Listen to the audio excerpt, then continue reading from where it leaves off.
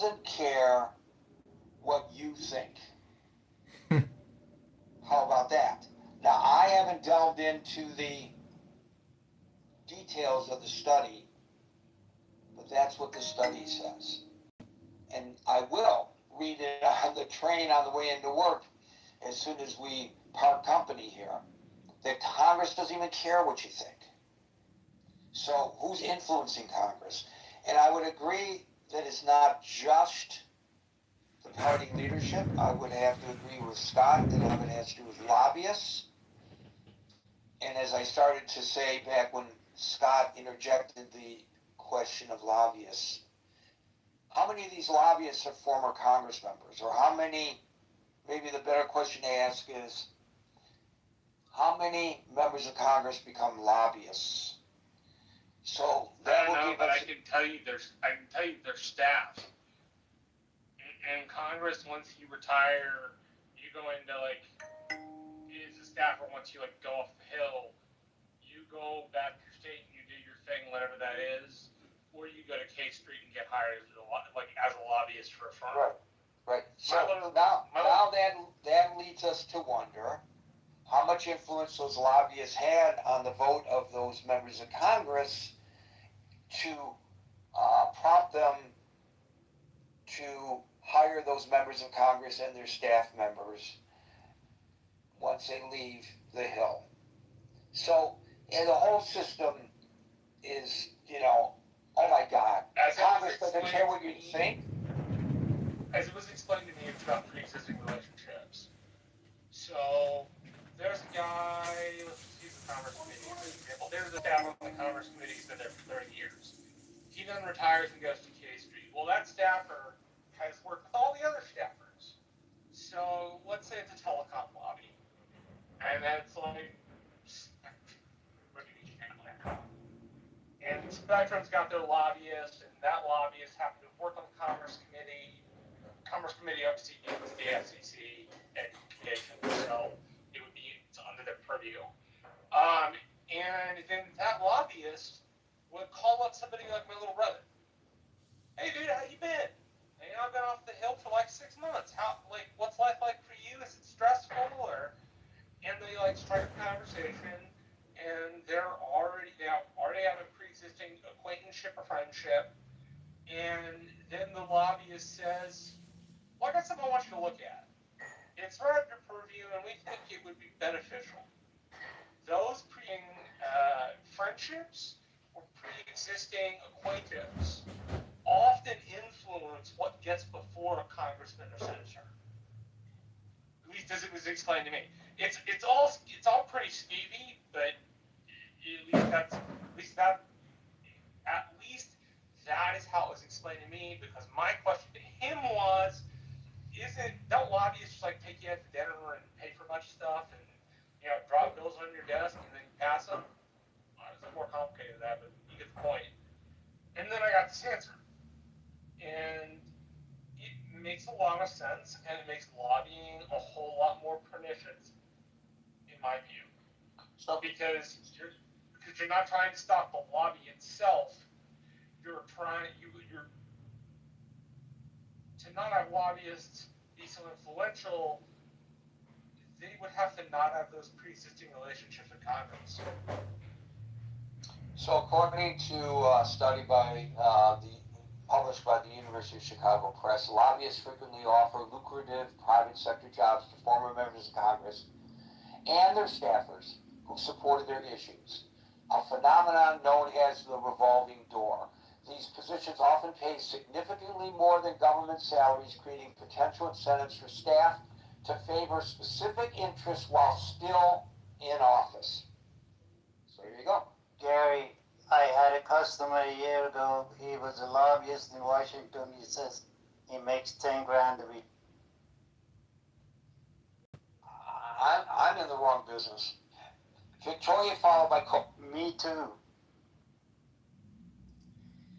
At least I've had some time to calm down. A couple of the callers who called them people, and that they can say, oh, yeah, he may be kind of bad in certain ways, but the alternative, and Trump all the way, or I'd pick him anytime. It makes me ill. The fact. Did somebody say that? I didn't actually hear that, but maybe I missed Oh, it. they pick him anytime, yeah, compared to No, all day, every day, or something like that. What Steve said specifically was, if the alternative was, Brian, if the alternative was worse, then I would pick Trump. Now, worse in that conversation is a judgment and a partisan leaning. Okay, So whatever. you have to- Can I? Yeah, Marshall's right on this. I mean, I think the worst idea is that you'll get overrun by I couldn't think of all anything kind of worse all. than this man. No, but what? Our nation. I mean, I think the argument would be worse is we will get overrun by LGBTQ immigrants from Cuba or something, and Right. and the money will run out, and none of us will feel at home anymore. Right. Eventually, Being really important, more important than the argument though.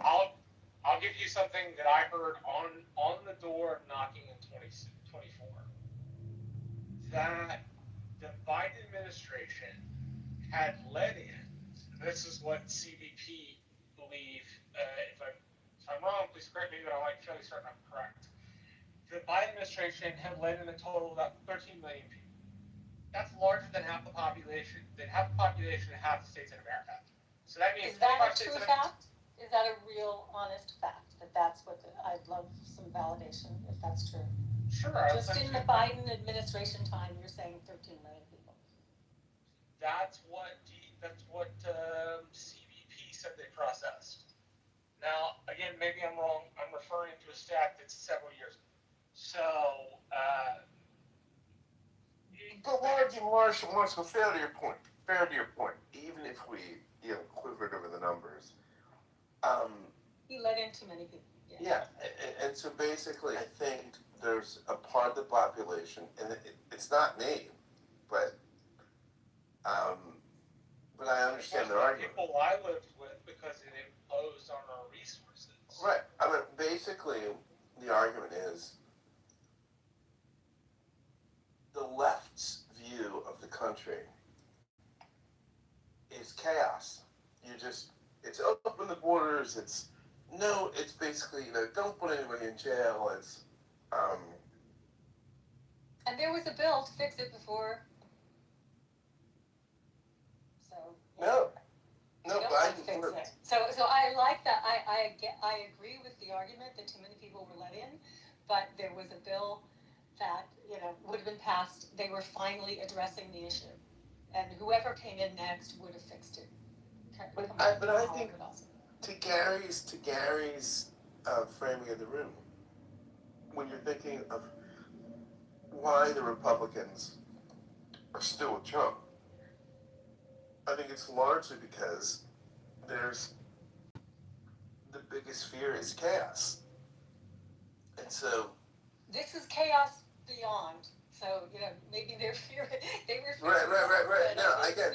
I'm not defending. There are so many things.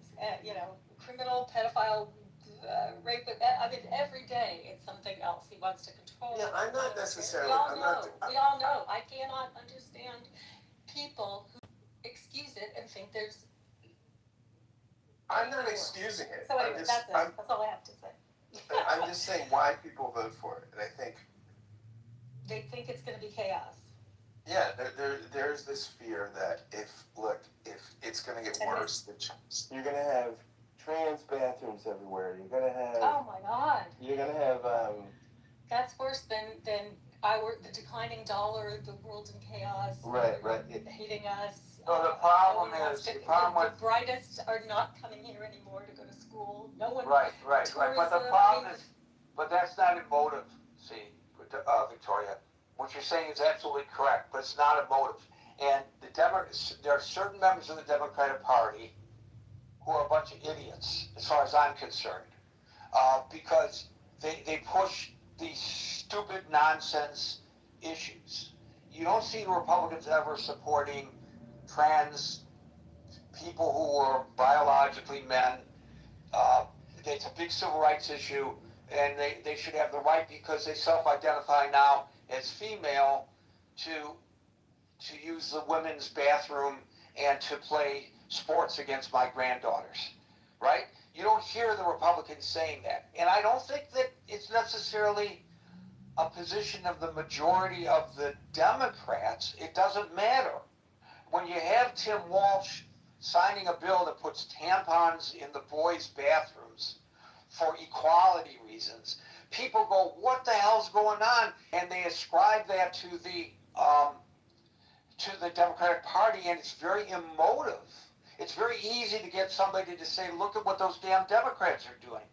Try to talk to somebody and get an emotional response to the issue of people no longer wanting to come to this country to study and to practice medicine.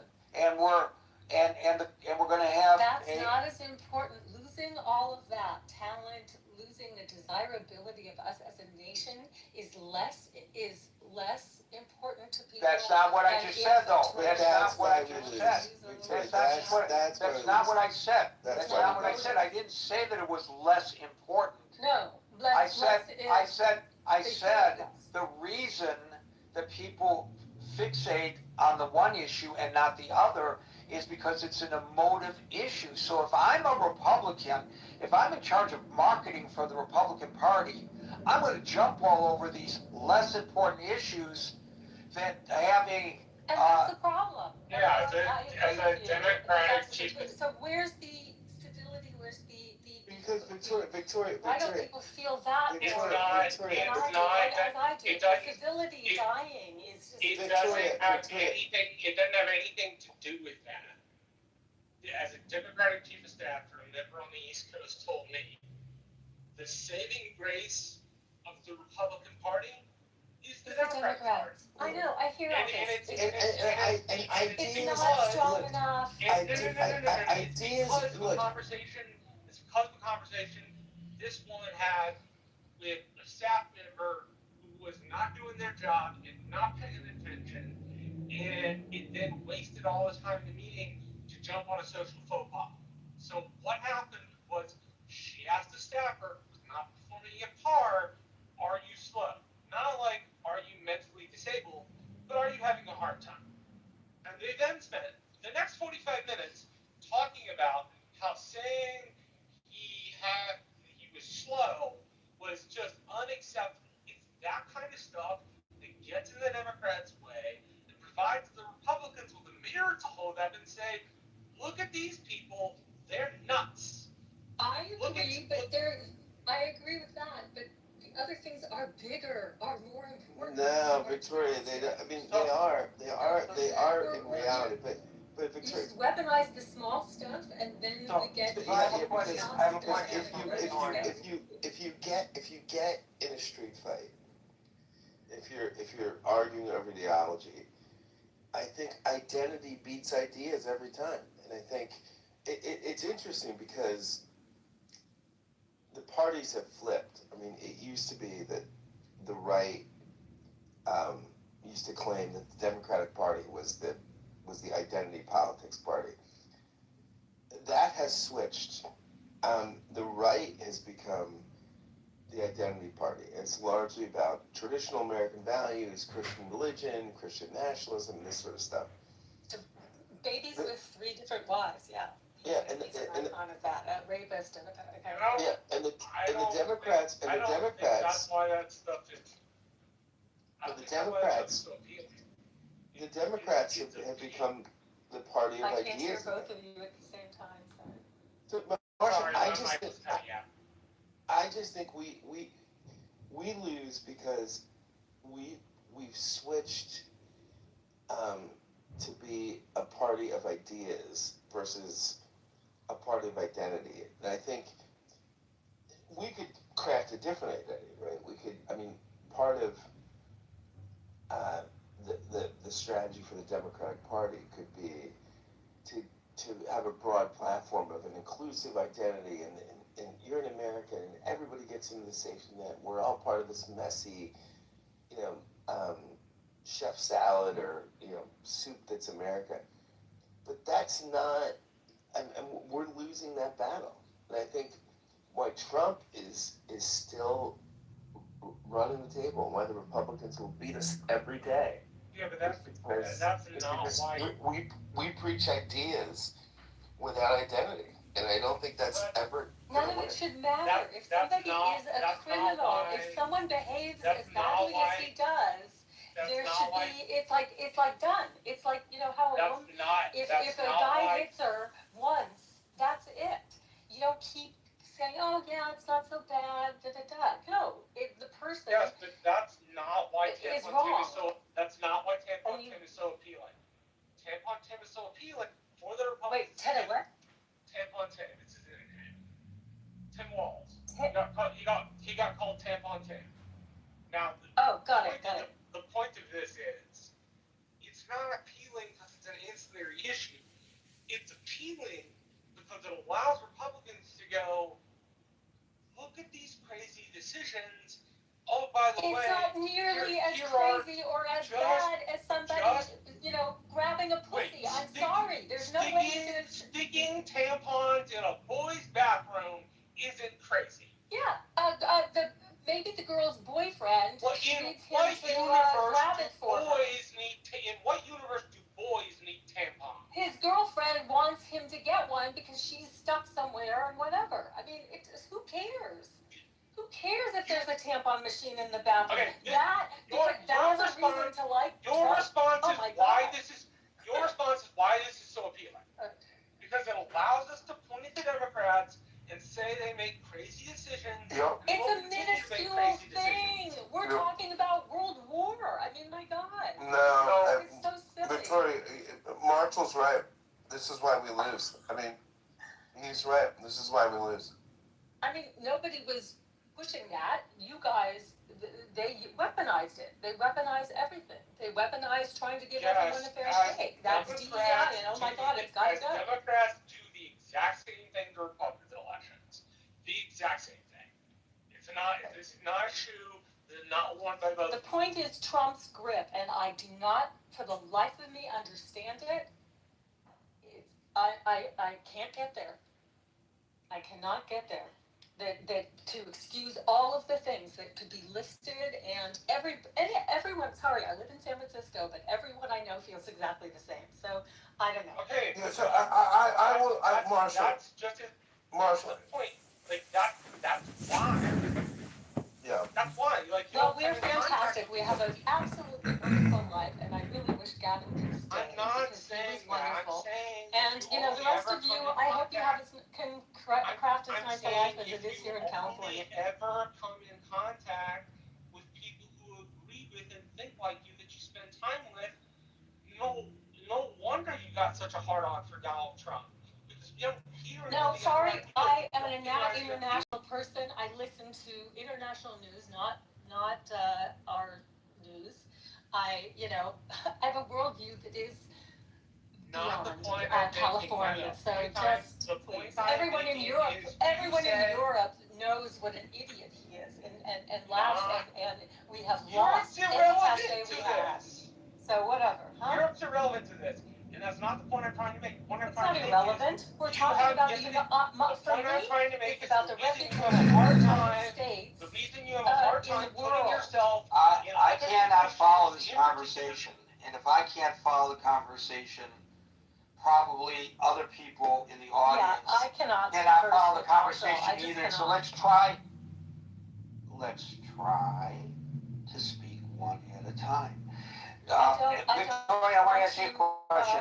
I want to ask you a question, Victoria. Can I ask you a question? I've done it before and it doesn't work. What have you done before and it doesn't work? He used to be ridiculous in the chat. I'm glad I'm no longer in the chat. But anyway, no, it's not my interest. Thank you. I don't know what you're said what I needed to say, or what I. But all right, can I ask you a question? Okay. Yes. Can I ask you a question? Thank you.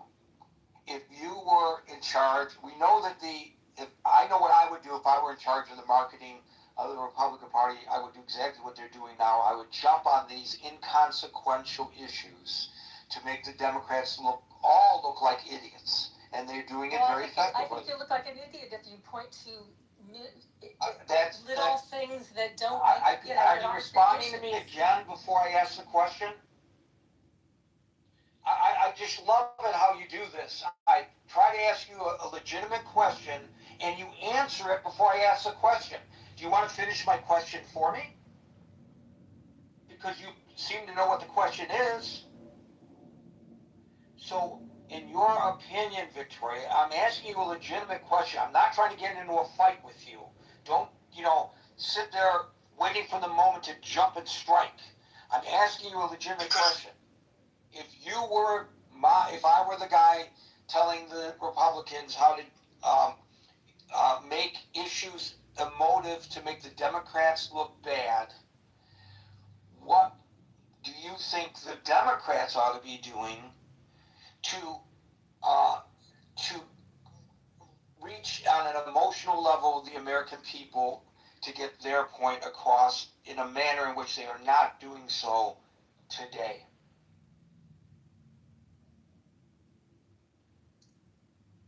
Well, advice is not my forte, but I've heard Gavin talk and make a lot of sense. I think there are issues that go to the heart of who. What would you say? You're the person right now. You're representing the Democratic Party right now. What would you say? What would you say?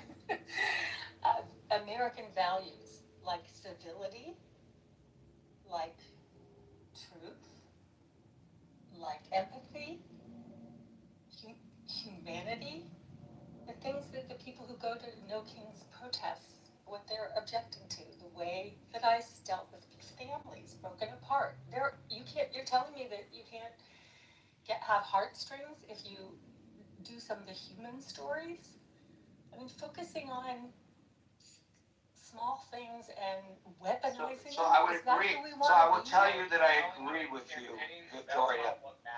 I would tell you. It's ugly. It shouldn't be ugly. The people I grew up with who were in politics, Diane Foxton was my childhood, friend's mother. She was lovely. She did it for the right reasons. So let me try to explain. Okay, can I agree with Victoria for a change here? Would that be okay? Would everybody okay with me doing this? I agree with your point, Victoria. So I will give you, as I often do, did it for the right reason. When we had the housing crisis, where people were losing their houses because they were underwater, and we all saw it in all of our neighborhoods, no matter what our socioeconomic standing was. We all saw the foreclosure signs for sale on houses in all of our communities. And I, as a journalist, were doing what I was doing as every other journalist was, many stories about, the numbers. But then I did a story where I just focused on one individual, and the title of the article was, "I've done everything right and I'm still losing my home," because that was a quote from the person I was featuring. There was a tremendous outpouring of support for one person. There were millions others who were in as dire straits or worse than her. But as a result of one article featuring one individual, it hit at the heartstrings of people all across this country. I think there were even people internationally who responded to this because it resonated with them emotionally. Hey, Garrett, I would say that so wait, let me just finish the point. So to Victoria's point, the Democrats should be taking examples like the president always does at the State of the Union and make somebody stand up and everybody cheers them for one reason or another because they were a victim or they were a hero or they did something great or whatever. That humanizes the issue. And throwing facts and figures out I don't think is a successful strategy. I'm with you, It's Gary. the reason that I think, Well, you know, let me just say this. PBS, can I just say PBS, CBS, Sunday morning and 60 Minutes, right? Like Charlie Rose, like I love those shows where they do take the time to either talk to a novelist or on Sunday morning there are heartwarming stories and even 60 Minutes mixed in with, you know, so people don't get that anymore. But think I it's would more say about- rhetorically, the way the Democrats beat the Republicans is they say it's freedom and fairness. That we want a country that's fundamentally more free and fundamentally more fair. So we want people to have freedom. Like, I mean, we're a country based on liberty. You know, Thomas Jefferson, Declaration of Independence. So our platform, it's fundamentally about freedom. But at the same time, we can't have freedom without fairness. Because, you know, fairness without freedom is totalitarianism. And freedom without fairness is, you know, it's just nihilism. And so I think that would be the strategy, is to say that we're the party of freedom and fairness.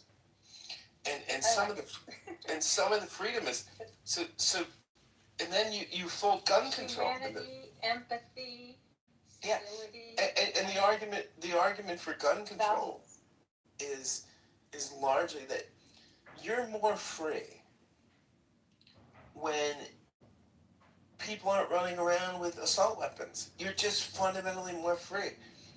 And the society is more fair when everyone has health care. And everyone wants freedom and fairness. And so that would be my argument for how you counter, you know, the Republicans, which, you know, That's us San Francisco Dems.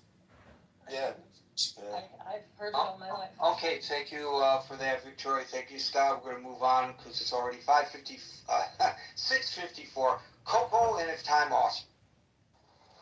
Yeah, thank you so much to the mods in the room. Hello, Gary. Hello, Marshall. It's been a long time no speak. Hey, Coco, what's up? What's up, bro? So, yeah, to speak on the topic of the room, excuse me, I'm driving right now. Sagging in the polls, Trump's grip on the GOP is firm. And I agree with every bit of that. Trump's approval rate. Oh, wait, did I miss my exit? Yes, Trump's approval rating is definitely sagging in the polls and dropping in the polls. And even as his approval rating is dropping in the polls, his firm is definitely tight on the GOP, on on the Republican Party. We unfortunately are here in my state of Tennessee. The Republicans at our Tennessee Capitol Hill have, of course, been pressured by our Trump, by the Trump administration or by Trump himself, to redraw our map and basically split a major metropolitan city in three different ways, which intentionally dilutes the black voting power within that district. And so, with that being said, a lot of things are happening right now at a local level, at a state level, at a federal level, at a global level during this administration that everyone needs to be worried about and concerned about and afraid about. I think that is the chaos at hand. We have civil unrest here in our United States of America. We have people protesting in Alabama. We have people currently protesting in Louisiana. We have people currently protesting here in Tennessee. We have, people protesting in multiple places right now, especially in the southern states, due to discrimination tactics that have been historically used in this nation. So a lot of people tend to want to try to brush off the fact that, oh, they think it would have been bad or worse with Kamala, but we will never know that. We will never know that because Kamala is not the president. She will never be the president. I think Kamala said that she don't feel like running for office no more. And if I was her, I wouldn't either. I wouldn't want to run for office no more. Like everybody, the way that people, for one, the way that they threw Kamala up in front of everybody, I think even she knew that she wasn't going to win, but she did it to finish it. Okay, and so with that being said, when we talk about what's going on here in the state of Tennessee, if Kamala, in my opinion, if Kamala was president, this would not be going on.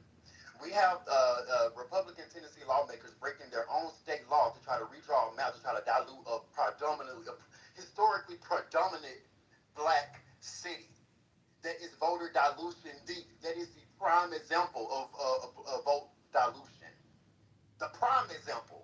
And we're not just, and I want everyone to be mindful here. Gerrymandering, there's two different kinds of gerrymandering. There's political gerrymandering, and then there's racial gerrymandering, and both can also happen at the same time. And I was making this point with someone earlier that he was like, oh, but no one said anything. No one had this much fuss when Nashville was, split up in, just a couple of years ago. Republicans split up the Nashville demographic voting power in three different ways, and they're doing the same thing with Memphis. And what I said to him was, well, with Nashville, it for one, there was huge outcry. There was even lawsuits, and when they took it to court, it was mainly about partisan gerrymandering, political gerrymandering, partisan gerrymandering, and the law and the court treats partisan gerrymandering and racial gerrymandering differently. And here in Memphis, at my great state of Memphis, Tennessee, you have both happening at the same time. And I promise you that this map that they're currently trying to do, which is literally unconstitutional, will never hold up in court. And that is the type of things that's happening during this administration. So yes, he has a firm ass grip on the GOP because they over here breaking laws, trying to take away people's rights and voting power. So yes, Trump absolutely has the GOP firmly in his grasp, and it's unfortunate that they're using every bit of this opportunity to try to set us back 50, 60, 70, 80 years. Thank you, Coco. We're out of time, Coco. But I just want to say. I'm going to land here. Okay. Wait, hold on. I said okay. I said okay. Go ahead. And so, with that being said, this is my last point. Oh, bro, you gonna let me over, man? Hello? Okay, my bad. And so, with that being said, um, when we talk about what's currently going on in our United States of America, we need to also be honest with the historical context of our nation. When you have Republican representatives in Republican states using this ample time to strip away voting power and voting representation, that is a tactic that has historically been done. Thank you, Coco. We're out of time, buddy. Sorry. Folks, we're here Monday through Friday from 5 p.m. to 6 p.m. New York time. So till 5 p.m. New York time. Okay, my bad. Tomorrow, no worries, buddy.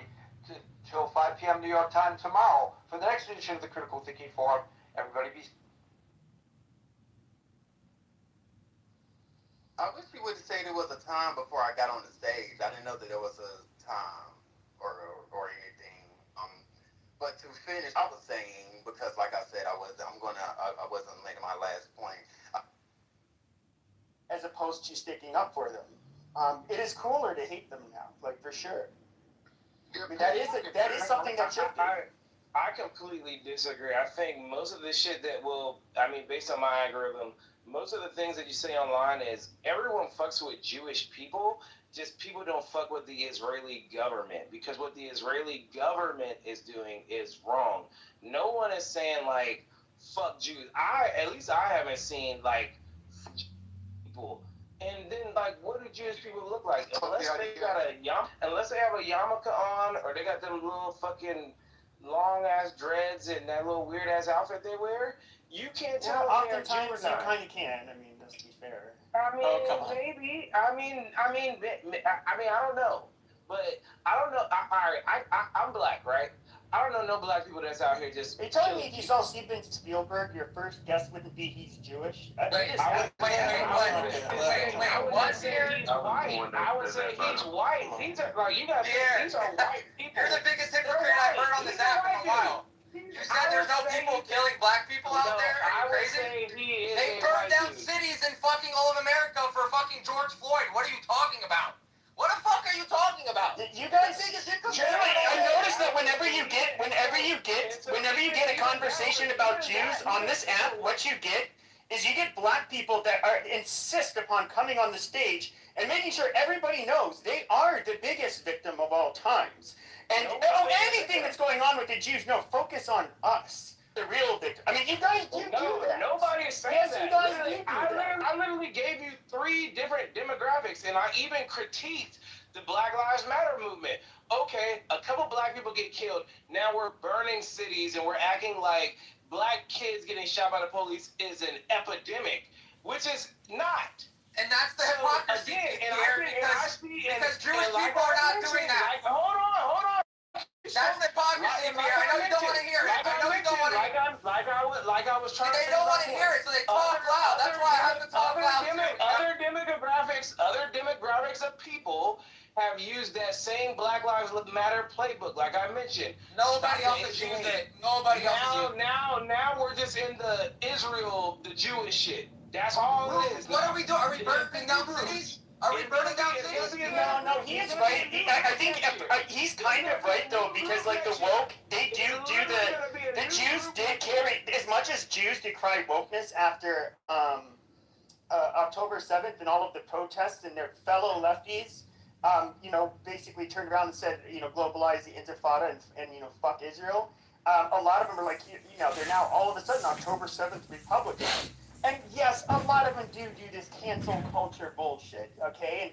And especially if it involves like saying you don't support Israel or something like that. That is woke cancel culture bullshit. I don't know how the fuck people decide one day to support a fucking terrorist group that did things like October 7th and way before.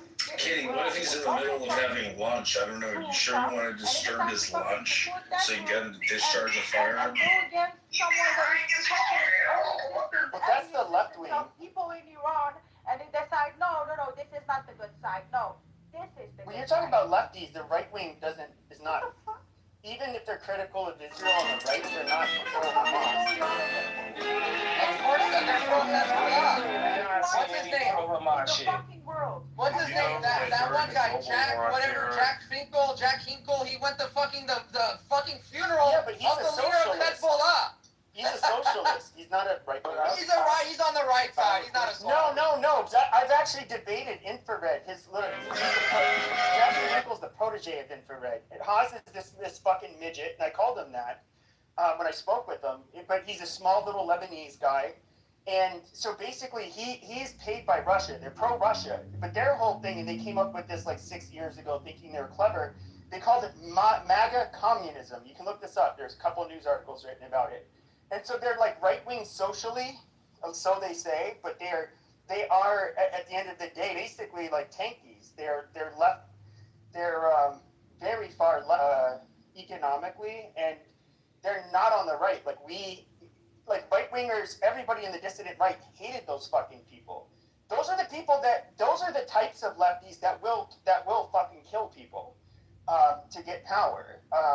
We know, we've seen this happen over and over. How do you think the revolution in 1979 in Iran happened? It was a coalition between the left, the Marxists, and the Islamists. And what did the Islamists do when they came to power? They massacred all of the left and the Marxists. They hanged them by fucking cranes. This is what you fucking leftist Democrats don't understand. They don't give a fuck about you. Yeah, the CIA had all of that to do with the first, with the Shah back in the day. All of this is documented, and you can read all about it. Just saying.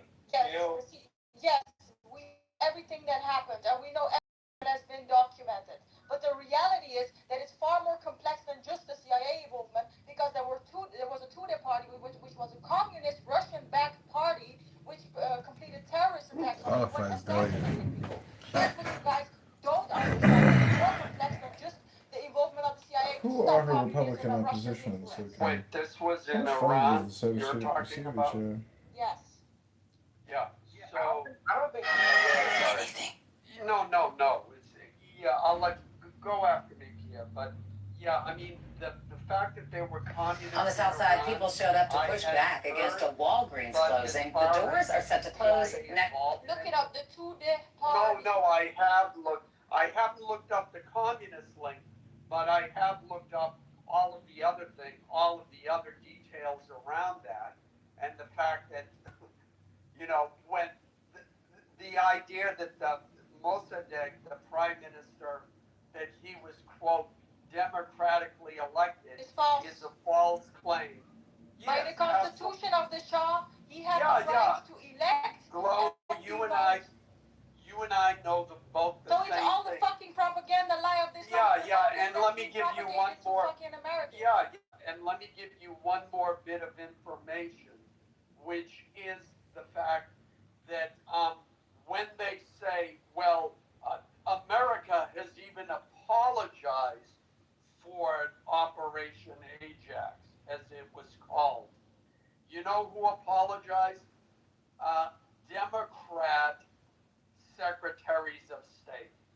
Democrats who always apologize for anything that America does that might be perceived as promoting any kind of interest of American welfare. They're the ones who apologize, not on behalf of the CIA. So that claim like, oh, America feels so guilty. No, it's the Democrats, the same people who immediately after 9/11 said, oh, it's all our fault and we deserved it. But yeah, Alan, like I kind of want us to get back to the point. The point is the hate piece. And what I think that we do on the West, we have a great way of dramatizing and romanticizing negative things. So like earlier this year, everyone had a sign in their yard that was like, yo, if you see ICE, you can come hide in my house. And just Hispanic people are just getting snatched up off the street and like, Viva la Mexico, and like, so it was the Spanish people, it was the Hispanics earlier this year that were hated on and getting snatched up and all of that shit. Now it's just a new wave of what they want us to be dramatic about.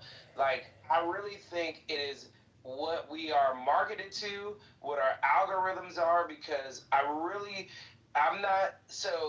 there is definitely a war going on in Israel, in Gaza, and all in the Middle East.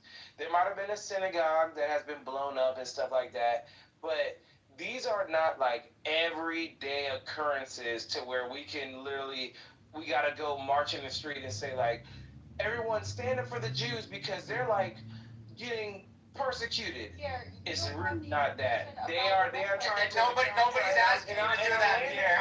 Nobody's asking you to do that. I'm landing right here. But the black people wanted everybody to do that. That's for sure. I'm just landing. Oh yeah, they already. I'm just landing. Well, where What you I'm saying is, I'm landing right here. Alright, I get it. Y'all emotional. Are you You're emotional. Yeah, you're emotional. Yeah. So to land. Do not let these people propagandize you into believing that Jews are like now the new hot thing. Nobody's doing that.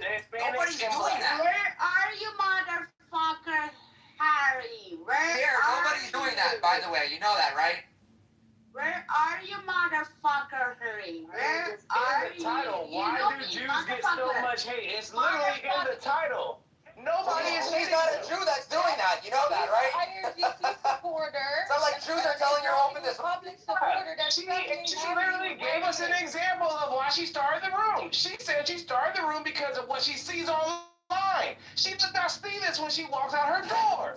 And what you're saying is that Jews are going and starting a whole movement like you guys did. We didn't start any fucking movement. We didn't burn down any fucking cities. You guys burned down cities because of fentanyl head, a fentanyl drug head that killed himself, and you're fucking burning down cities. So you're very hypocritical, bro. Don't come and tell us what Jews need to do, okay? Worry about the black people. How am I hypocritical people when I critiqued the Black Lives Matter. All right, here I'm talking now. So I definitely did say earlier that I have seen this out my fucking front door. There was a terrorist attack. I think it's the yeshiva or the synagogue, whichever one. It's a Jewish religious institution close to my home, okay? So, no, I don't appreciate this shit. And I don't appreciate seeing a constant, like, everywhere I go, everybody's, like, obsessed with hating Jews. And I do think Pepe's right. I think people think it's maybe like a fad, like they think it's cool or something. And it's honestly not cool. It's gross. Can I go after you? And it's weird. Like, why are you guys obsessed with hate for a certain group? Cool. I also think it's interesting, right? You know, it usually comes down to, you guys want to start talking about Israel, but you don't have the same smoke for, like, Americans, right? Which our government partakes in basically all of the same activities. So it's just all a bunch of hypocrisy, and it really feels like fake outrage at the end of the day. So Miriam, the question that we pose for the room, since we want to talk about governments, how can people tell the difference between legitimate criticism of a government and prejudice against a group? And when people do have a prejudice against a group or a criticism against a group, why do they seem to be called anti-Semitic? Go ahead.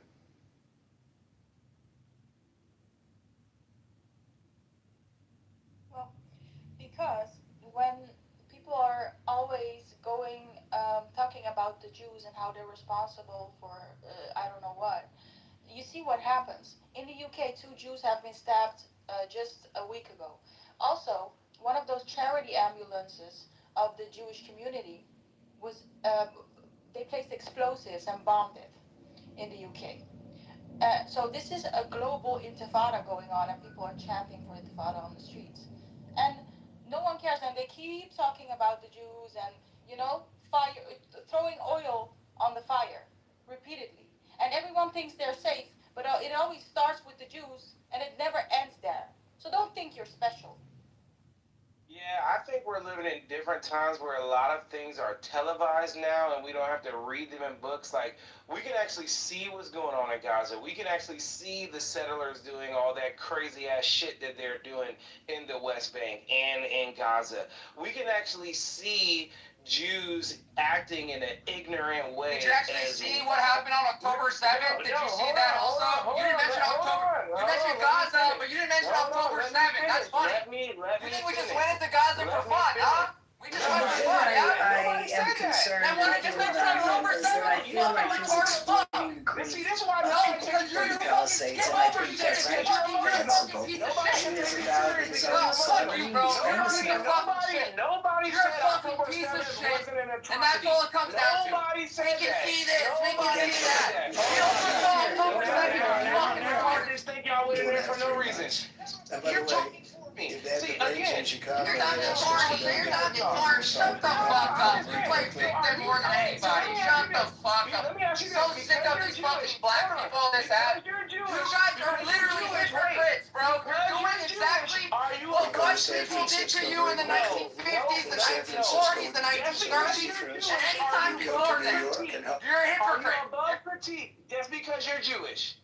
Are you above critique just because you're Jewish? No, it has nothing to do about being above critique. It has something to do about bringing the fucking facts, calling people out when they're wrong. Because most people out here don't know how to do that. I don't let people finish when they're wrong. Fuck that. Because you're wrong. That's why.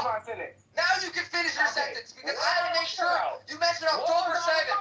I want to make sure October 7th is mentioned because you want to say everything's televised. Yeah, October 7th was televised. In here has acknowledged that October 7th. Nobody in here acknowledged that. Nobody in here said shit about October 7th. Shut the fuck up, Pierre, you fucking retarded fuck. Happened and it was an atrocity. Oh, great. Oh, thanks for your fucking sympathy. Fuck you. I don't think anyone can watch those videos and not say that that I was not in the Yeah, whatever, bro. Shut the fuck up. No, what the fuck? Like, You mentioned Gaza before October 7th. You think we just went to Gaza to murder people in Gaza?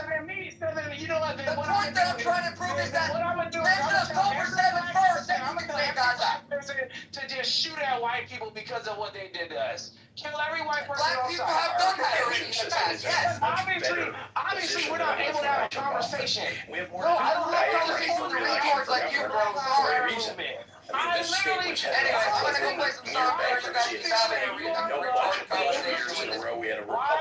why do you feel like you are above being critiqued? And I'm not talking about You're projecting right now. That's literally what you're doing. That's literally what you're doing. I did. No, I'm talking about your government. Say what I numbers you didn't even balance the budget every single year. We paid off the entire $17 billion in unpaid bills. Our pension system is in a much better position people in the U.S. that critiques our own fucking country. And those are people do it in Israel also, bro. Did you not see all the veterans at the Capitol Hill the other day? They got arrested for protesting against the Iran war.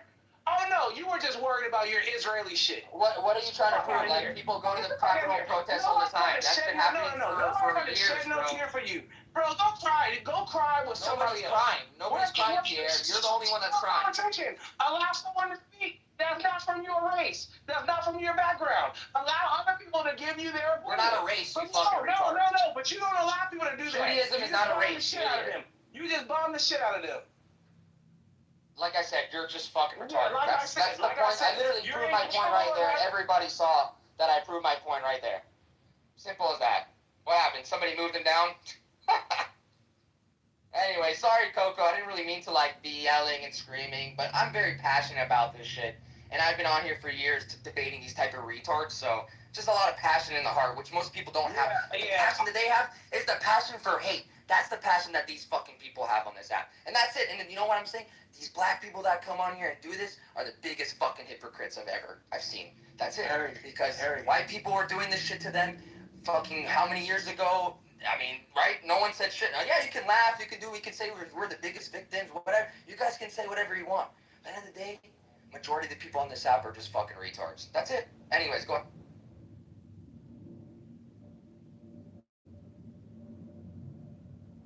I love all the thumbs down. Keep giving me thumbs down, X's. I want it all. Come on, give it to me. I love my haters. Look, you see my bio? What does it say in my bio, everybody? Open my profile. It says, I love my haters. So go ahead, keep hating, because the hate keeps us strong. The hate keeps Israel going. Our haters keep our country going, and the Jewish people proud and strong. And you know what? Jewish people have contributed to the United States of America since the 1700s. So if you guys don't fucking like that, then get the fuck out of them.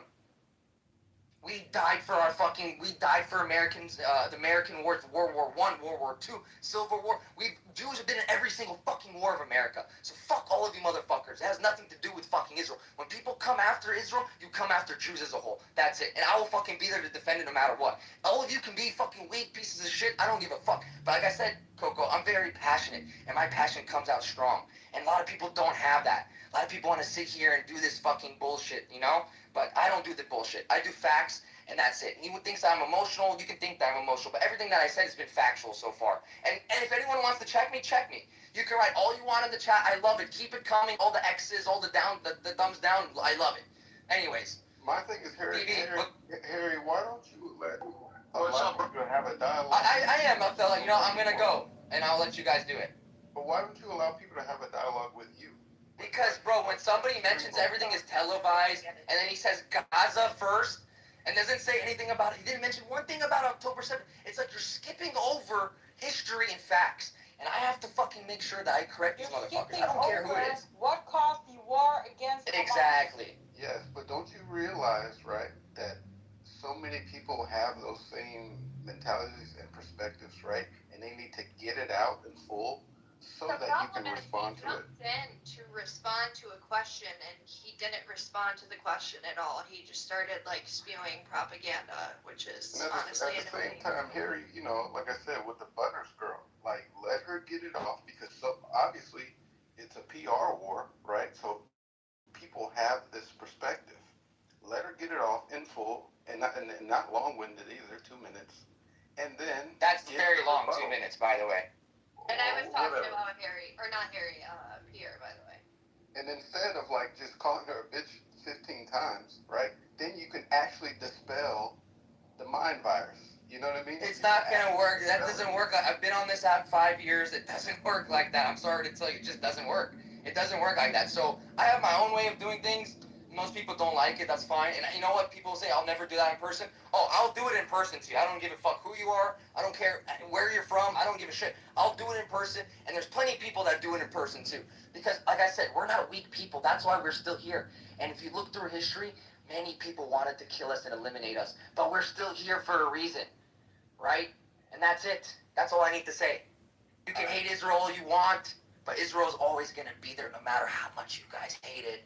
And we're going to sit back and laugh at all the haters, because that's what we do. And you know what? We're going to keep contributing to the world and contributing to society like we have been. And the majority of the shit that's in your house is coming from Israel anyways. So if you guys want to boycott us or hate us, throw your fucking phone away. Throw away the majority of the medicine in your cabinet drawers, because most of that stuff comes from Israel. Stuff in your car, like, the thing that get the sensors in your car to tell you how close you are to other cars, that technology comes from Israel. There's a lot of shit. I can keep going for hours on here. But people don't know the facts, Othello. They want to just hate. And they want to hate and hate. And that's what the virus is of the internet. It's not even coming on here dispelling any mind virus. The virus is already there. It's the internet, and nothing we can do to actually change that. Unless somebody really wants to learn. She didn't want to learn. She wanted to keep spewing her bullshit. When I gave her a fact to go look up what El Abid is, and I hope everyone can go look this up. El Abid in Gaza. Just do El Abid in Gaza and see what that is, okay? It translates to slave in Arabic. Literal translation slave. It's a city in Gaza that's 11,000 black Gazans, Palestinians live there. And it translates to slave. So that's all I need to say. You want to talk about us being white supremacists and all this shit? I countered it with facts, and then no, that wasn't enough. That was wrong. This is what I have to say. So when the people come in here, right, they're archetypes. Like, there's the BHI archetype, and they say the same talking points. There's the people who are like conservative Republicans, even black and white, right?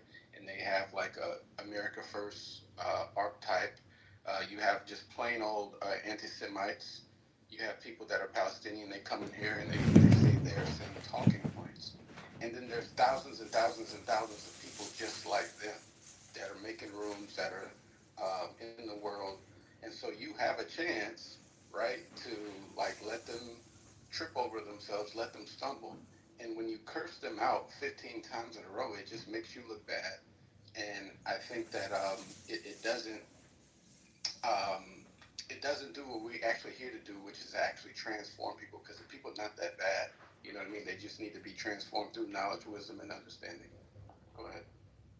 No, but at the same time, I gotta jump in. So, like, what Harry's doing, he's trying to basically the meaning of insanity, where you keep saying the same thing over and over and over and over and expecting a different result. So why would he keep fucking trying to be kind to these people? Why wouldn't you say, go fuck yourself? And if you look, Othello, look at Amir's room as a prime example. Coco, you were in Amir's room for a while. Othello, you were in Amir's room for a while. There's not one Palestinian in that room anymore. As a matter of fact, they hate him. That's true. But they're not even Palestinians, the ones that come defend Palestine. They're not even Iranians, the ones that come defend the Iranians. And those who are just the fucking mouthpieces of them. So then there's people like Harry and myself, but Harry's a little bit, he's more passionate, and he's got a lot more facts and intelligence about the ground than me. I'm more of like a shit starter. Harry's like more of like a fuck you. I'm not gonna deal with your shit, and I commend that, because I sit down and I want to hear a conversation. Maybe I want to hear bullshit, and I think I could change the world. And then there's people like Harry that are like, bro, you're wasting your fucking time, you ain't changing shit. And when I look at it, I haven't changed one fucking person on here's fucking mind. So he's right, and I understand. And yeah, I guess sometimes it is annoying to hear somebody just come off the mic and say, fuck you. Because you know what's annoying about it? Is that they're right. It's annoying when I have to say, Harry, you were right. Because he's like, yo, BB, why the fuck you wasting your time with this idiot? And I'm like, yo, please, bro, this doesn't mean. He's like, you're an idiot, stop. And like not even an hour later, or even a week later, or even a month later, I'm like, fuck, bro, you were right. And he's like, nah, look at all that time you wasted. And I'm like, fuck, you had a point. You had a point. But sometimes I want to learn for myself. I understand what you're saying, Attila. Like, why not have a combo? But then there's people like I'm jumping on like behalf of him. I get it now. I do. I always got it. But there's other people that want to articulate themselves in different ways. And there's people like him that say, fuck it. Why am I gonna waste my fucking energy in trying to convince somebody that's gonna hate me after I'm done spitting facts, spitting reliable sources, and sharing all of these fucking good talking points that prove them wrong? They're still gonna say a cock's a fucking turtle. They're not gonna agree. You know what I mean? With all due. Yeah, I'm hearing you, buddy. It's like a virus, like a cancer. And I thought about it, man. And I was like, I come by Amir's room every once in a while, and I'll sit back for like 20 minutes. It's like white noise in my ear, you know. I sit in the audience, and I look, and I was like, "Where's Ghost? Where's Wednesday? Where's Resistance? Where's all of these people? Masood, Samud. Where's all of these Palestinians, bro? They're actually banned from his fucking room. And this is the guy spreading propaganda to protect the Palestinian people, but you won't allow Palestinians in your room?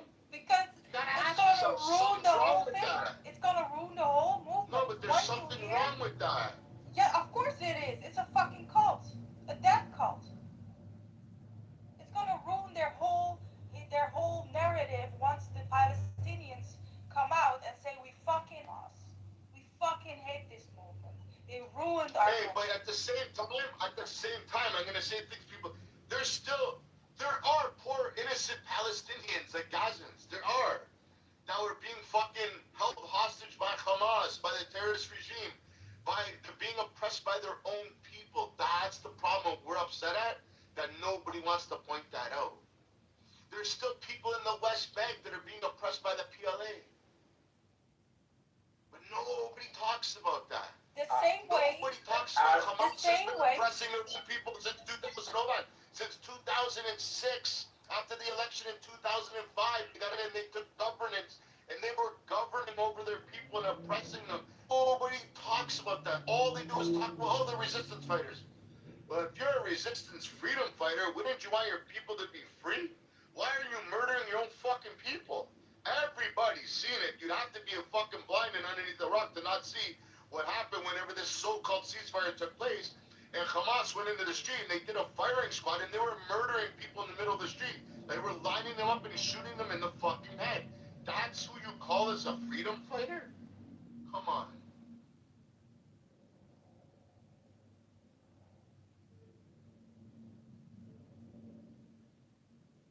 Alrighty. So can I say something? Yeah, go ahead, Carter. So hello. My specific question is for Harry.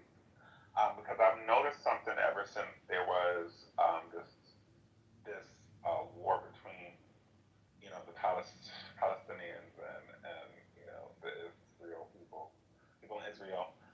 There has been like this random and I'm not, because I know Jewish people in real life, so I don't really see a lot of this radical. So I would never put it on either group.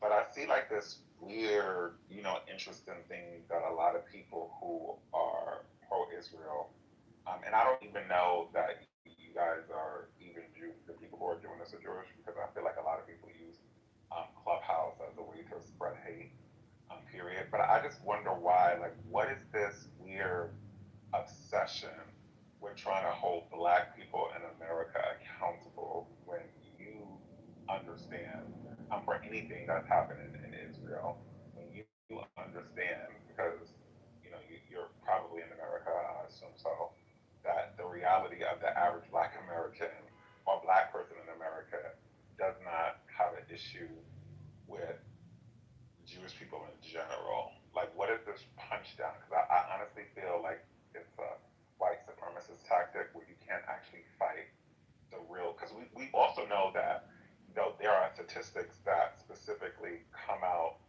that show who actually attacks, what group of people attack Jewish people in America specifically the most, and that's not black people. So like, what is this obsession with like trying to punch down on black people and trying to hold black people responsible? Who said there's an obsession with holding black people finish? responsible? I'm talking to Harry. Oh, okay. Yeah, it was specific. You're talking about me? What are you talking about? Yeah, because you had mentioned something earlier about black people in America and, you know, hatred for Jews. Like, that's not true. What's not true? He said you're the handsomest Jew, Harry. I'm just trying to understand what's not true because every time I come on this app, that's all I see and I hear from black people on this app. What do you mean? Yeah.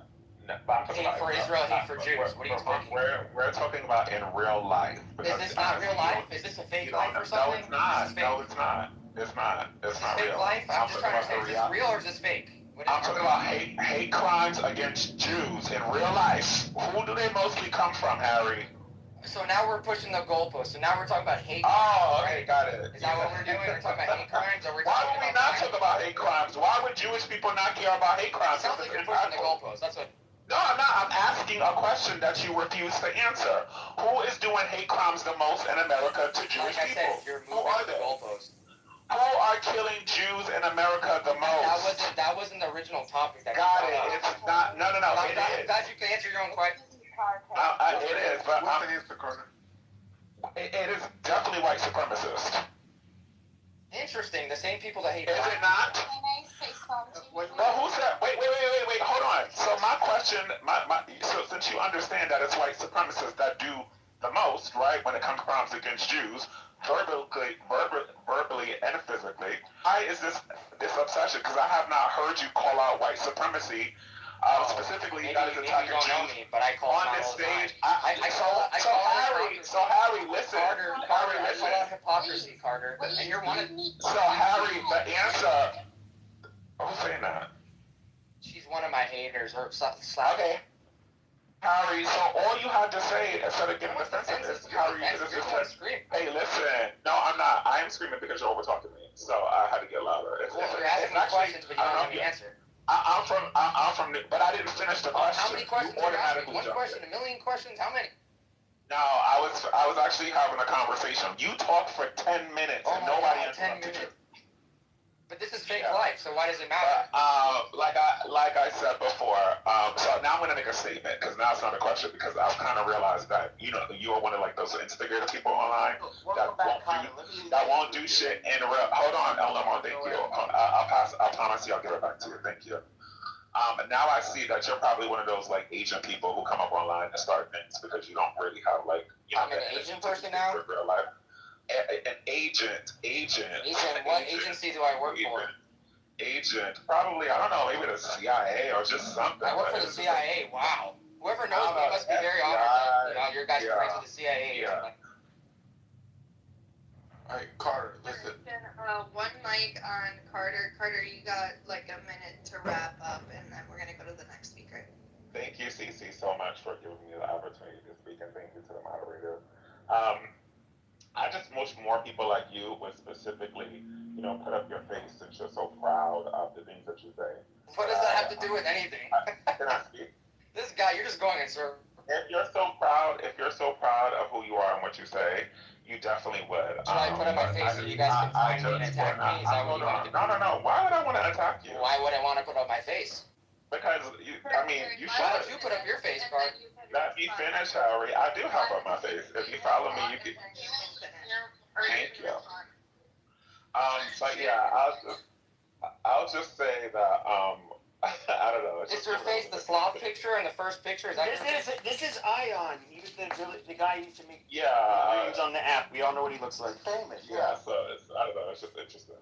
But I just want to clear up the black people in America do not have like this personal issue with Jewish people. It's not reality. Do you speak for all black people in America? Yes, I do. I said collective of black people. Just like you speak for collective of Jewish people. Okay, I speak for collective of black people. I speak for myself. Okay, well, black people don't have because they have more things to do in life. The the Jewish race, you're not special where people wake up in the morning and worry about what you have got to do. You have more to worry about with white supremacy than you do with black people in America. And that is a fact. That is a fact. And you're scared of the white man, so you try to punch down on the black man, and black people are not having that, and you're mad as fuck about it. Period. That's not the case. Actually, the largest. It is the case. It is the case. It is. Clubhouse, there's not even 2% of the black population on Clubhouse. What are you talking about? What are you talking about? What are you talking about? What are you talking about?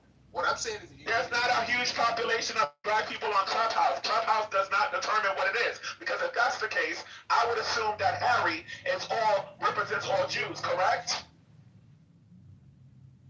I would like to talk to Carter a little bit. Welcome back, Carter. After you leave, unless you want me to go. What I was saying is this: if you go to these, like, listen around here on Clubhouse in different rooms, different folks, they have like Nation of Islam rooms. They have, why are you the only one to see them? Why are you frequenting rooms of hatred? If you're not perceptive, I'll tell you. But if you look at they did a survey in one of these rooms, okay, and they were like, who is the biggest enemy of black men? And I actually took screenshots of this, by the way. And they're like, is it like, this, or is it small hats? Code word for Jews. And they all said, like, the majority, like 64% or something, said that like small hats were the cause of the problems of black men. If you go to these Nikki Light rooms, they talk about like Jews obsessively. If you go to like these I don't see those room. I don't see those rooms. If you don't, yeah, availability. You're a Jew, and you see them all the time because you're focused on them. Yeah. Okay, so what I'm saying is, if you just listen quietly, listen carefully, okay, like these nations, they spend so much time talking about them, and it's like, it is 1.6 million Hebrew Israelites, by the way. Okay, so it's like clan members and stuff like this. No, you're not. I just want to be clear. You're not special. You're not special. You're not. You're not. I know I'm not. Okay, so it's 3,000 clan I'm not. You're not special. And 1.6 million Niggielites. You're not special. You are special. Yeah, and I just want to clarify that in America that you're being attacked by white people mostly, but you're worried about black people on Clubhouse. It's really not. It really is. There are studies about this. What my experience is. I don't give a damn. You're black.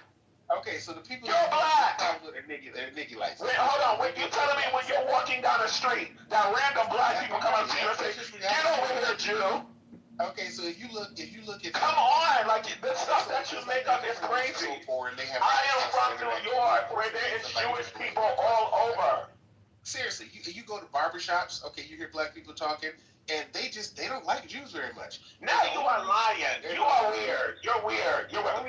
Black people in a barbershop talk about Jews. So the only reason the Jews don't have to be worried about them is why can you handle the truth, Carter? Because it's not true. I get my hair cut every 2 weeks. I've never heard a black person mention a Jew. Well, you don't get out much, okay? Maybe you're not too smart. No, I moved to one of the blackest cities in America, and Jews are not brought up. You're a liar. If they were capable of getting anything done, then it would be a lot more like blood and damage. But because they can't. Yeah, you're black too. So how many Jewish people have you beat up? You're black. How many Jewish people have you beat up or attacked? What do you say? You're in the Matrix. I said that you're black. How many Jews have you attacked or beat up? Period. Thank you. Why would I convert to Judaism and then go and attack Jews? I don't know what you are. Okay, well I don't know why. Yeah. Okay, so you're saying that. What? Say that again. These stupid Negro Fakalites, and they are just such an embarrassment, and that's their number one. You're black. Well, I'm not one of them. You're black. You know. Let me tell you something. What I love about the Jews of New York is that they don't accept coonery. They don't need you to convert to something to be able to try to nail down your own people.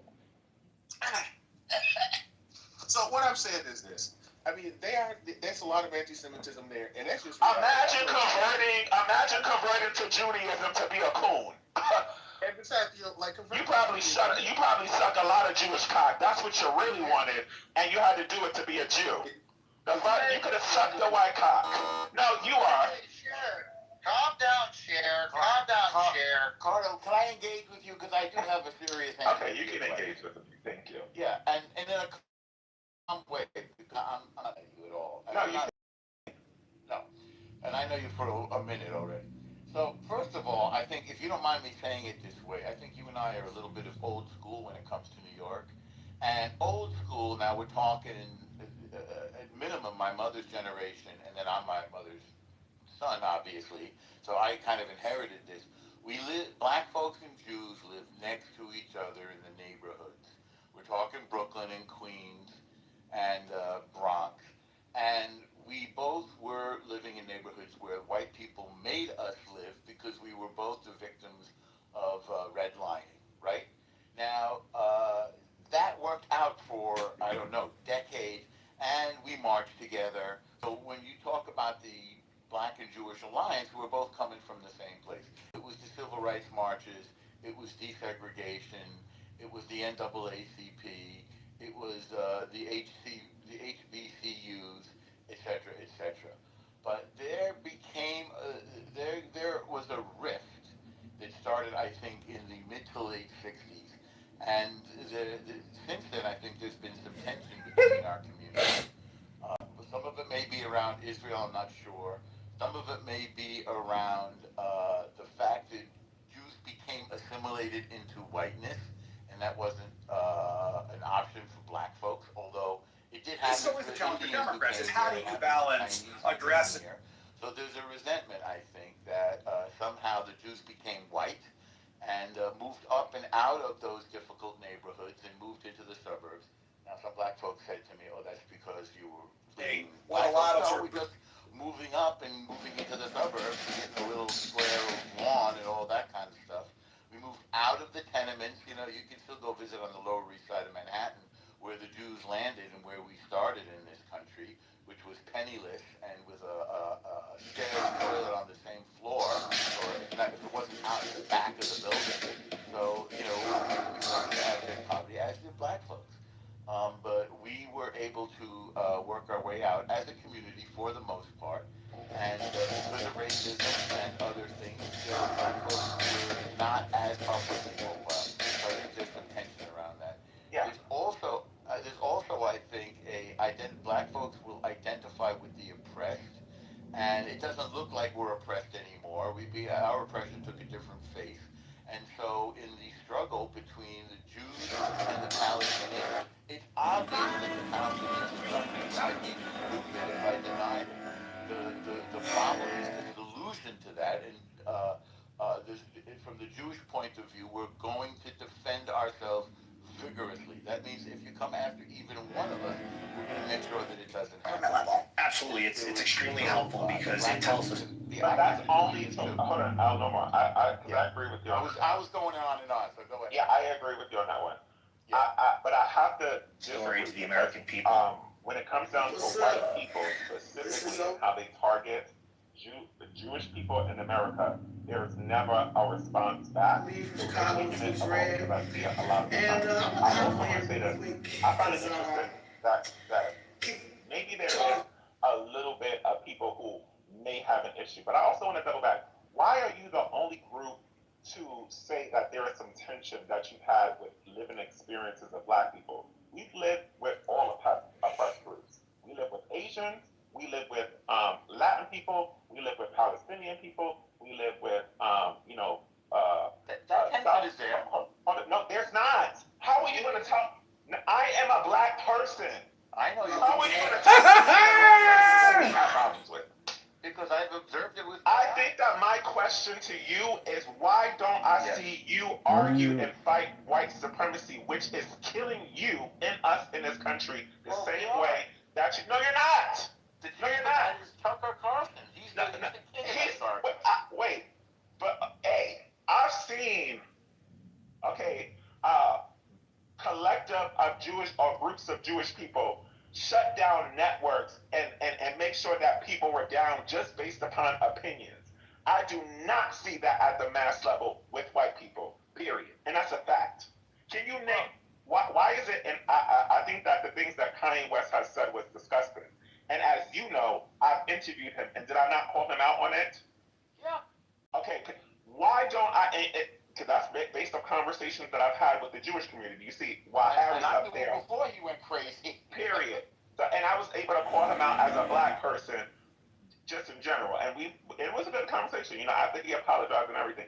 I not see the same exact issue, right? I mean, the same exact things that I see y'all do against black people to white people. And I don't even think it's personal, but I just think that, you know, people are afraid to go against the system on that level because you know that there's a more of a violent response. I was very annoyed, and I'll be quiet for a second. When I hear this rhetoric of black people are more dangerous than Jewish people because of what people hear on the app, that is bullshit, El Normal. And I'm very like, I'm becoming, now since I'm becoming very scared of a lot of people who are now, you know, on this app, because you know how, you know, you saying weird things out here like that, you know, it'll go out off the app and people will actually think that they experience.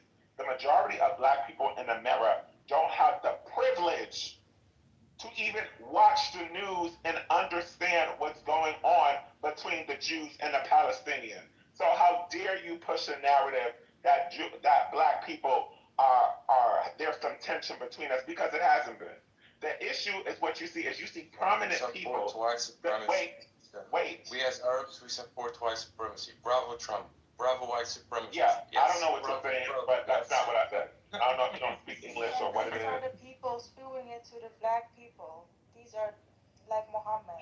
Listen, I don't even, hold on. I don't even understand what he's saying. What are you talking about to black people? Where do you see black people in my, listen, I don't know if y'all trying to trigger people, but I'm gonna just say this.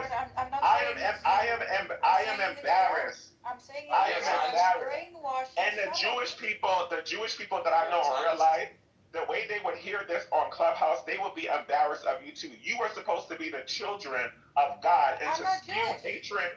I don't give a fuck what you are. You are a woman at the end of the day, and you know how oppression and what that does. And you know when men spin narratives against women, how that can get you killed, correct? So the fact that you're coming up on here and doing the same thing that the oppressor does to you is weird. And I'm going to stand on that. And I need y'all to remember that at a time it was you, and black women stood with your asses. So to come up on here and to dance for other groups of men, when groups of people like myself, queers and gays, stood with you at one point, is weird. You don't support Palestinians? I don't. I'm not from Palestine. I'm not from Israel. You know what I support? I support waking up in the morning every day and having to go to work, because at the end of the day, my gas is the fucking expensive and my rent is. I don't have to. Muhammad, you know what's really annoying is that you people. Muhammad, shut your fucking diaper head mouth for a second. Jesus Christ. It's really no. I know who you were talking to. Shut the fuck up. No, nobody owes any fucking loyalty to Palestine, nor does anybody have to support them. Why do you think you're fighting Zionism by what? By declaring that we owe Palestinians our loyalty? Like, you suck a fucking dick. You are a Zionist. I don't, go back to fucking your first cousin. I don't give a shit. I'd rather, you know what? I would rather be a Zionist than to be a sheep fucking pig like you. Like, literally, you people are fucking disgusting. Eat a fucking dick. Don't let him take you off the subject. Somebody kick this fucking pedophile worshipping piece of shit. I mean, like Epstein files, right? Like the Jewish people in Epstein files and Christian people. Oh, you guys literally, your prophet raped a fucking 9-year-old. Shut the fuck up. Like if you stay Epstein went to jail. Guess what? He went to prison. And there aren't Jews saying that it's anti-Semitic to put Epstein in prison. But there are a bunch of people like you who think that it's Islamophobic to not call your prophet a pedophile, which he actually was. No, my prophet fucked your grandparents. When you no, he didn't. That's fine. You can yeah, some mod, just kick this fucking retard out of the space. He's derailing. Thank you. So did you make your point, Pepe? Oh yeah, he was derailing, so I just wanted him to shut up. Well, that was your only point? All right. So, I mean, right, it's possible that the app isn't real life, but I've been shocked at the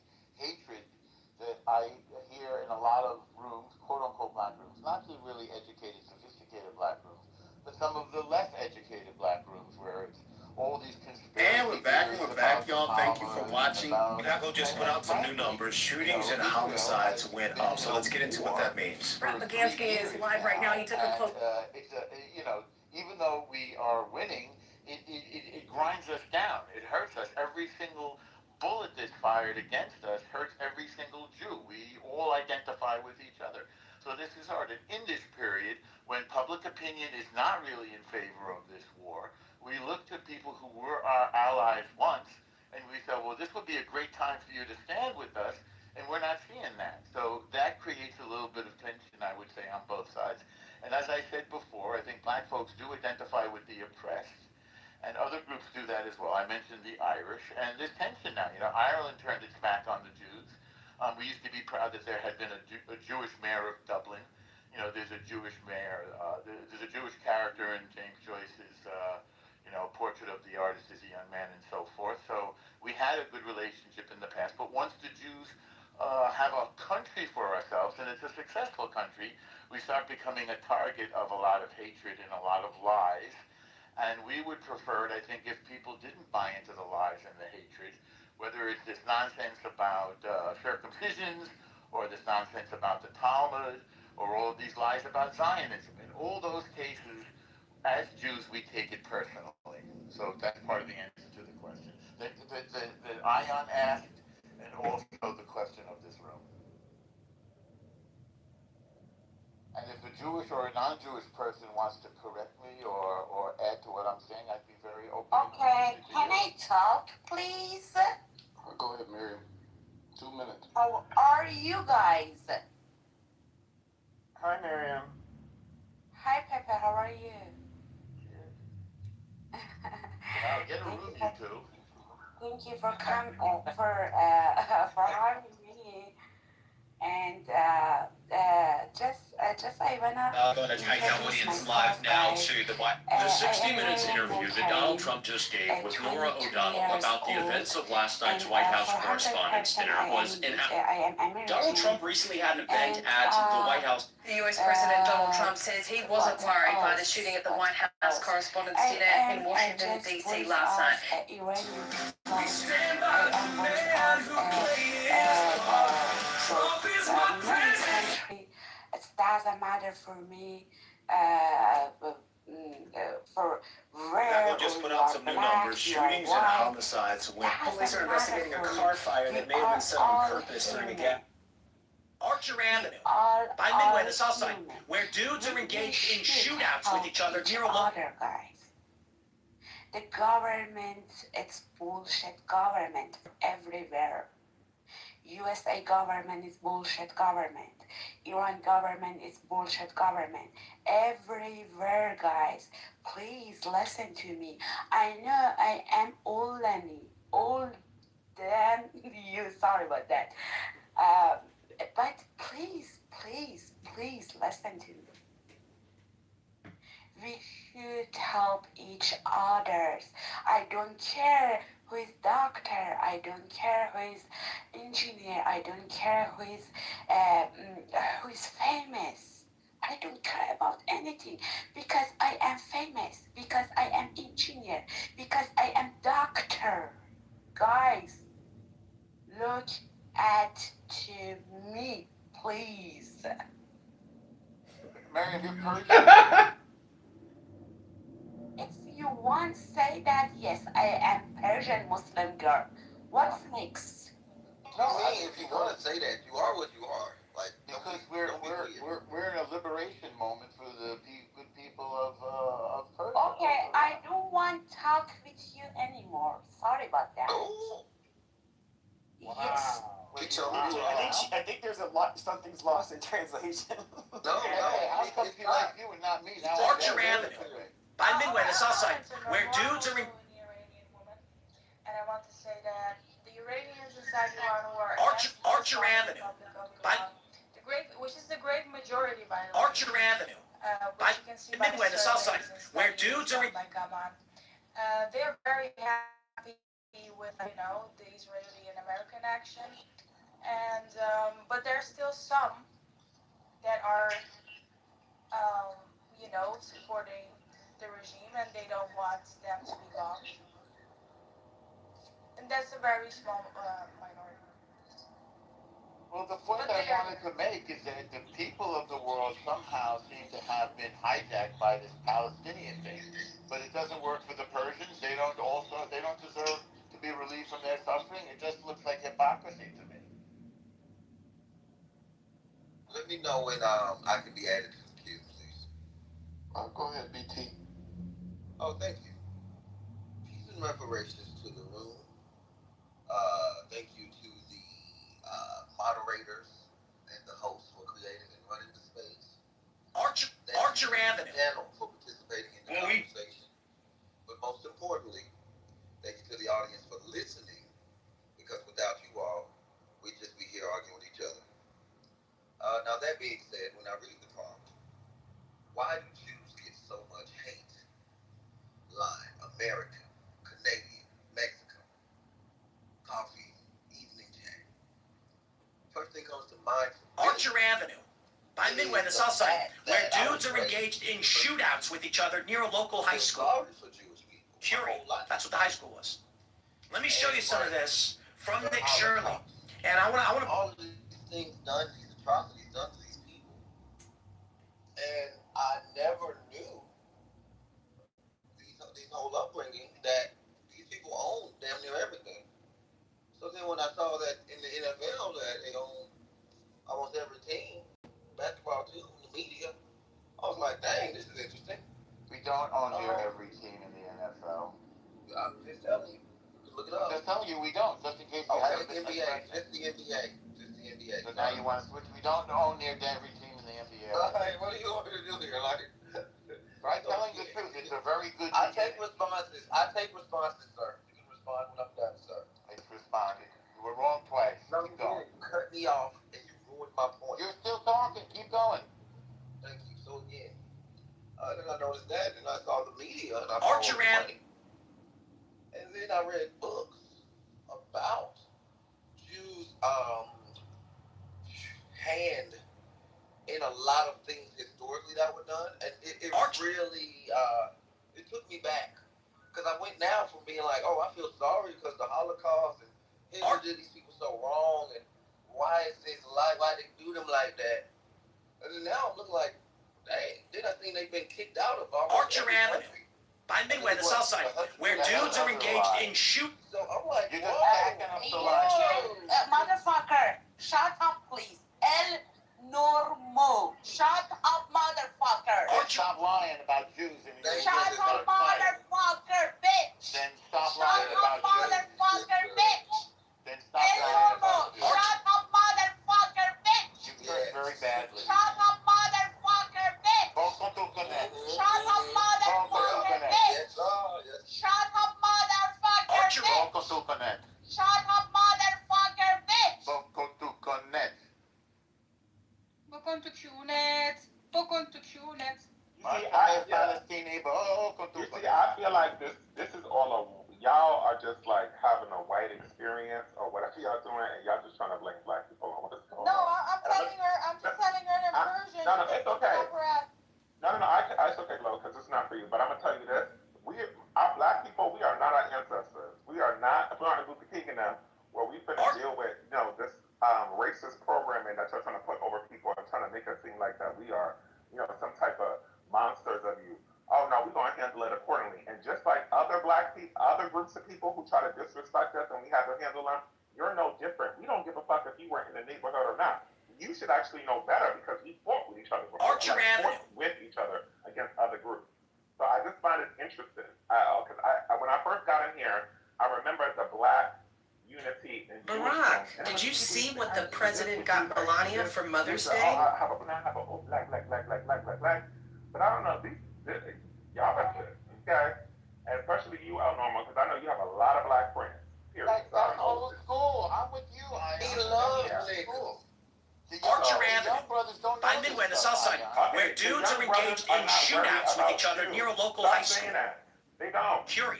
That's what the high school was. They don't know was. about this Jewish. Let me show you some of this from Nick Shirley, and I want to break down some of what. I know that y'all think that it's big, but some of us have a real life, and I'm not saying that I don't care about death, because I do. But it is very hard to do that being a black person in America, where we have to worry about things going going on in our life and then worry about what's going on across seas. We don't have the fortune to do that. So stop trying to drag us in your shit. We don't have time for that. I don't know not one black person in real life, and I'm black, that know any updates about what's going on with Jews and Palestinian people. I'm gonna be honest, y'all not gonna like this, but half of y'all don't even know in real life. So what the fuck make you think that we gonna know something that y'all barely don't? All right. Well, if you're saying people are stupid, uneducated, I agree with you, at least on this. Why is me not centering my life in your experience make me ignorant? It does. Well, only on this subject, and you just said it. No, it doesn't make me ignorant about. No, it doesn't. It just makes me too. Where is your mother, motherfucker? Where is your mother? Here, with my dad. Motherfucker. Where are you, motherfucker? Where are you, motherfucker? Where are you? Wait, what just happened? What the hell was she talking about? She's a fucking anti-Semite. Why was she removed? What's going on? Fucking pedophile supporter, fucking terrorist bitch. Oh. Is that why she was removed? See, like I said, y'all have this personal thing going on, and we don't know about it. I don't understand what she was saying. About it. It's like New York. I just hear people screaming, and I know to cross the street. Y'all got 4,000-year-old beef, and we don't know shit about it. Because we worried about our blacks and how y'all anti-black us. No. That's not true. We have a lot of black Iranians. We actually have black Iranians. We love them. They're from the south, usually, and we love them. No such a thing as what you're. Well, anti-blackness doesn't. Just because you're black, that doesn't mean you can't be anti-black because they do it too when they come over here. But just like Africans do, it's not personal when we say that there's a anti-blackness. There's also an anti-Americanness, right? I go to however you call that. When I go to Italy or I go to Greece or I go to these, I have to have a Jamaican accent because I'm scared that if these people know I'm American, they're gonna be disrespectful. So I get it. Because when we were growing up, just like I know when people in other countries were growing up, they probably thought we were stupid and uneducated. And just like, growing up, they probably taught me that, you people over there eat sand pies and wear head wraps and don't have buildings and you have to sleep in, sand huts. And we all have an unlearning to do. But, we should focus more on that unlearning and come together, which I know will never happen, than trying to push the same experience of white supremacy the same way others do. Just like I all know all white people are not racist or, I don't know about whatever.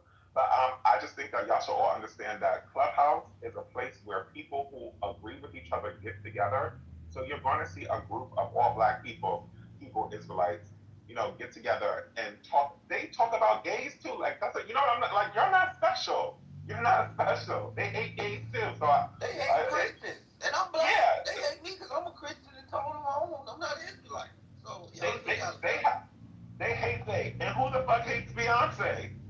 Like, come on now, y'all. So stop trying to assume that it's specifically about. Church. Exactly. Everything. What makes y'all believe? That I'm Midway, the South Side, where dudes are engaged in shootouts with each other near a local high school. You're gonna be like, oh my God, let me That's what high school is. defend myself. Let me show you some of this from Nick Shirley. And I want to break down some of what. A group that hates everybody, you're not personally special. Thank you. And for me to land, because I was rudely interrupted by a Jew. I better get out there and hustle. There's stuff out there. There's a lot of other people trying to get to the top too. Getting to an investigation. So you have to, if you're gonna be an entrepreneur and if you want to be a success in life, you of being indoctrinated that only bad things happen. It's actually the Holocaust and the Anne Franks reading that book and having a project on it. and just learning about how you all were mistreated. And then I grow up and I see you all got more money than everybody, and you own more stuff than everybody.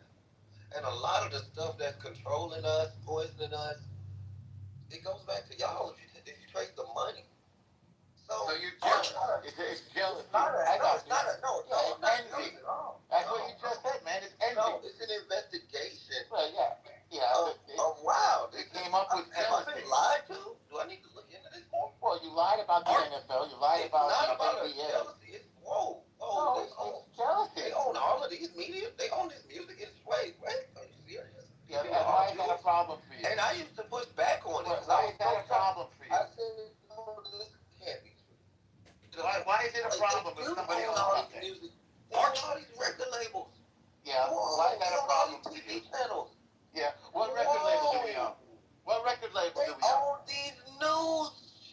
Yeah, what TV channel do we own? You see how you're trying to sell bullshit? This is deep. You're selling bullshit here. You peel back the layers of that. What record label do we own? It doesn't make you hate anyone. What record label? Aware. No, I need to layer. El Normalama, whatever. El Normalama. What record label? Don't land. He is not.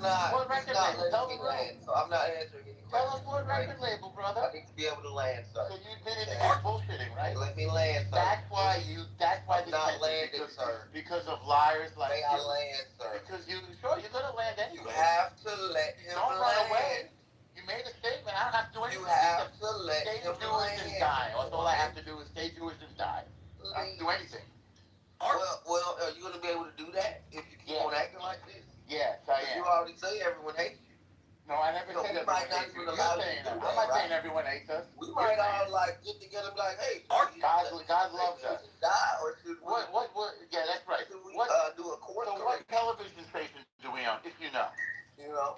What television station? Let me land and none of them, right?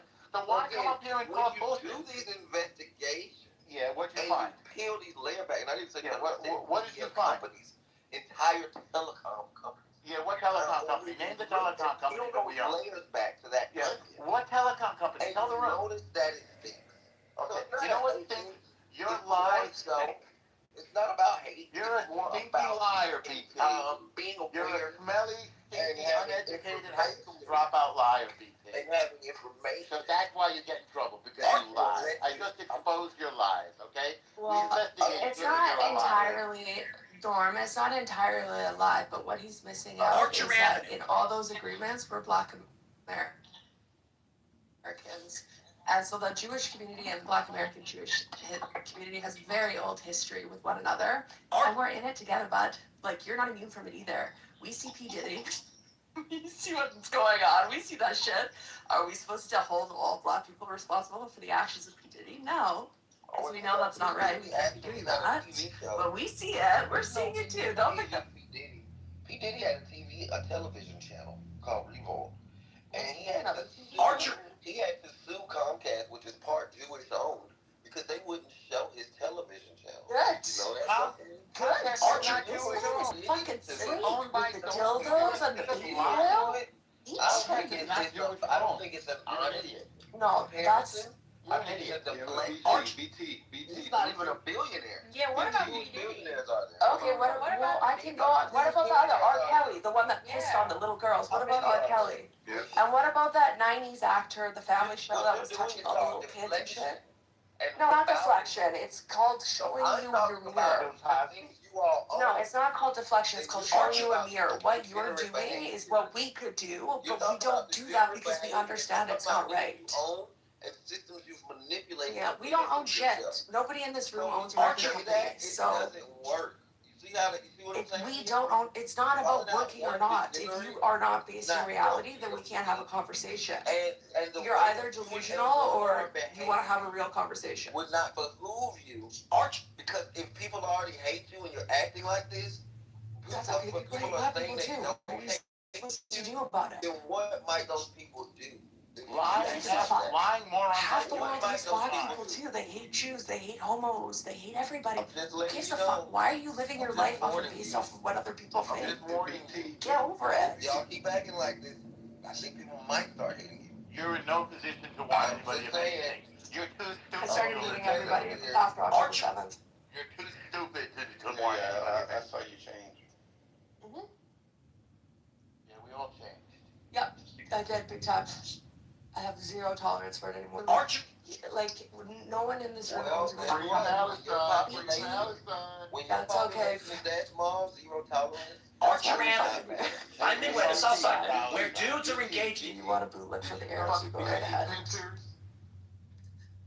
BT doesn't know that when white people didn't want to sell black albums, it was Jewish record labels that decided to put black people's face in vinyl. Jews are vultures.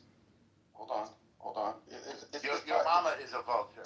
It's by the She's outside my window right now, picking on It's a lot of jealousy going on. But the final stage of anti-Semitism is realizing that you actually are doing things wrong and that the Jews have it right. And then it's finally realizing that, wait, maybe they're doing something right. And maybe that's worth listening to and emulating. Because they're clearly doing something that's better than what everyone else is. That truly is the final stage of anti-Semitism when you realize what a cope is. You know what's funny, though? That's it. It's a cope. It's like There's a very... he can't control himself. Sure. Mm-hmm. It is. It's a cope. I would say... Sure. So, I would say it's like this weird, like, Jewish supremacism you get with some Jews where it's like, they think perfect and that, like, the minute anybody irritated or annoyed or angry or just flat out mean and hateful towards Jews, it's the goy's fault. I mean, when you have I don't look at Jews as being, you know, Nobody cares what you think. I really honestly whoa, shut your mouth. I don't care about. Shut your whore mouth. Shut your whore mouth. Let me finish. No. Shut your whore mouth. No. Yes, you filthy yenta. Shut your mouth. I'm not a yes, I'm not yes. Yeah. Or what? What are you going to do about it? She's interrupting me. This is the experience everyone wants. I'm not going to go. I wouldn't go near you. I don't need to near you. Cameras at my house. You're going to get. Let me finish. You can go, sweetheart. Right afterwards. No, and the yes means she's a Jewish supremacist. She thinks that the Jews can do nothing wrong. That is what she does. And so whenever people get mad at Jews, it's always the Jews do everything perfect. Yes, you're right. Determined I was dehydrated and because I did my blood tests, my DNA, all that stuff.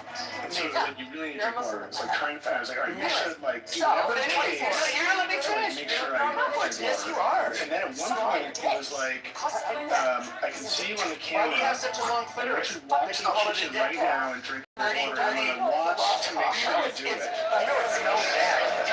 And I was like, whoa.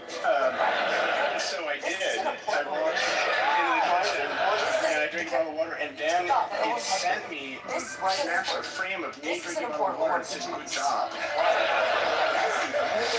And it was like, I felt like I did do a good job. So that was nice. So that was the craziest story. That was like 29, and I was like, oh shit, this was for real. This is what serious. And that, it's very offensive to me. Yeah, actually, my brothers are married to a Nigerian woman, and having this is an episode. Archer Avenue. By midway to Southside, where dudes are engaged in shootouts with each other near a local high school. It's really. They're not African American. They're Nigerian. Let me show you some of this from Nick Shirley, and I want to break down some of what. I think I got no email from one of your relatives, by the way, guys. That's not funny either. But they're not Nigerian princes. They're women. Let me tell you guys. The women in this room have long before American. Archer, you were one of those kids. One grade above. The 6-person intelligence network changed the course of the Revolutionary War and the fate of our new nation. Watch.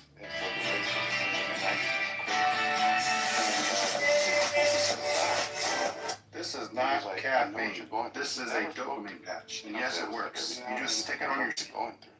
Jewish kid.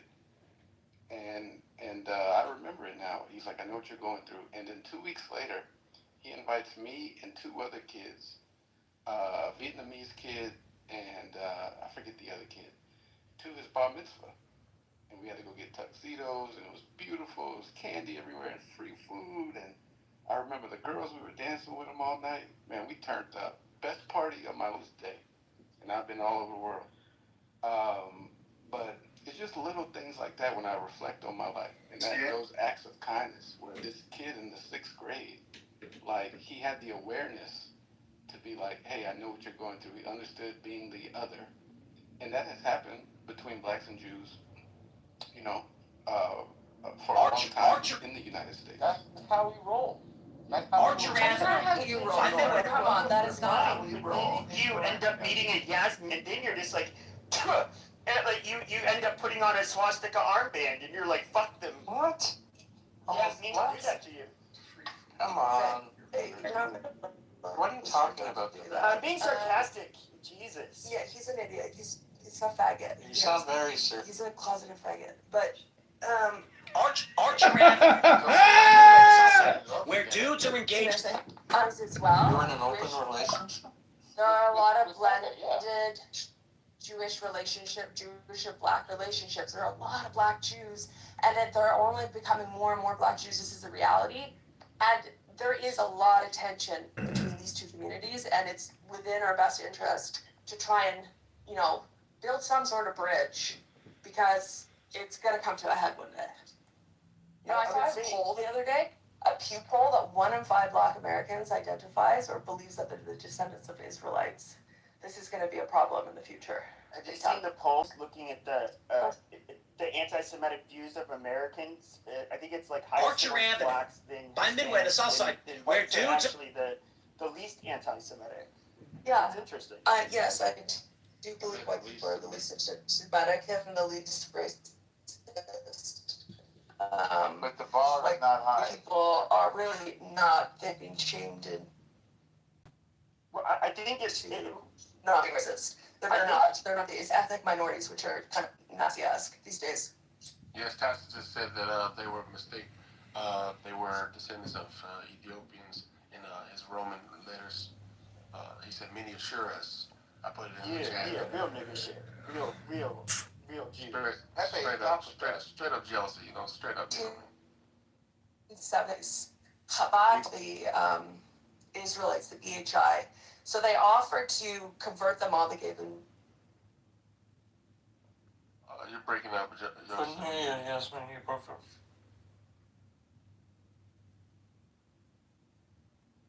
Ian, we can't hear you.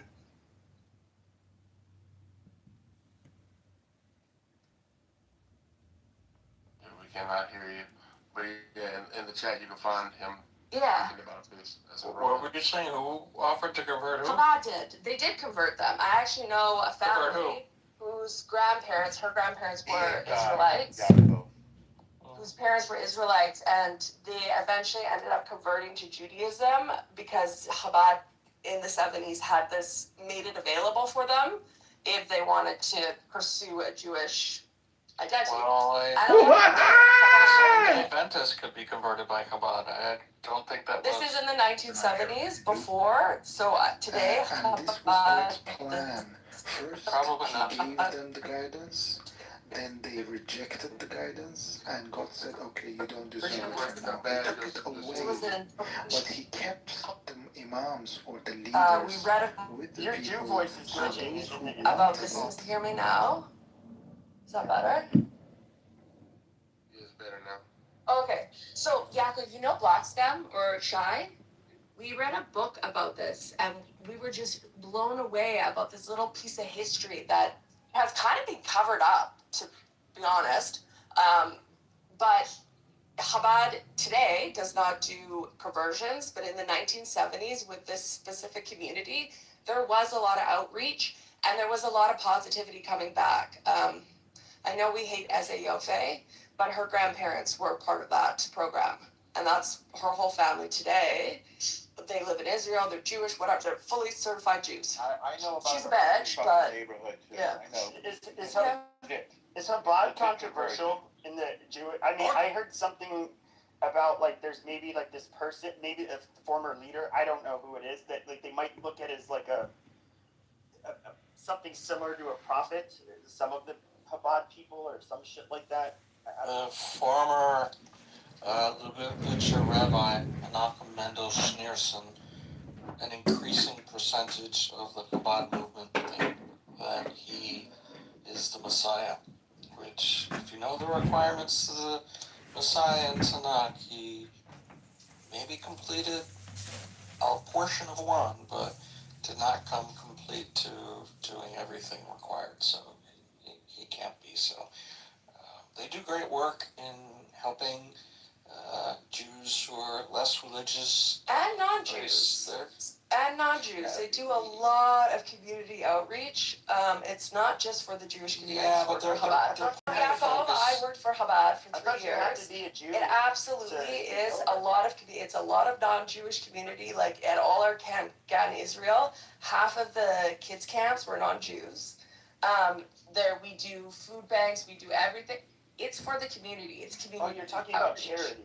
It started out as that has extended now to the greater community as well. No, but what I'm, but I you have to be you have to be a Jew, right? No, you don't. So like I just said, you don't have to be Jewish. I'm asking questions. So either of you. So to go to Chabad, is it for Jews to reconnect, to become religious? Is that the purpose of it?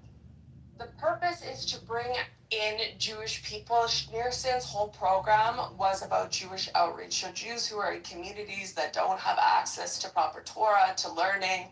And over the years, that has evolved into a sense of community. So they do not restrict it only to the Jewish community.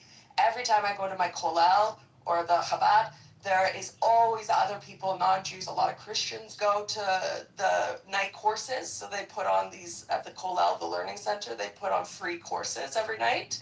And the rabbi teaches it. Anybody is welcome to come. And they do. And they do financial courses, they do cultural courses, they do language courses, anything you want. But a lot of people don't know about it.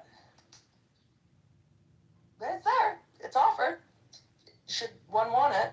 So, in my view, as a person who loves Chabad and prays with them on a daily basis, and in all the countries of the world that I've been to, including Helsinki, I believe Chabad exists to help Jews do more Jewish things, whether it's having a Shabbat meal or a Chabad Omer bonfire like last 2 nights ago.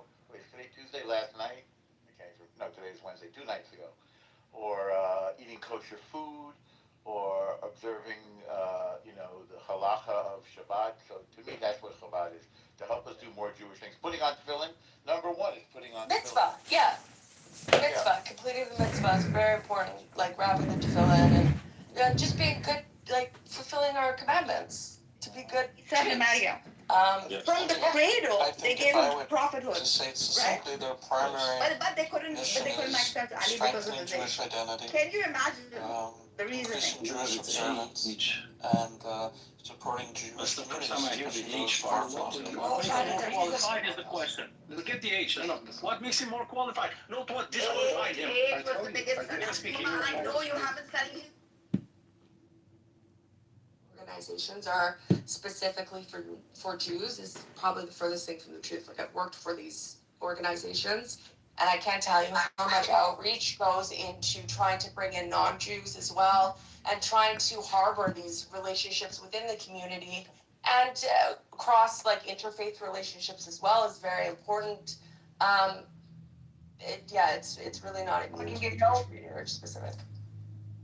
Sorry?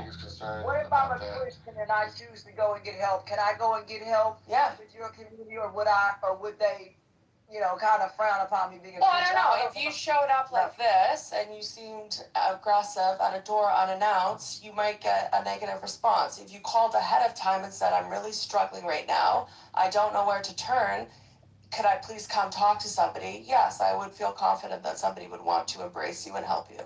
We Jews are we're welcoming people. We're very helpful. It's not about being Jewish. It's just normal human behavior. If you come in yelling at people, are very humane people. No, it's not a Jewish thing. But Ashton, if you come yelling at people, you're not going to get a good response. You get more Right? It's different. There's like but there's like but then there's like this place. There's this place up the street from me. It's near Chabad, but it's a Jewish center. I can feel the anti-Semitism.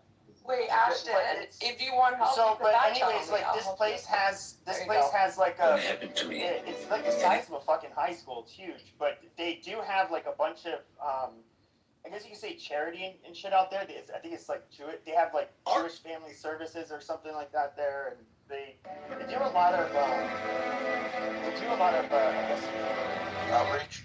Those are a lot of secular. Yeah, those are Jewish Family Services is more of a secular organization, a charity. Yeah, I didn't know what she meant by, but no, they offer like counseling, that kind of stuff. But I didn't know what she meant by help. No, but if you went into a rabbi or needed to talk to somebody like a god or a representative of whatever, if it's a priest, an imam, or a rabbi, I'm sure that if you approached it and talked to them, you would get a positive. You need a moral. And Ashton, if you want help, I'll put it out there. I'm happy to help you, so you can always back channel. I'm actually right here. I'm a rabbi. Not you. You're fucking weird. No, I was saying because I need help. I'm just saying in general, if the general public went to you and wrote a letter, right? Because I believe in order, not someone coming to your house and I need help. That's not how things run. Not even with the church I work with. Everything's orderly and that kind of stuff could be done in an orderly manner and that kind of thing. But yeah, the general public, if they went there in that way, I'm sure you would be willing to help. Up there, tested a slave in the house of a man. Gas, So it wasn't pious. So I would hope that would be the response. Did you see that viral TikTok about the woman that called all the different mosques and I can't remember, and churches? No, she called them. And it was the mosques. It was the mosques. Yeah, I have to say I was shocked by that, and that the Muslims, they are very. What did she do? She called a bunch of different churches and mosques, and she had the sound of a crying baby in the background, and she was saying, "I need formula for my baby. Please help me. I really don't know what to do. Whatever." All the churches hung up the phone, and all the mosques said, "Come in. We'll give you formula. Like, where are you? We can come to you. How can we help you?" It was surprising. Like Yosemite, What church hung up the phone? a lot of times, like you have those situations where, like someone I know who works at a church, they get a lot of those calls. Some people do it for TikTok. Some people do it for this. Is what she told me, and she doesn't even get on. She's not even. It crossed my mind it might be propaganda because it was on social media, and I was like, okay, this is probably like some sort of propaganda campaign. Yeah, because a lot of Christians. I did cross my mind, It's too bad she didn't call any rabbis. You know, we would have helped us Jewish people. We're very charitable. She asked for help. So Penny Adam, are you converted to Judaism? No, it's just so I have decided. Yes. Benny, So many last you said you were. I can't remember which Eastern Orthodox is it? Yeah, but the thing is that many people have told me that my soul is very Jewish. It's possible, but have you gone through a conversion? It's really crazy how anti-Semites just want to be us. What? No, including so Yasmin herself has told me that she can imagine me as a Jew and she thinks my soul is Jewish, and I've been told that by many people. So I think you will, because like I said, the final cope of Judaism or of anti-Semitism is realizing that the Jews have it right. And you've gone from Islam to Christianity, and the final stage now is Judaism. So I've accepted it, but I've decided to convert to the cultural Judaism and not the religious one. Yeah, but I'm still a Jew, but I'm a cultural Jew. Benny, I'm going to find you in 10 years, and I would put money that you will be wearing a kippah and going to your local synagogue. I'll give you 10 years. What happened in Christianity that made you go to this other deal? I guess it's fine, and then you can worship whatever you want. I just find it interesting. He was born Muslim. That's I've decided to become a cultural Jew, but not a religious one. He was born Sunni Muslim and converted to Christianity, but the Muslim still lives inside him. But not the religious one. From what the study said, you were born a Muslim, then you try Christianity, then you see, brother, when you start to get a certain age, the Bible says that things come with wisdom. At 40 or 50 years old, normally people don't generally bounce from religion. Well, that's actually true, because I was an atheist for the vast majority of my adult life.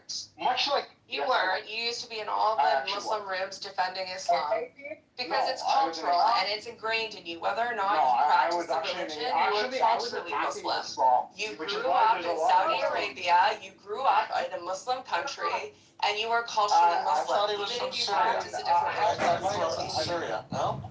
No, I never grew up in Syria. I actually grew up in Canada. But I went to high school in Saudi Arabia, so like a little bit of both. Yeah. Okay. But the point is that I actually attack Muslims a lot, which is why I'm blocked from a lot of Muslim rooms. I didn't say that they liked you. I just said that you were. I felt a devotion and like a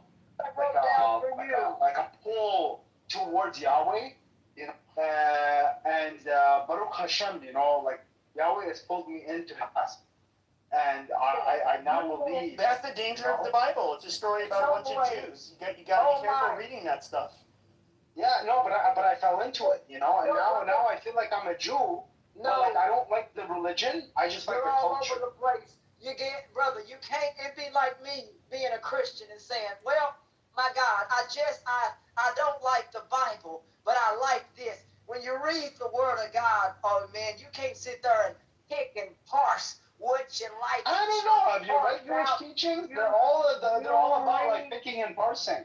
We're not gonna parse the Word of God. The whole Word of God. No, but that's what Jews do.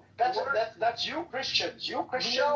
You know, you're very restricted. You Christians are really dumb. That's why. Yeah. You Christians are very like fucking orthodox. You're very restricted. We Jews, you know, we're very liberal on this shit. I love you embracing the pronoun we. This is great. We Jews are very liberal on this shit. So we Jews, we can talk about the existence of. Yeah, I can too.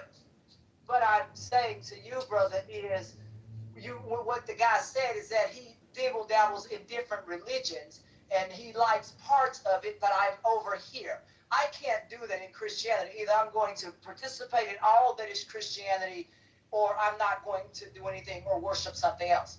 Those are my choices, but I can't just parse things. I'm not going to do that and do Christianity like that. You know what I mean? When Jesus came to this world, he did. He came to this world to save those, watch this, who believe in him, right? There are those who will not. That's awfully narcissistic, isn't it? So I said those. God didn't exclude anybody. God didn't say. Yes, he did. He excluded those who do not believe in him. He said, for those, God gives you a choice to come to him and drop every worldly thing. So he's a narcissist. In other words, abandon everything and devote your life to me. Amazing. No. God didn't say you couldn't go and have those things. It's not what God said, right? At the time when he came to people, right, who were worshiping a golden calf and all these other things, those were the things that God said to drop. God didn't say you could pay to be rich or be wealthy. Watch out now. The Bible did not say that. God allows those people to be plentiful, to do these things, right? God is not telling you to be meek, poor, or do not have. That's not what the Bible talks about. You're not so he's saying he's literally. Hi, I hate to interrupt you, Habibi, but moderators, could you put me in the queue? This is John. Thanks, moderators.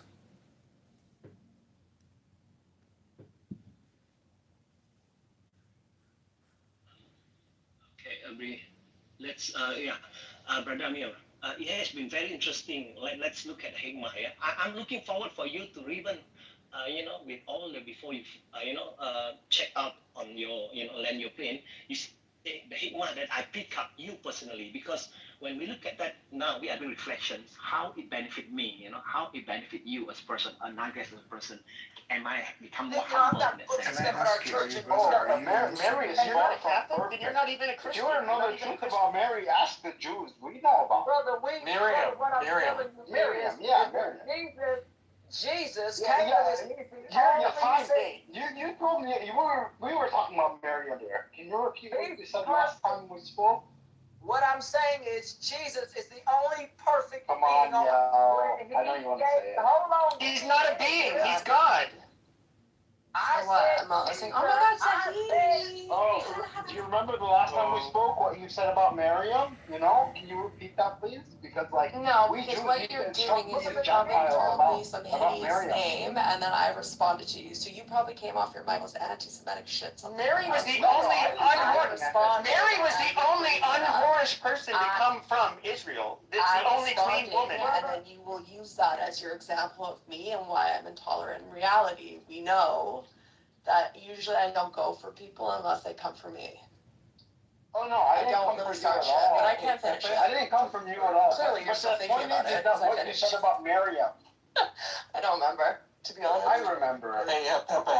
So in the Catechism of the Catholic Church, number 2070, written by Pope John Paul II, quote, Ten Commandments belong to God's revelation. At the same time, they teach us the true humanity of man. They bring to light the essential duties and therefore indirectly the fundamental rights inherent in the nature of the human person. Since they express man's fundamental duties towards God and towards his neighbor, the Ten Commandments reveal in their primordial context grave obligations. They are fundamentally immutable, and they oblige always and everywhere. And they apply to everyone. And that was the Catechism it is not just for Jews. It is for it is a guide for everyone. Do not murder. Do not steal. Do not commit adultery. Do not commit sin or gluttony. And you guys all do. Benny Adam, you do it. You are the least fucking Christian person I've ever met in my life. If Jesus was anything like you, we're all fucked. Also, Catechism, my God, you are the least like character I've ever met. You're awful. Catechism 2054. Jesus acknowledged the Ten Commandments, but he also showed the power of the Spirit. Only you can turn me on. Don't worry. No, I know. You're such a hateful person, dude. But my point that it holds to what I think Jesus is like. I'm sorry, but I don't. No, I didn't. I never said that we didn't have the Ten Commandments. No, I said the Torah is the backbone, is the underpinning of your religion. You said no, it's not. We know that. No, it's the Old Testament is more like a backstory history of things that came to be. Right, but it also is very. It's you know, the 7 Noahide laws apply. The the 10 Commandments apply, and you said no. That Yasmin brought up one of the commandments, and you said no, they don't apply. I was joking. I'm more knowledgeable than him, and he gets insecure. I was joking. I'm sorry, I can't hear you, Yasmin. What? Yeah, he disagrees with whatever I say because I'm smarter than him, and so he gets insecure and has to like be. I was joking with her. I didn't say I disagreed with her. What I said was no. Yeah. What I said is that it's sacrilegious to have this Jew telling me my 10 Commandments. That's what I did. Disagreeing that we have 10 Commandments. I am a Jew, and I am going to remind you of your tenets. Also, you're not supposed to do sodomy. PP, sodomy. Okay, that's a sin. You're going to hell for that. Amazing. That's a sin. So you know you like getting the bad. Actually, the halakha. Actually, in the halakha, there is an exception for sodomy. No, there is an exception for anal penetration in the halakha. So long as you in the front door, there is. I can actually cite my sources here. Yeah, please put the source in the chat, please. I would be honored to. So long as you finish in the front, you can actually start in the back door. It's fine. Talk about this. Let me tell you something, brother. Okay, Betty. So what you're telling us is that I can take it in the ass every weekend? No, I'm saying that I can give it in the ass. If you're interested, I can give it in the ass. But no, thank you. I don't want it in the ass, and I don't want to think about giving it in the because ass. I can't spill the tea, but I can do, anal intercourse. Yeah, that's good. I'm happy for you that you're it's not about spilling seed. That's the issue. That's nice. Brother, we don't want to do any of this. Can I tell you something? Whoever that is speaking, it is inappropriate for somebody on an open line of folks here, right? We're country folks over here. And we are just listening to what you are saying. I have people in my living room, and they are just, why in the world would you say this kind of stuff, brother? This is not of God. There's nothing in a religion, anything that I've read, this is okay. This is not okay. It's not something that our church teaches. It's not anything that I know of. Brother, this is not right, okay? And I don't know how old you are. I couldn't tell you. But brother, a 40-year-old person is not going to talk about this kind of stuff. There's got to be some maturity when you're my age. I talk about that stuff all the time. I mean, I know you're a nice country bumpkin. Thank you. all the time. I'm like Hank Hill. Thank you for calling it out. Thank you. Thank you for calling it out because nobody does. Thank you. Find some wisdom and find some understanding because in fervor, because you don't want somebody to pick that. Define. Afwan Habibi. Moderators, if you could signify that I exist, I'd like to be put in the queue. This guy has been speaking for hours, and I don't know how many more hours you want to dedicate to him talking. Hello? I was yelling your name and nobody said anything. Yeah, stop scrolling through every single one of your 40 phones and maybe you just answer this Yeah, one. you were twerking for your TikTok video. Yeah, I don't know what you were And then doing. you missed out on this call. So. Do another twirl, John. Come back in another, It's a twerk, not a twirl. Yeah, no, what a twirl. It does a twirl. It does a Archer dance. Avenue. Oh. Go ahead, John. Are you guys Muslim? Because I'm beginning to think that, you guys are actually no longer part of the non-believers, because I am a non-believer in Muhammad. And, as an American, our founders in the 1700s had over 1,000 years of Islamic history but at that point. So the Barbary pirates who we sent the Marines in with Thomas Jefferson, and then we overtook them and freed our slaves. This type of legal code has never been updated from the Medina Charter till 2026. So my question for this Muslim man here who's been talking all night long, what year is it, and when are you prepared to update Muhammad's laws and constitution? Thank you. John, you're a little late because the Medina laws, and then there were the laws set by the caliphate when they took over Persia. So they had the Exarch. So those are going to be the updated ones. You gotta start. Listen, you're on a Pentium 2 chip. You have to upgrade to the newest Pentium, John, because your processing speed is a little slow. So they updated this stuff. We go over this stuff all the time. Let me get the link. Can you get me the Wikipedia link so I can read about the update? Thank you, Megatron. All right. I'll get you the update right now. Look, I'm gonna pin the link at the top with a ChatGPT. Are you happy with that?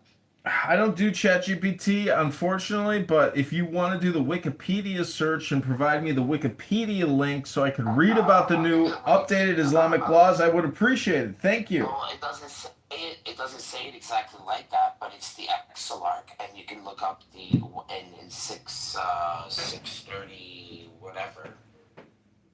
I think it's 620 something before Umar got to Jerusalem. Umar the Jew, before he got up there, it shows that kind of stuff. So when they took over Persia. No, I'm looking at this right now. I got the link, and unfortunately, I think maybe your comprehension of the Exarch is inaccurate, because the Exarch, even though it was in Mesopotamia, aka modern day Iraq, this has nothing to do with Mohammedan law, and so I'm just a little confused. Oh, you sure about that? You'll be surprised. Are you sure about that? Yeah, I'm looking at the article right now. You gotta look before you leap, my friend. Don't read it superficial. You're not clicking on the right stuff. Oh my gosh. Well, this is all news to me. Holy cow! Well, that's what I'm saying. We're giving you the updated version of the Medina rules. This is exciting. Yeah. What? This is quality content, everybody. Thank you. All right, now you're interrupting my show, so calm down. Oh look, I have another Salafi that wants to come up and scream at us. No, Shadi is not a Salafi. Let's see. Shadi is a spiritualist. Let's see. We'll see. We'll give him a chance. He's very nice. Pastor's probably the most I don't know how else maybe militantly Christian. Hateful is the word. Archer It's Avenue. normal. We I will meant affirm that you say You're an asshole, bro. No, quiet. Quiet. Go do something constructive. You're nice. Okay, so go wander off. We don't We don't talk to seniors like that, okay? Please stop. Play in the traffic pockets. That doesn't matter. Okay, no, that's fine, but it doesn't matter. Now, no, it is true. Yes, you reject Christ, so yes. We don't reject him. He's just Yes, not you our do. religion. Perfect. So you reject him. Exactly. No, we don't reject him. Yes. You say it. I don't. Do you accept he's God? He's not No, our you don't. God. Okay, perfect. So you reject him. You reject your Christ is Lord. Say Christ is Lord. Say Christ is Lord. Say Christ is Lord. You're so freaking stupid. Who is the Antichrist? He who denies that Jesus is the Son of God. You're an Antichrist, normal. What are you talking about? Yes, No. that is literally from the Sermon on the Mount of Christ. I don't think so. Christ is Lord. What are you talking about? That's Christ is Lord. Bible, huh? That's Bible? literally Bible. You don't read your book, you fool. Well, exactly. So you're an Antichrist. What do you guys say about using the Bible as a weapon? What do you guys say? I'm not using it as a weapon. I'm just. But you know what? Do you know what, guy? I I actually have an idea. Do you guys want to know something? I actually think Jesus is Hitler. Because when Jesus returns, he's going to tell all of the Jews to get on their fucking knees. And so finally pick a fucking hell for eternity. This is so stupid and crazy. It's hilarious. And that is true. He's gonna tell all the unbelievers. We're already in them. The Romans exiled the real Jews, the original. Some of now them we have are actually Jews that are in Israel, but some of them are converts from Khazaria. That Khazaria stuff is retarded. Yeah, young, That's I a believe. that's nonsense. I hate that right now. You have the same. That's wrong a million times. You have the same Germanic, Antichrist worldviews. Nobody's that interested in your God. I got you're the Kabuki. chosen. Nobody cares about you and your religion. At the end of the day, really, Go to your church and stop bothering people. We're uninterested in your proselytizing. But you probably won't. Go stand on the street corner with your other stubbornness crazy and people. I get it. You know, Satan, your father, boring nonsense. You nonsense. One day. Nobody cares about. There's always the Paul the Apostle in every time. Stand on the street corner and yell at people. Well, I don't need to yell at people. I'm just telling Nobody. you. It's a purple Power Ranger. Guys, Hello. hello. Can we talk about Hello. One mic, guys. God damn. I just came in. I just want that to the purple Power Ranger. Anyway, the simple reason why you guys are so hated. We're not so hated. You don't know anything about us. You know nothing. Fortunately. You have nothing to do with Jews. That is the one positive thing. I do have nothing to do with you. Yes. So then be quiet. Anyway, the simple reason Go you guys pray. are so hated. We're not interested in you and The whole culture and us as a people is based on being antichrist. We're So not this is all antichrist. excessive partisan. We don't know nothing about your God. We have nothing to do with So your naturally, religion. you're going to be at odds You're with a lot of people when self-centered, you narcissistic bullshit. are endowed with I know you think your religion is the only religion. Congratulations to you. I know. Oh my God, sounds like crack in here. So intolerant. That benefits you. You're so Now, intolerant when that you you do this think in your other religion is people's the only countries, religion. yeah, they're Well, good for you. So the Go simple practice your solution for you religion. guys all is You to worship come the back to Jew, Christ. by the way. Pastor, it's Accept your multiple Messiah Worship and your Jewish God. But you're probably not. Go worship your Jewish God. Yes, Pastor, my God is please, a just Jew. drop Absolutely. it, Go bro. worship your God. Now the rest of you are. Nobody's interested in hearing about you. What is the You line? and your I will dumb make those take on your about religion. Satan, those who claim that they are You guys are Jews. so Please, fucking it's annoying. nonsense. I'll make them come and worship You're with you nonsense. so that you have look. Nobody is listening to you, Taboo. Well, I mean, you are. We know who you are. No, we know who you are. We know where you are. Ridiculous. This is You're full of shit, ridiculous. Taboo. You guys sound so annoying. Hello, Coco. How are you doing? See, I can't even speak for 2 seconds without like. Pastor, you've been speaking for this 5 minutes, bro. Say garbage every night. It's also Antichrist. Nick, I hate people, bro.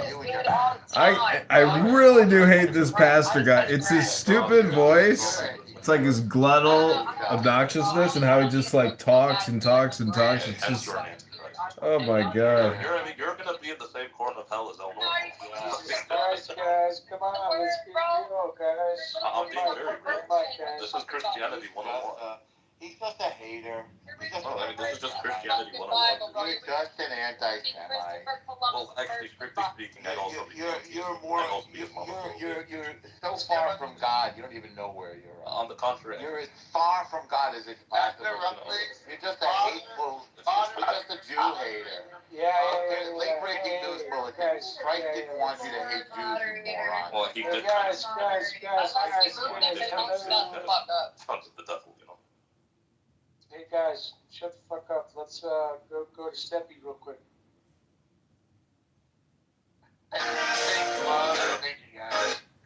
Archer Avenue, by Midway, the south side, where dudes are engaged in shootouts with each other near a local high school. You know, a good Christian's not going to target others that don't believe in Let me show you some of this from Nick Sherman. And I want righteously, dude. You're dude, are you going to shut the fuck up? Learn how to Jesus fucking. This motherfucker needs to learn how to put that cock back in that cock holster and shut the fuck up. You heard the pastor. Who are you? I'm Steppy. I'm a Catholic. And the thing is Catholic? Well, this guy's yes. a pastor. Dude, he is not a fucking pastor. He is not. Dude. Rabbi, but you mute yourself. He's a hateful Nigerian anti-Semite. Steppy, continue. He's not an anti-Semite. His favorite person happens to be Jewish. No. You didn't listen to me. Okay, later, dude. But the thing is, you know, yes, Al Normal, he believes in what he believes, okay? He's a Jew. And I respect him for his belief, or anybody's belief. Okay? By the way, our prophet didn't fight any war that was like offensive. All the wars our prophet fought Really? was defensive or retaliation. Is that your opinion or is that a fact, though? Habibi, is that an opinion or is that a fact? Do we have any historical evidence that he was in any battle? Because I haven't found one. He was in the battles. Which battle do we have historical We have evidence? Badr, we have Hunain, Kandak, we have what kind of, where was these? Where were they? The Badr was one between Mecca and Medina. It's academic, you can look it up. Wait, The one in, academic? I'm talking about historical evidence. Yeah, the trenches, right? How do you want to find historical evidence for battles? How does one find, like, what's the method? The method is usually the people who win, but there are sometimes that there's outside sources. True. Yeah, true. Secondary, third, people from neighboring countries or. That's a great question. Hold on, let me look it up. Good luck. Good luck. Oh, you haven't found any? Shut the heck up. Have you done it? Well, it turns out. Even if you're using, one second, if you're using a circle crystal method, how do you find? I think that you guys attribute some of these things from tales and folklore from Hadith, but historians don't use Hadith. The point you just pointed out, do you know what it signifies? It signifies that Prophet Muhammad did not take part in any war with any neighboring country, and all the wars that he was having was to unite Arabia itself, was to defend himself and his people from the pagans who were trying to kill them. This is what it means. And the wars that Umar and Abu Bakr were having were just illegal wars. None of them were advised or were allowed by the Prophet. In fact, our Muhammad's Islam, not their Muhammad's Islam, our Muhammad's Islam was not supposed to be spread by the sword. It was supposed to be spread by the word and by the actions. Well, I'll tell you the truth. I'll be honest with you. No one spread the sword better than the Catholics. You guys taking a back seat on the sword thing. We own that shit. No, yeah. I don't know why they tried to I'm being honest. If you guys led by the sword, it's kind of embarrassing the way you guys, because the way the Catholics did it, like look at South America, North America, Australia, like these are like major like conquests. You get what I'm trying to say? That we still have majority power up. So like Brazil, 90% Catholic. Like they, I don't know, maybe I'll give it to you, like Arabia and stuff, but there's not many countries like look at Turkey. They're Turkish. They're not Arab. Persia, they're not Arab. I would say, all right, so I'll give you North Africa. Like that's pretty much like you guys wiped that part out, right? The Spanish language in Spain, like I'll give you that, 100%. You know what I mean? I mean, don't get But me it's wrong. still They not tried. being, run They by tried them. to change. They tried to change our language in Iran or Persia to Arabic, but because our heritage and our cultural roots were so strong, and we had such strong literature going around, we had so many poets and stuff. Our poets, they kept our language alive, and this is why what happened to Egypt didn't happen to us in Iran. They tried their best, trust me, and they did actually influence it. For example, they changed our alphabet to Arabic, and we have so many Arabic words in our vocabulary and stuff. But still, we managed to keep our identity and our language. So, a lot of people accepted Islam. Because you don't know who's listening to that. That's why I just sit back and let people expose themselves. I'm not gonna sit there and argue with you. I'm just gonna tell you, hey, I'm not that person. You got the wrong person, and I'm not gonna act like that because there's no need to. There's no need to when you are my age, 40 years old, and if you sit up here arguing with somebody, that doesn't show wisdom of anything.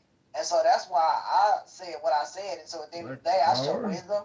I come and try to have understanding. I don't bash people because of their religion. I've traveled to countries around the world that are not Christian at all. So nobody can tell me that I don't have an open mind until they understand and get their butt on the plane. Until they go fly around the world, they can be quiet and leave me alone. They can't see nobody's going to tell me what I don't seen and what I don't believe and all this other kind of stuff and be mean toward me.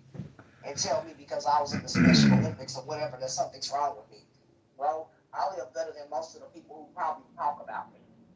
So I ain't out here asking nobody for nothing. And I ain't out here wanting for nothing. I get sick of people on this app who make fun of folks for no reason. Because God can take everything that people have on this earth and take it from you. And everybody's one paycheck away. Most people, maybe the 1%, excluding those. You're one paycheck away from being homeless. And I tell people, don't judge somebody because they'll never know the shoes that somebody walked through. Amen. Because I done been homeless in my life and done bounced from that and moving up. So people can say, Can I interrupt you, my guy? okay. Uh-huh. Oh, that's a lady. Oh, that's a lady? Oh, shit, my bad. Maybe my headset ain't working right. No, I'm just going to let you guys know. I'm just eating a orange in a cherry bag. That chew in the back would just kick my ass. What? Chewing tobacco? You in... Chewing tobacco. Where dudes are engaged in shooting out. Stuff. Eating a little, put a dip in. Now I made some oranges. Why? I'm talking about, I thought tobacco, maybe I'm just old school, I don't know. I thought chewing tobacco went out of style in the early 2000s when they showed a picture of a guy. He's in the military. The military has a huge culture of chewing tobacco. And he's special needs. Chewing tobacco. He's special needs, so. I'm fucking autistic, bro. He's autistic, yeah. And I'm retarded. I'm retarded. I'm also get the fucking Special Olympics. So fuck Rich. I mean, he autistic, you autistic. I think that's a match. And he's a Marine, bro. He's been a Marine for like 23 years and autistic. That's right. I'm living it up. I am not of any kind. And he got blue eyes. One blue one way, one blue the other. If you're looking for a good man, He Haskins, be and shooting you fucking two people at the same time. Hey, you want to make some helmet babies? Well, Want to make some helmet babies? Dudes are engaged in shooting. Are you sure? Are you sure? Hey, we can make a couple of helmet babies. We'll pick out the helmets. We'll pick out the helmets. Come on, buddy. I'm really serious, bro. I'm good. But no, life is good for me. I'm serious, man. I don't got no complaints. I don't come on this app to be mean to people. I come on this app for joy and happiness. Like, for real, this is entertainment to me, man. When I get up in the morning, I get to go swimming or whatever I want to go do. So I don't have any complaints, man. Listen, I once heard if you crack a special needs person, you're doing a good deed to society. But at least that's what TikTok said. I just got put on the sex offender registry when I tried that shit. It sucks.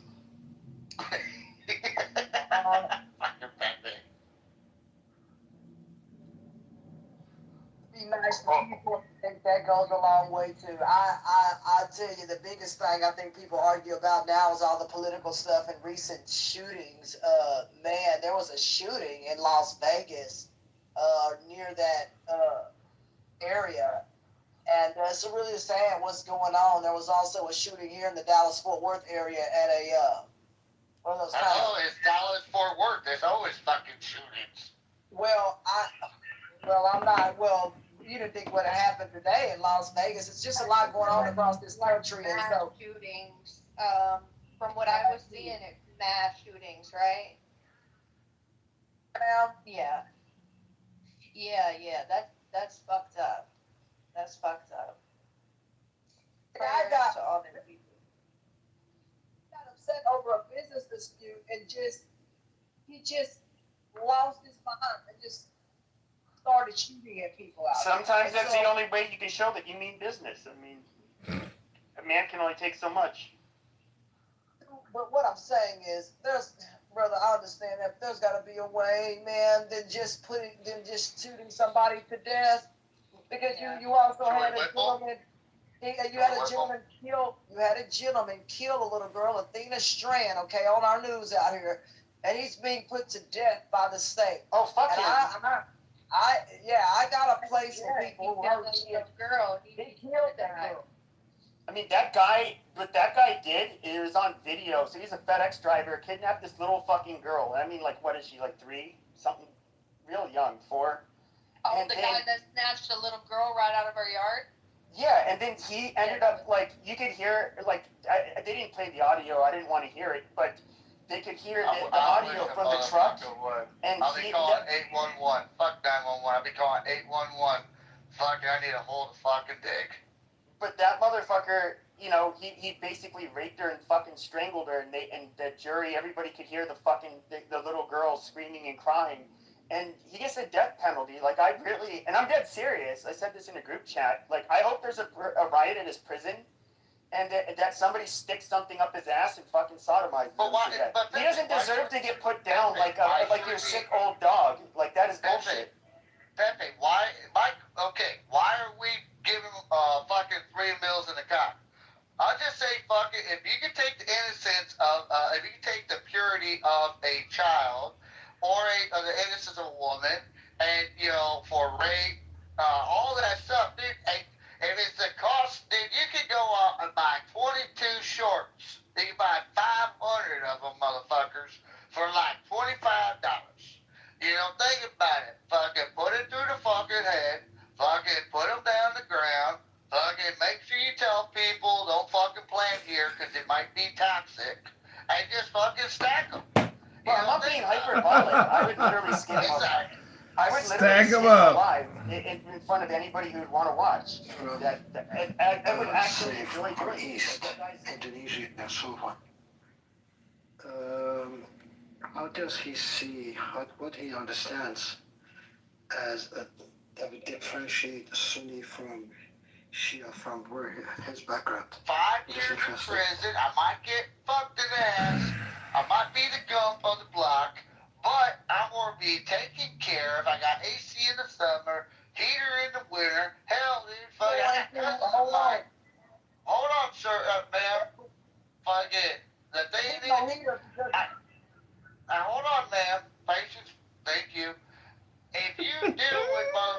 everything. You put out there every time you get one of these pedos, these child rapists, and also the rapists as well, and you start put that shit on Fox News.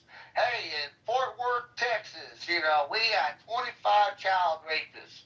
Line them up, fucking drop them. You know what's gonna happen? Motherfuckers gonna be like, listen, I ain't trying to be on the 9 o'clock news on Fox News. And what's going to happen is they ain't going to do shit like that. Simple as that. Because they're going to be on the 9 o'clock news while the world gets to watch them get their asses capped.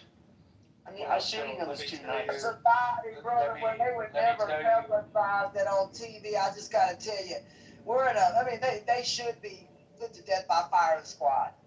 And I'm no way, wood chipper. Fuck that. Well, our state, I'm grateful, has the death penalty because I have no grace for people who harm children, the elderly, that kind of stuff.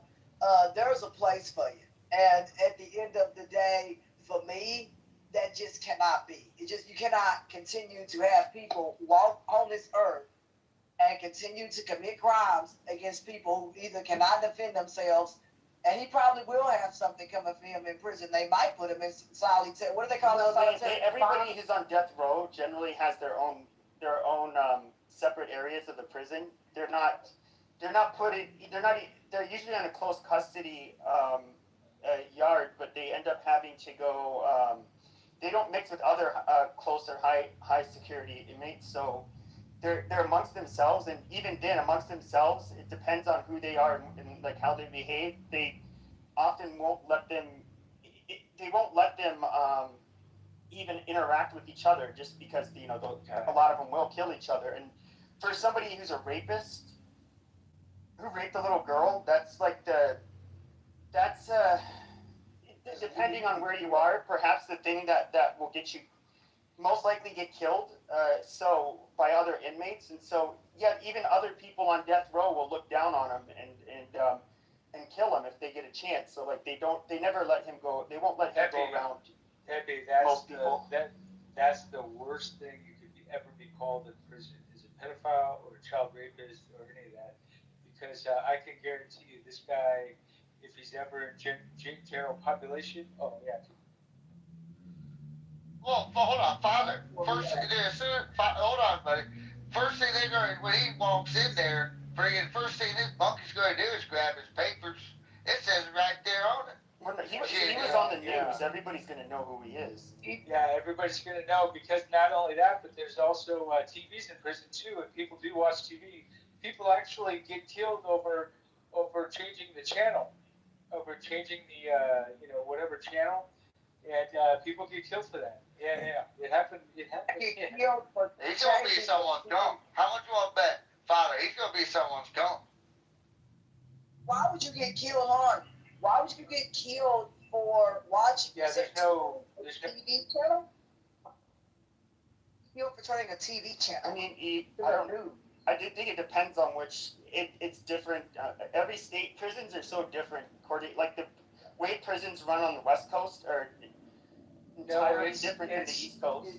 It's based upon the inmates, because the inmates rule the TV. They're like if you're a leader in a tank, basically that leader has the authority to change the channels. Now, depending on the rules and stuff like that, every tank has different rules. So, but basically the idea is that you follow the leader. I mean, and if the leader says to kill this guy for changing the channel, guess what? That guy's fucking dead. I mean, it's just those are the rules.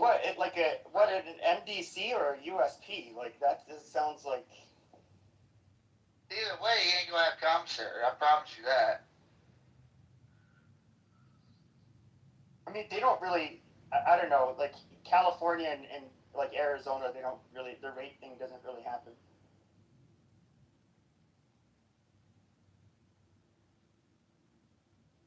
A lot of people don't realize this. There's willing people in prison that will do that stuff. Yeah, those are the faggots. Those are what we call the punks. And those are the ones that willingly get raped. And the thing is on anytime you go to court or anything like that, there's rape. What do they call them? Rape posters where they have an 800 number down below, and like if you're ever raped or ever seen a rape or whatever like that, is to call the number to report it. And so those are out there throughout the tunnels down below where you go to court, where you travel to court. Basically there's tunnels under the courthouse, and then basically in prison there's a few Were of you those. were you talking about? You sound like you're talking about an MDC, like you were just like in a city. Well, I was in San Diego MCC, and San Diego Geo, which is a prison. So converted prison. It was the central jail that was converted to prison years before I was there. So, but it's like a class reunion in here. Yeah, pretty much. I say kill them. I know it'd be too easy, but think about this, dude. Why pay to feed them? Why pay to give them air conditioning in the summer, heater in the winter time, entertainment? Think about this. For Constitution, that's why. I know. Steppy, I'll tell you what else. These people are cursed. They have a horrible, repulsive drive that makes them criminals and makes them hated by everyone. And I think because you can't just kill them because we don't have the death penalty, and like Pepe said, Constitution, etc., etc. South Carolina does. God bless South Carolina. But they can't control themselves, so they need to be kept away from people really forever. Because they can't be around people. Their minds are warped. Their minds are aberrated, and there's nothing you can do to change them or anything like that. They can't help themselves either. They're just. I'm sorry to interrupt, Al, but think about this. Mr. Norm, have you ever had a dog in your life? Sure. Okay. When you was a kid, did you have a dog? Yes, I did. All right. What would happen if that dog bite you as a kid? I understand, but people are not dogs. You put them down. I understand that. They're animals. Listen. But people are not animals. Okay. I get what you're saying. Humans are not animals. But what those individuals are doing, they transition from having a moral compass, a human moral compass, and went barbaric and animalistic. Completely off culture. Alright, completely off culture. So why should we entertain or even give them the opportunity to keep existing? Because I'm so sorry, I know it sounds ignorant, but that's just how I feel. So we don't even have the words to describe how horrible what they do is, what their mind is warped and everything. But let me tell you real quick. The mentality outside of prison, we all want to feel normal and all that stuff. In prison, inside prison, these people are fucking animals. It doesn't matter what the fuck it is they did or whatever like that. When they're in there, the mind frame, the mindset that they have to have is racial and survival. That's really all you can think about, because and it's really weird and it's really strange, but like Pepe was talking about the USP. Well, in the USP, if I was next to a Mexican guy right there, another inmate or whatever like that, I would be able to talk to him because of the rules in the USP. I learned that from one of the guys that he said he was the shot caller that was in the USP for a number of years, and so he told me, yeah, if you and I were talking like this, like both of us would be dead.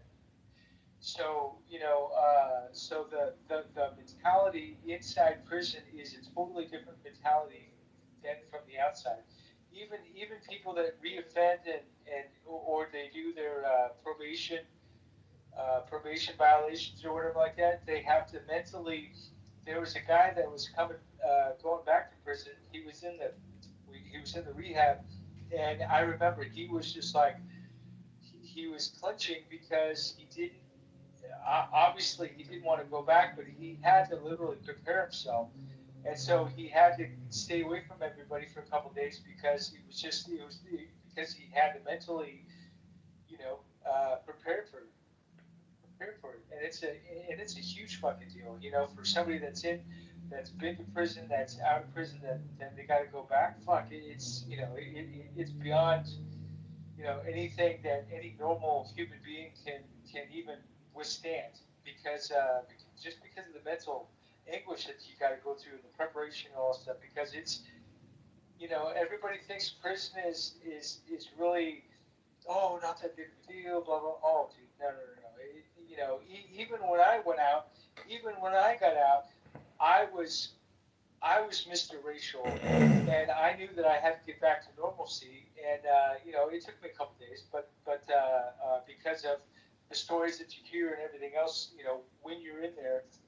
But yeah, it does take a toll on you, and it does take, you know, like it only took me a couple days, but other people it takes weeks or months to, you know, like if they know they're going back, they have to, I mean, prepare themselves. You know, it's just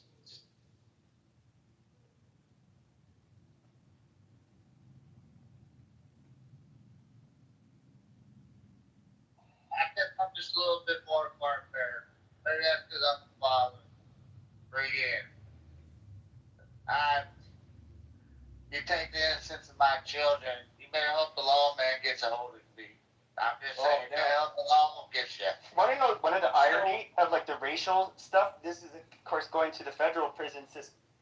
The Eric founder, I don't think he was Jewish. I think his dad was. So his last name was Silverstein, and he actually has a Star of David tattooed on one of his shoulders, and he was the leader of the white gang in prison.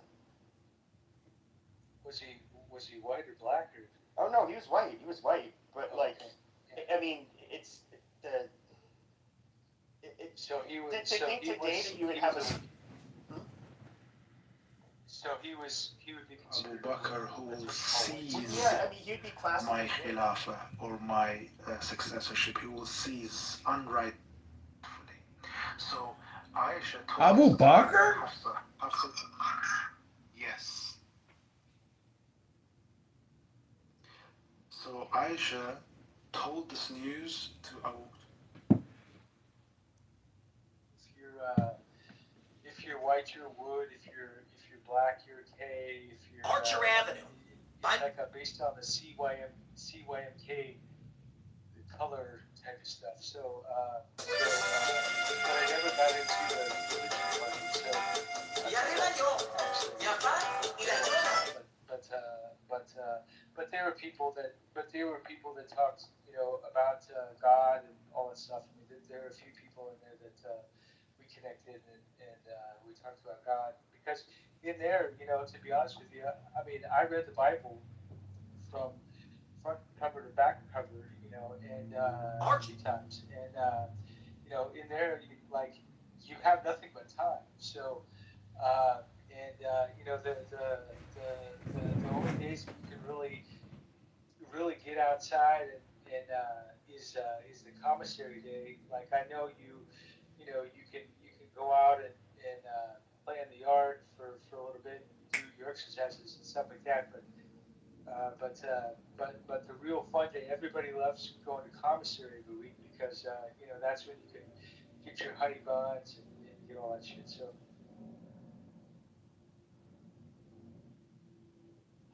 And no, my cousin, he did hard time in Mississippi, and like when he came out, he told me this. He said, if you're white, you gotta go to the Aryan Brotherhood. If you even look Mexican, freaking, you gotta go with the Mexican gangs. If you're black, you gotta go to the black gangs. And I was like, what about the Asians? He goes, it depends on how dark they are. If they look like they're white, they gotta go to Aryans. At least that's what my cousin. generally, it's my understanding it's the same in the federal prison system. Like if you're in the Aryan Brotherhood, generally, if you have someone from the Aryan Brotherhood, for example, on a yard, they're generally going to be the leader of the whites. They're the similar to how I've never the federal system is so much different because it involves like you. Yeah.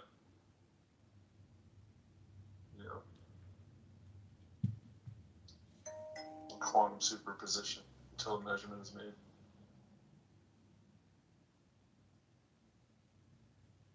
I'm kind of afraid to ask, but what is going on here in your PTR?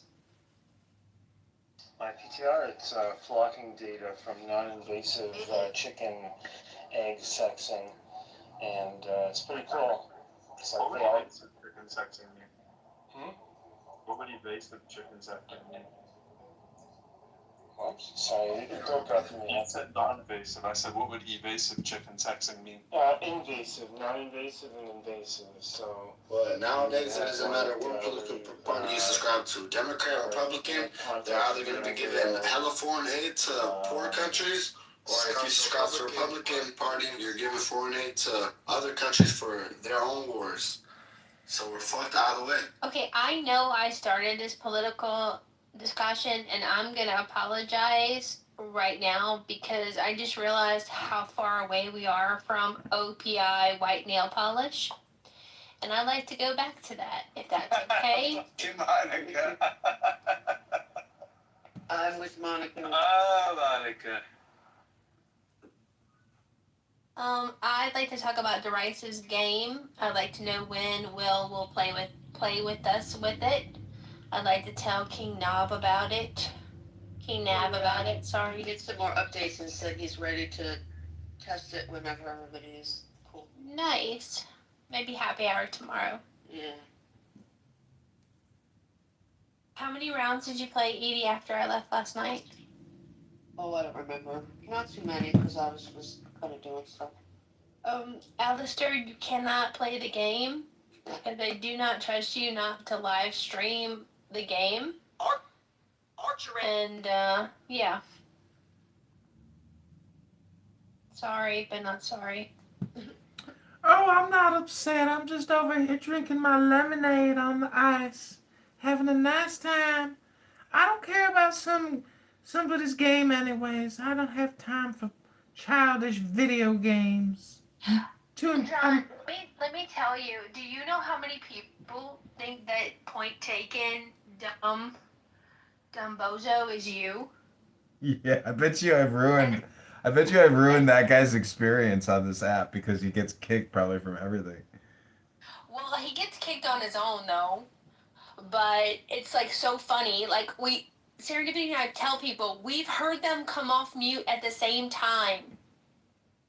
It's two different accounts. No, they got it one recorded. They know how to do. John knows how to do all that shit.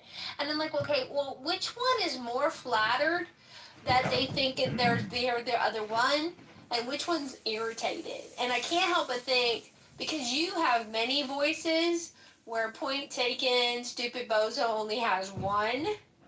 I kind of think it's more frustrating for them because you get credit for their trolling, and then you get credit for all of your trolling.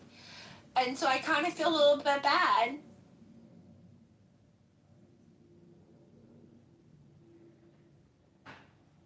Stupid Bozo! Do you really? I do. There's something about, like, I want credit where credit's due. If someone has a good idea, I want to make sure that everybody knows it wasn't my idea, it was their idea, so they get credit for it. I don't know why. Unless I'm incredibly lazy, so when I have a good idea, I want credit for it too, or what, but there it is. So Point went by another name, Cappuccino? I didn't know that. Cappuccino, Point Taken, and Stupid Bozo. I didn't know Cappuccino. I didn't know him under Cappuccino's name, but... Really? He was active around the time of Conservative Atheist. It's amazing how long people will entertain him,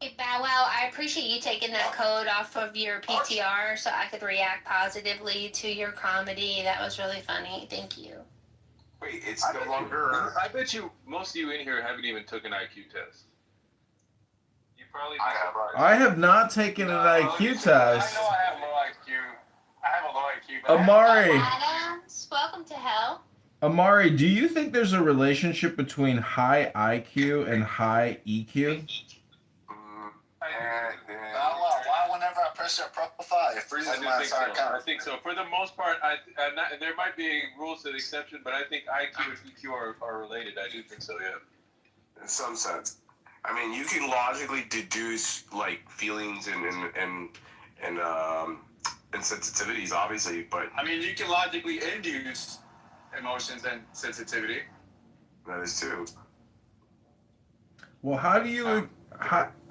I think a lot of people, they just know how to say words. They don't really have a high IQ. I just think they can say words. They can put together words. Why don't you ask me? Pamela Harris. Why don't you ask me? Look at Val, like he's like. Ask me a question. Ask me a question. You think that? I got a question. Why whenever you gotta ask me a question. Ask me a question. Why whenever I press your account, it freezes my entire profile? Ask me a question. Ask me a question. I don't have to ask you a question. Well, you certainly are. See, that's what I'm saying, right? Like you think that the way you speak a language, or maybe I don't know, the way. Maybe even punctual. Like you think those things. Are you talking about pseudo intellectuals, people that have the ability to actually, like, I don't know, disseminate types of verbose of information that has no context whatsoever to the conversation at all? Like, what are you trying to deduce here? Pseudo intellectual. That's interesting. I never thought about it, the word like that. Yeah, I guess that's not really what I'm trying to say. No, like you're putting together the words, like you're putting together, I guess, like vocabulary and having knowledge is like the same as IQ. I think that's what you think IQ is. You could be you can have verbal IQ, like high verbal. That's not actual IQ. I'm talking about like the definition. There's many different IQ tests too, man. There are different tests. But the raw IQ test, like. But Amari, why would you make the assertion? I bet many of you have never even taken an IQ test. Like, what is the point of saying that? That itself, that's the IQ of a certain. I finna stop this conversation here because this is finna be done. Okay? All right. Like this. Fair enough. No.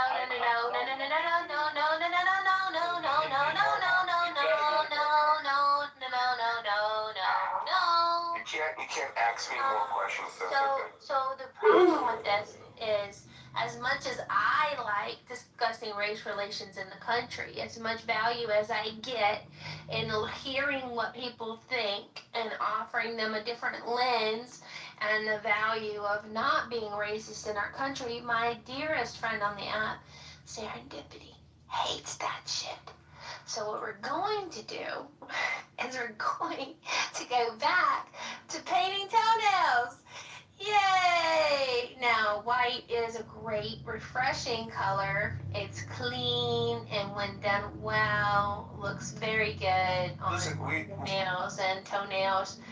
I don't recommend people. Do you do mani-pedis, Monica? She really touched me. I don't recommend people touch Bow's PTR. It does have that sneaky little trap that will freeze your app and make you have to rejoin the room. Abby's Serendipity is new. What is it? Is it the TL? Is it the TL family? Is that what freezes it? What is it? It's Michael Berkowitz. Michael Berkowitz? He just left. Yeah, you know, that's not Sam. So the way that you do it, Monica, is there's a lot of features. If you hold down on the profile, the actual PTR, then it gives you a menu of options to remove them from the room. Yeah. I know how to get rid of him. Did you remove him? Oh yeah, I did. I thought that's why you were pointing it out. No. How do you deal with it when it freezes your? That's happened to me with people. Yeah, what do you do? You long press on there, put PTR, you don't tap it. You long press and then the menu will come up. So you don't have to mod Kitover here. I to did. do it. Okay, yeah. Yeah. Abby, I was so happy to see you. I prematurely made you a moderator, and it's not my room. I apologize for the. I won't abuse it. Thank you. So, what were we talking about? Nail polish. Tiffany, take it away. Welcome. I have a nail polish story. Okay. Wait, you guys are gonna love this. So there's this really nice woman I met about a year ago, and I just ran into her again. I was at this woman's luncheon in Vegas, and her name is Essie Weingarten. Anyone know that name? Did you hear what I said her first name is? Essie. Essie Weingarten. Why did I get kicked out of the room? Who kicked me out of the room? So my nail polish ladies, does that not mean Abby. anything to you? Jason, that was my error. Jason, I apologize. People thought me recommending not to touch your PTR meant remove you from the room. That was my error. I am so sorry. Welcome back. Can I finish this? Abby's going to tell us a riveting story about Weingarten. Nail polish. And nail I mean, this is very, very ripe. So anyway, this is this really nice lady. She's a older Jewish woman. I put her in her probably mid to late 70s. Came up with this idea to do different colors in nail polish that hadn't been done. You know, different light colors, etc. And can you hear me? And she started selling them. She came up with a formula and sold them to a few salons in Las Vegas, actually. But she's a New Yorker, and and everyone loved it. So she made more, and they ordered more, and then she started doing a little bit more geographically. And long story short, it took off. It became Essie nail polish. I don't know if you guys know that brand. They're the little square bottles. Anyone who uses nail polish here? No? You don't know that brand? It's a huge nail polish brand. And she got bought out by Essie, Essie. She got bought out. I do know that brand. Yes, okay. So she got bought out by Revlon for like a couple $100 million. And she's now and moved to Nevada, obviously. I milked the cow. The reasons lots of people move there when they sell their businesses. And she's a friend now. I've gotten to know her. And she's a really lovely lady, but it was someone who came up with this idea of different colors. I milked the cow. She had There in the hood. very famous one, ballet slippers, these light pinks that she was doing. If you know the brand, you would know. And and it just took off, and she became the nail polish queen. So there's my nail polish story. Yeah, very nice lady. I love entrepreneurship. And that's like it. That's a lady who nail polish room. Thank you, Monica. I mean, that's Jason, kind I of fun. appreciate you. I won't forget. It hurt my feelings. I'm sorry. I'm sorry. Oh, wait, that's Michael. Yo, Yeah. Michael. Yo. Yo. Yo. What's going on, Abby? What's going on, Michael? I'm I hanging. talk to you in a while. I know. I see you in rooms. I say hello, but you're not listening. I'm like, hey, Abby, you're not going to keep going. I'm listening. People, when they change their name, it's hard for me to keep track. I know.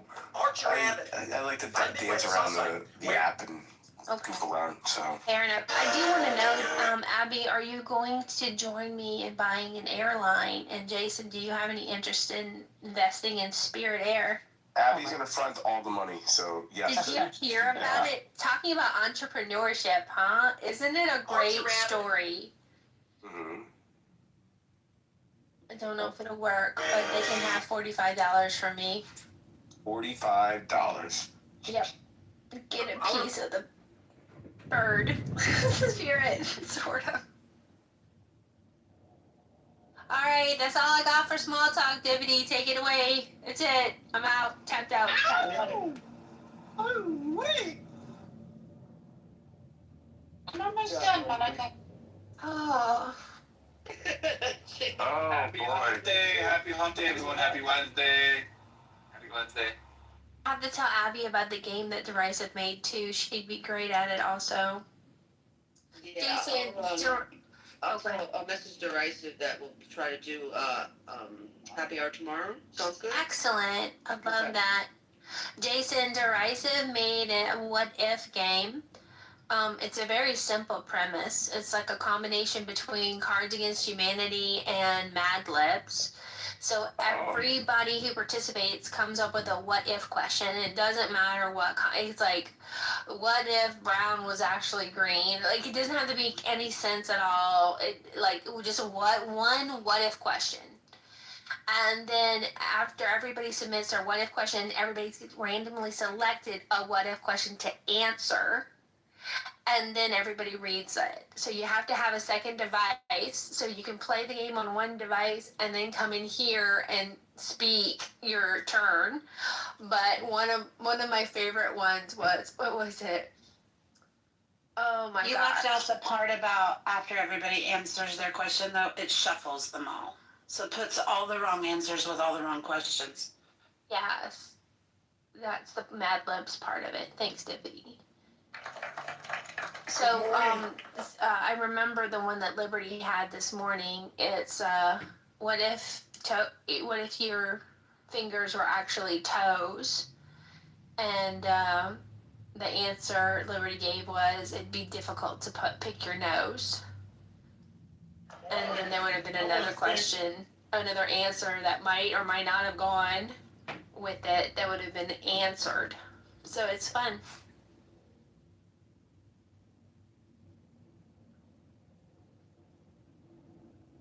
People have been beta testing it for Derisive.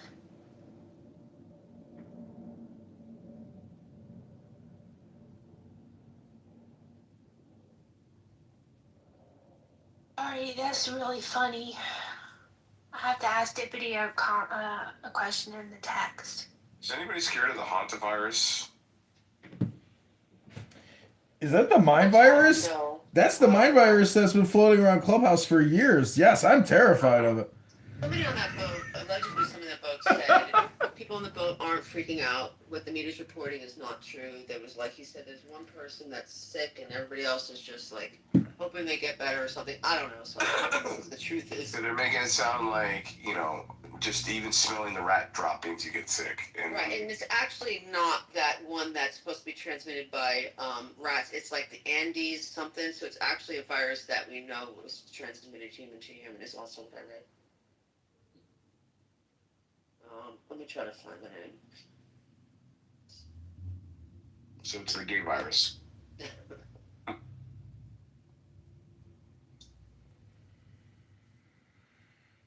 Does anybody want to ask me more questions? Yeah, Jason, what are you doing for yourself that's positive at the moment? Well, if you ask Yasmin on this app, apparently I jerk off on this app and listen to people, so that's what I'm doing right now, apparently. So, yeah. What do you think about Yasmin? Because I think she plays all sides of the fence, and she's like a very, dangerous and psychopathic person, but also an incredibly funny and sometimes awesome person. I mean, is that just women in general? Hello? Just clarification. So the Andes virus is a hantavirus, but we've already had cases of human-to-human transmission, so that's not new. It's not as common, but we know that this particular variety can be transmitted human to human. I mean, I'd like another lockdown. That'd be pretty cool. I don't think that's gonna happen because of this. I mean, fuck the world, right? Like the world is like suddenly going to shit, and it's like a soft. It's like a million pounds landing softly on us. That's what it feels like. Just imagine the narrative, right? Donald Trump in again. We get another virus, right? Another lockdown at the end of this thing. Just imagine that for the world, right? Well, I'm really shooting for like all this transparency. That's everything that's going on X and all my social media is being bombarded with aliens. I really hope that it's not extraterrestrials. Apparently, it's ultra-terrestrials. I really hope that like maybe they'll get into some kind of machine and then like it's like 500,000 of them just like show up randomly. I love that. I would love that. Holy shit, that would be so much fun. Just that would happen. Can you kidding me? Did you see Osama's answer the other day about aliens? First he said Area 51 doesn't exist and all this stuff, and then bullshit. That's already been fucking it's all just. He says it doesn't exist. He says there's no place there. There's no underground facility, and if there is, then they're keeping it from the president. Blah blah blah. He says so. Well, have you seen the pastors that are saying they met the White House? Yeah, what that's another this is all goofy, man. Everything that's happening, proof is in the pudding. Proof is in the pudding. Like they just randomly just show up out of nowhere and like they're in your front lawn. Jason, I hate to break the bad news to you, but there are no UFOs, there are no aliens. It's all just fucking clickbait bullshit. It's content. And losers who don't understand fucking the reality that they live in believe that there are possibly aliens or UFOs or other multi-dimensional beings. If you believe that shit, I got some psychiatric pills I can share with you. Hello? What if the aliens are just the Democrats? It's fun to think about. That's all. I'm not saying it's not content, but it's at the same level of stupidity as watching Star Wars and thinking it's fucking real, or Star Trek and saying it's fucking real. Hello? I know that. But it's fun to think about. But Knob is actually correct. I think the Democrats, that is the real mind virus, is that we have infinite money to spend on infinite health care. I mean, it doesn't matter what it is. You could be 85 years old and have a heart attack, and you got to get health Medicare to pay for that new heart for $4 million. I mean, we're broke. The country's completely broke. Guys, before I head out, does anybody have like more than 200, 300 people that they follow and who follow them in here? I don't know why. Well, it's hard for me to find the people that I really want to hang out with because I have a few people that, like on my buddy bar, it's not very practical. So in the chat is a link to the feature request for Clubhouse. Asking people who want to be able to prioritize their buddy bar to link their 5 or 10 favorite accounts in the front of the buddy bar, so they can always find them when they join Clubhouse if they want to. Is there a feature request for allowing this app to die for once and like no one ever uses this app ever again? But Michael, you're here. So it's really funny to hear you complain about being on an app that you utilize voluntarily and wish the app to end. Monica. Yes. I got a question for you, Monica.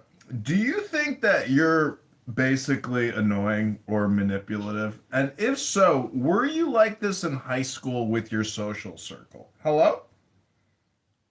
I don't believe I told anyone to do this. I said, hey, if you want to join us in asking for a functional feature. And now, it might not apply to you, John, because let me see how many people Alistair has. Oh, Alistair's got 498 friends, quote unquote. So you might not have any trouble finding the people that you want to talk to. Oh, wait, you have a block list, right? I think that could be one of the problems, that you block a lot of people on this app. Is that correct? Only you, John. Only you. You know, one feature that I'd like to see soundboard expand. I really think the soundboard was awesome, and I think that they made it like a underrated feature in my opinion. And like I was hoping they were gonna make more available. Jason, I just bought a new soundboard thing I saw an advertisement for it. I went on Amazon. I bought it. It's $20, and it looks like a cell phone, and you can program it, and it can change your voice to where you're totally unrecognizable. I'm excited because I'm gonna create a new, profile here, and nobody will know it's me. That's a great segue for you. Finally, I think that would be a new item to the personality. So you're buying a 40th phone? No, I definitely have close to 100 at this point. synthesizer. Look at my PTR. This is my office right now. I have 25 phones pointed at me across 25 different YouTube channels, Rabono Shalom. And it's growing. People, right now, we've had over 700 people watch the show in just the past 3 hours, and then another 1,000 before that. Lots of people are watching, and, you know, I just got to say, the hate that comes my way from LGBTQ Democrat liberals is unbelievable. You should start saying the N-word. I mean, you garnish a lot more. You'll double your views. When I say the N-word, I actually am referring to Nostradamus, the sage and the fortune teller.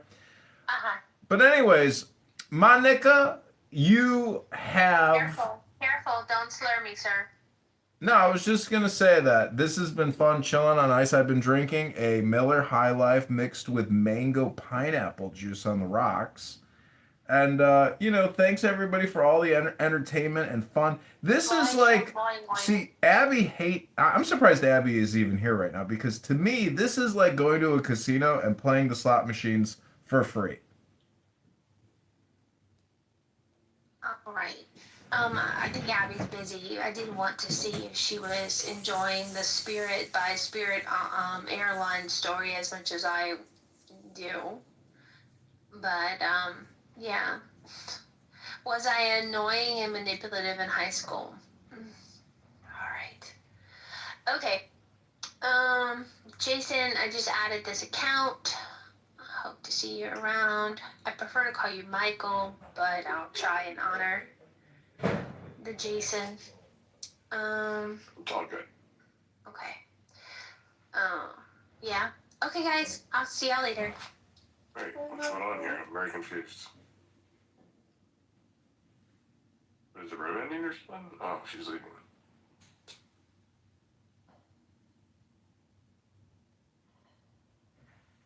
She's so dramatic.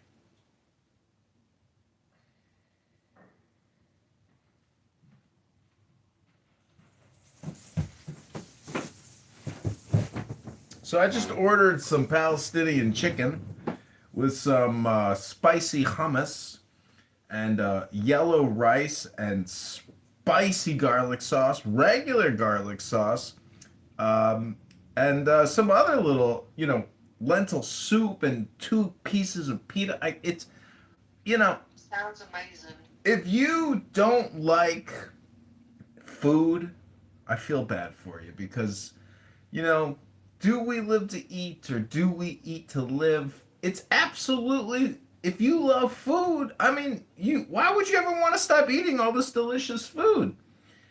So it is halal, and Rabbano Shalom, oh well. It's not kosher, but, why couldn't there be a kosher equivalency? That's what I'm wondering. Why can't I go to a Jewish restaurant and get the same exact food that I can get at the Palestinian restaurant? Hello?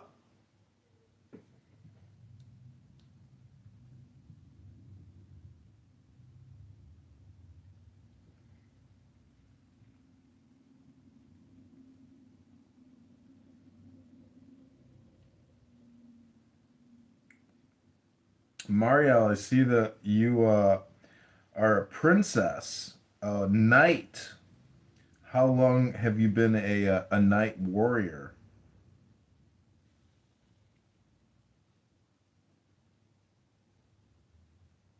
One Chicago alderman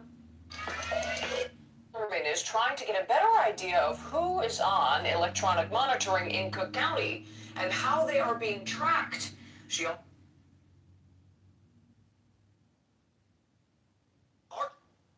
wants to know what efforts are being done. Were you talking to me? Yeah, I'm just trying to kill a little time before I hop in my car and go pick up my dinner. Well, I suppose I've always had an inner warrior. Yeah, tarot cards, there's a lot of knights and pages and swords is the big thing. I don't have it in front of me, but actually had like all, you know how it mentions like put on the armor of God? Mm-hmm. Yeah, it's like I don't know what all of them are. The spirit of truth or whatever, shield of something. Well, the King of Swords says precision, articulate, truthful, cautious, design and plans, controlled but determined. And the Ace of Swords says logic, power, heart of the matter, insight, clarity, breakthrough ideas.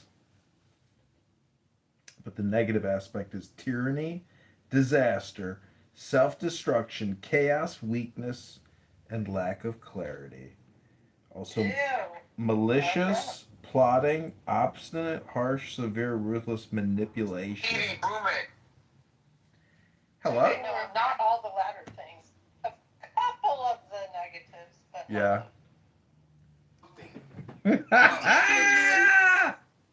Seconds with this. Guys. Yes. That Danielle's made. Send me pictures, please. What?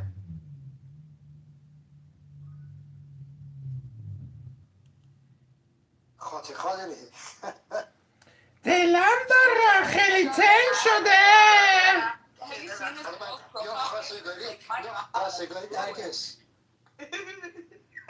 I'm drooling. Like, I'm not even a lesbian, but oh my god, really stop. Hey, should we have karaoke? So sorry. Should we have karaoke tonight? Yeah, let's do it. Alright, let's do it. Okay.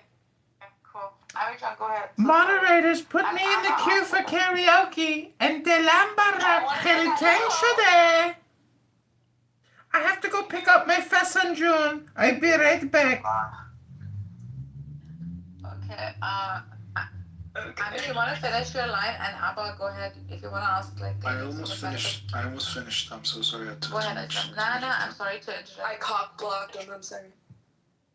No, that's it. I think everything that was to be said, I tried to present in a logical manner, and I hope I didn't offend anyone. Man, I shouldn't have said anything to Dr. Z, bro. I feel so bad. Send us so many hearts and come back, please. I'm sorry. You know, and I guess the hikmah that when you say about that is the test that you are in a way. Yeah, it was my fault. It was my fault. I know it was my fault. That's why I apologize, because she doesn't forgive anyone. That's the problem. No, it has to happen. It's inevitable. It has to happen somehow because everybody, maybe God say, I need you to splash the other person, but you're going to be splashed too as well. One splash with hot water, I feel bad because I love her so much. Like, she's so indoctrinated. Like, I wish she could, like, break down these walls and just start fresh, you know. It's so nice because Dr. Z is one of the people I love most on this app. And she lives close to me, too. It's just, you know. Rabboni Shalom. I asked Adamiel down there, was Muhammad a mystic? No, not for a demon. No, I think Muhammad is a mystic. No, that's a good question. Who is asking that? It's a good question. It's me, Alistair. I was asking if Muhammad was a mystic. Hello? What's laughing? Okay, now Muhammad is the owner, the boss of Mystic. You feel? He's not Mystic, but the boss. You know, the chairman of Mystic. You feel? He's the Godfather. He doesn't fear. Yeah. He doesn't just like King Solomon. You see, King Solomon. One time he say about this. He said, "Can you bring me the throne?" Towards this one King of Sheba, Queen of Sheba. So he said, "Can you bring Queen of Sheba's throne?" And then, he can command the mystic guy to perform. So who is higher, the mystic guy or Solomon? So you feel the hierarchy of the sealed prophet. Yes, like I was saying, like Z is so like she's so open to other things, and it's just like with I don't know what happens when people like accept a certain style of religion. They just cannot see the other side or like objectively look at things. It really breaks my heart, you know? Because if life is about the pursuit of truth, then we have to give all of it a chance. Is that the name of the song you're going to sing tonight? It breaks my heart, but I want to dance anyways? Is now, okay, define what is pursuit of truth. Pursuit In of a truth is 100 when you, megapixel. yeah, I'll define it. Maybe I'll use some Greco-Roman philosophy. See, tabula rasa is that like clean slate, right? It's very hard to clean it out like that. But it's possible, I think, to do it. You can't do We're it. starting like from scratch, right? You can't do it. Even this app isn't even going to be long enough for people. Some people go to college for years and years. Personality development, education, reading. You know how hard it is to read a book? Everybody's got a 3-second attention span now. I haven't read a book in days, and I try to force myself to read books. It's impossible. Did you read Iron's book? It's such a short book, you loser. Like, it hardly takes much time to finish it. No, I don't like to read silently anymore. I only read out loud and record it. So if I'm not in the mood to make videos, I won't read books. I'll only read books now if I'm recording myself reading a book. Yeah, I mean, you have to use your 40-something phones, right? Like, they have to be used. Oh, so fun. You know, when Brother Alice, guys, Abba has a question. After Paul finishes, Abba has a question. Are you referring to Al Quran in that sense? I was like looking at, and then today there was somebody said, I read the book. I was like looking at, how did you read the book? So he said, I read page by page. Oh my goodness. Okay, now, you not read the book. What we need to do is just read the Mus'haf, open door. You just flip open one, point your finger at one ayat, and you say, God, what is this ayat for me? You know, that is how the start point. It is just a start point because you are looking at the Mus'haf. So what you do, you flip it open, and you say, today I'm going to flip open one page, and I'm going to point at my finger towards this ayat. And I say, God, what is this? Do it for consecutively 7 days, then come back, to the room. We'll open up a room just for that subject matter. This is the checkpoint. Archer Avenue. Abba. Archer Avenue. Yep. What is your question, bro? Alright, yeah, so it's about the Tawheed, right? So, does God know everything? Does Allah know everything? By Midway, the south side, where dudes are engaged in shootouts with each other near a local high school. Devoid of knowledge? Curie. That's what the high school was. Never. Let me show you some of this. Alright, so from Nick Shirley. does Allah know And everything to its fullest extent? Alright, so does Allah know himself to the fullest extent? So what was the question again? So does he know himself to the fullest extent? Let's answer the question. But that is the model I'm positive. Knowledge is not a possession of God. Is the one that I'm positive. Knowledge is Allah itself. Is God itself. Knowledge in our perception is God's creation, just like His names. Well, now you're saying two different things. Yeah, no, I'm positive that this is model. Yeah. Yes, the 99. Yeah, God is knowledge, not create. God is knowledge itself. God is love itself. See, the whole... It's not a possession of it. It's an absolute divine simplicity. You have to look at it in terms of concepts pairing with sounds, because throughout human history, we have been essentially creating new sounds. And so language, the technology of language and letters is really advanced technology in terms of human history. But right now on Clownhouse, as we have this conference call through advanced telecommunication, unfortunately, many people on this app are still not reading any books. You're just making like repetitive memory sounds. Nothing new is coming out of your chatterbox. Hello? Hello. Yeah, so in this model, it wouldn't be like a possession or something God goes out and like grabs and uses. Yeah, I understand that. So, does he have perfect awareness of himself? He is awareness itself. I don't think you're understanding the model. The attributes here, right? Like all these attributes you're positing. I know your argument, by the way. But just to give you a hint, basically, whatever we assess things or phenomenons or knowledge or whatever that we assess them by cannot be applied to God. God is beyond all known things. We cannot say what God is. We can only say what God isn't. This is the explanation that was given to us by our prophet and his successors. Truth. Okay. Okay. So he can't exercise his knowledge towards himself, then, right? What do you mean he cannot exercise? No, what I'm saying is we cannot assess. No, if God. you're saying he is knowledge himself, then you can't say that he can enact his knowledge into himself. Knowledge is his creation. Yeah, I get that. But now you're just saying two different things, because if it's his creation, No. then What it I'm can't saying be is him probably himself. slightly different than what the rest of the group is saying. So, are you asking me or are you asking the other participants? I don't care. See, the way you're applying is bringing all the reasoning that is in epistemology and applying it to what is covered under ontology. In ontology, we make claims, and the listener who believes, there's a difference between believing and having, God, what's the other word? I forgot. When you believe in something, that means there's an evidence, there's a witness, there's evidence. When you have, God, the other one is just, it's just absorbing it. You are in it.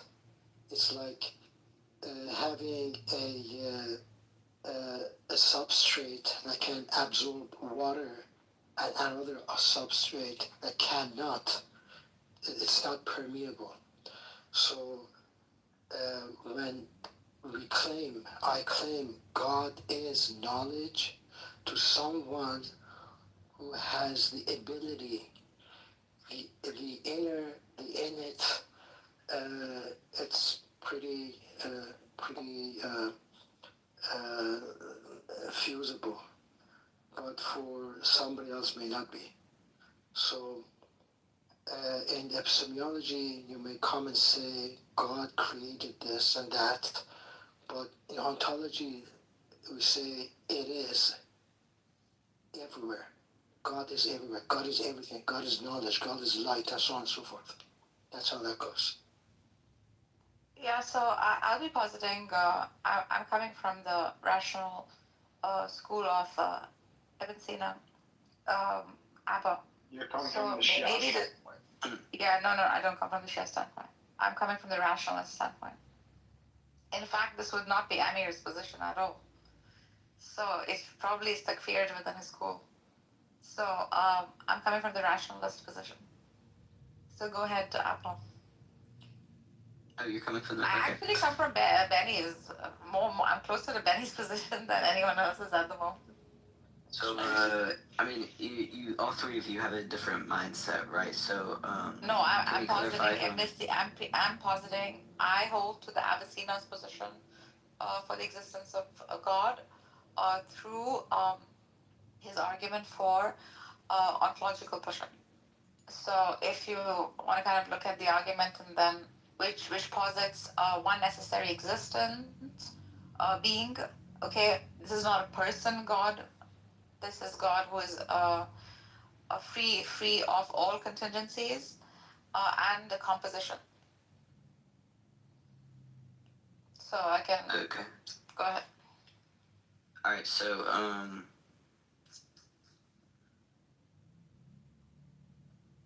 the God that I believe in basically cannot be described.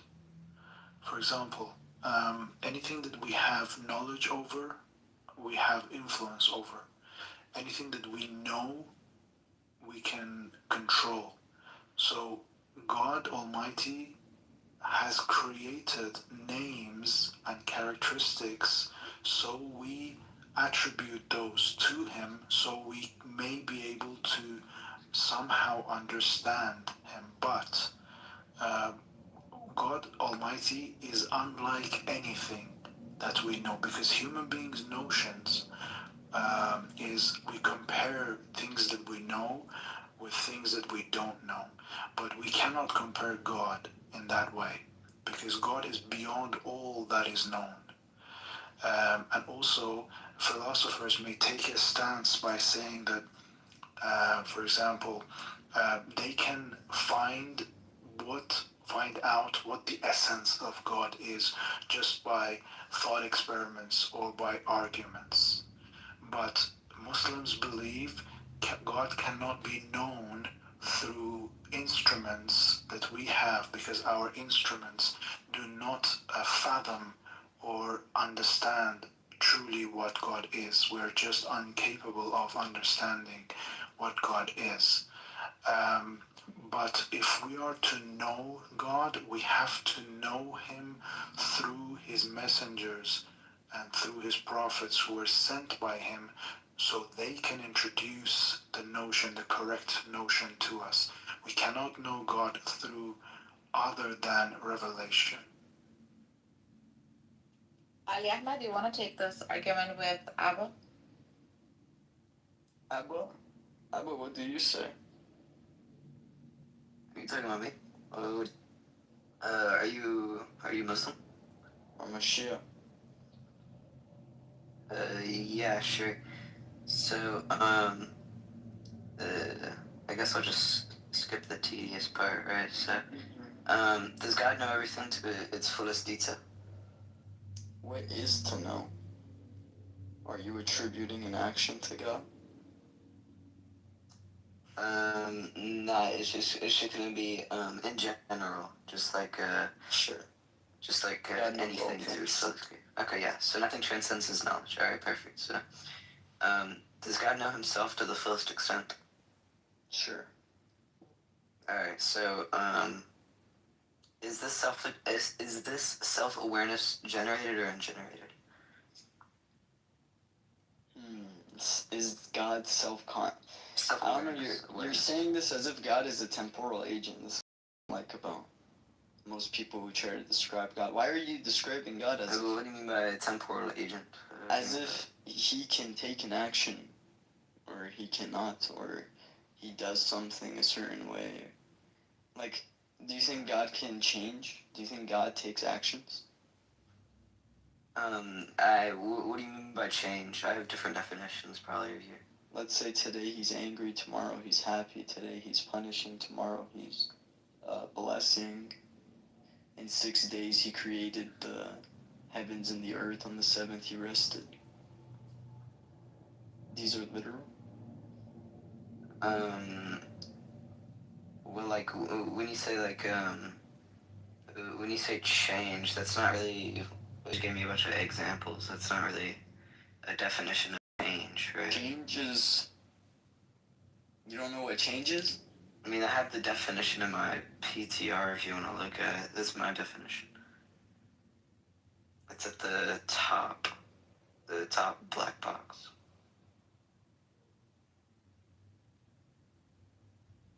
The actualization of being in potency in as much as it is in potency.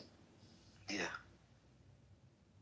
Okay. It's like, change is just the actualization, as much as it, like, can bear, right? So, whatever is in the potential. Wait, so God isn't fully actualized yet? That's not exactly what I said at all. Well, it doesn't not entail that? Not particularly. Doesn't potential, like, I don't know, entail... hold on. Doesn't potential entail a non-actualization? Well, not really, because, God actualized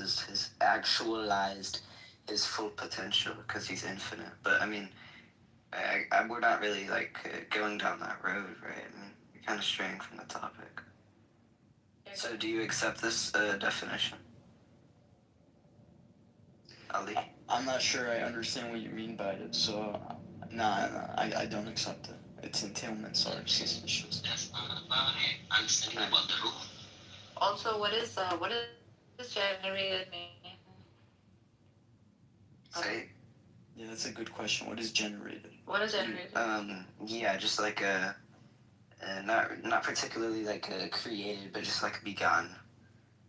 What does that Yeah, brought forth, something like that. Yeah, like brought forth. Yeah, kind of Like emanated. Like what? Emanated. Like an Emanated? emanation. Yeah. What do you mean? I don't know what emanation means, but. Never mind. Ali, do you grant him generated?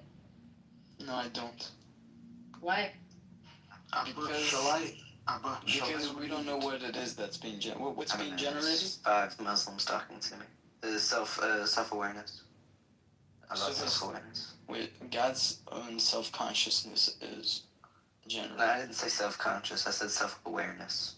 His awareness. Awareness to what? What is he being awareness to to himself. Was he not aware in the beginning? What? That doesn't. What? Because I'm trying to understand. What do you mean by awareness? Like, I'm trying to see this process of God getting more and more aware. God's infinite. So there wasn't a time where he wasn't self-aware. That was what? Well, that's kind of what you're positing. You're like saying. Not really. You're saying that God is self-actualizing. I don't know. His self-awareness is being generated or begotten. Yeah, or it's being generated of himself. I mean, why am I defending your position, bro? That's not my position. You know, there's a terminology we call it, like this one, Sherlock Holmes. Sherlock Holmes. And then you ask him, and then he goes to a room, and then you ask him, what do you see? I consciously perform. That's why I know what's happening here. Here these guys having that. So when these guys are talking about that, consciously perform, it's only applicable to the ruh of oneself that knows how to awaken the ruh, the one that unleash the power. So other than that, not able to. Until such a time that we get through that, consciously perform, therefore, know me, then know my creator. That would be the subsequence that we are talking about. So are we consciously perform is not good enough. I'm not gonna lie, I got half of that. Benchmark. Abba, do you want to know the definition of God? Do you have a concrete definition of God? I would love to hear. Yes, I do. Really? Okay. This is a debate which took place between our 8th Imam, Imam Rizza, with one of the scholars of a different religion. So he was asking him about what is God, and this is the answer he gave. Imam Rizza alayhi salam said, as for the one God, the unique and singular has always been one and unique. He has eternally existed, with nothing alongside him, neither before nor now. There was nothing to distinguish him from anything else, or to make him known. Therefore, he has no limit. It is inconceivable for anything to befall or affect him. He has always been like this. Then he originated a new creation, beings that differ in their attributes, limits, and qualities. Each one takes a specific form, assumes a particular color, and is characterized by its own distinct type. The exalted Lord did not bring this creation into existence within any pre-existing thing, nor did he confine, define, or determine them within any framework. He did not create them by copying or imitating any prior model or shape. Rather, whatever he made, he created it from nothing. Nothing else had any role or participation in it. In a short, it says something like this. Amir is saying something like, it is beyond hierarchy. Beyond. What is hierarchy? But it is beyond hierarchy. Can you even think about what is beyond hierarchy? What, if I may interject, what Amir just so together and explained me. There are a couple of things. First of all, God did not create. Once you say God is a creator, you put a time. When you say God created whatever, what happens is you're putting a time stamp, And the question that arises that, so what was he doing before he created? So there is a creation, but he did not create. All we see, Narcus was saying, emanates. Okay? All we see is what we call tajalliyat. There are the attributes. There are the possibilities. Billions and trillions of possibilities. Look at the plants, look at the animals, look at everywhere. Look at all the sky and all the stars and so forth. So he showed what universe is as part of existence, which was existence brought this universe. When you say, when we say we cannot know God or see God, and we have to find out through crashes out anybody anytime anybody says anything bad about Israel. messengers. But that's just my opinion. Because You know, messengers. But I think a lot of people feel that way. Anyways. Well, no. So I think that this is the problem. When people push back and they say Bibi Netanyahu is the problem, I think you guys should be so grateful it's Bibi Netanyahu, not Ben Gvir. Because if it was Ben Gvir, you would have all been dead. Every motherfucker that, believe me, the way he thinks, anybody that's anti-Semitic, that hates Jews, that hates Israel, he wants to be under your bed when you're sleeping at night, and he wants to slice your throat. Well, Bibi Netanyahu's a moderate. No, but that's the difference. That's my whole point. That Bibi Netanyahu's actually a moderate. He's educated. He's diplomatic. And, like, there's just so much misinformation, like, with the charges that Bibi's continuing this war because he's trying to evade prison. But when you ask people, what are the charges about? I can tell you. It's about a box of cigars that somebody gave him. That's what the bribery is. It's a box of Cuban cigars. Okay? And a toy that was given to one of his children. Now think about that. Is that how corrupt is that? And BB also those gifts were given prior to the law coming in, that they had to register the gifts. That doesn't matter. It doesn't matter. It does matter. No, it doesn't. It doesn't. If you're an official, no. You're trying to justify it.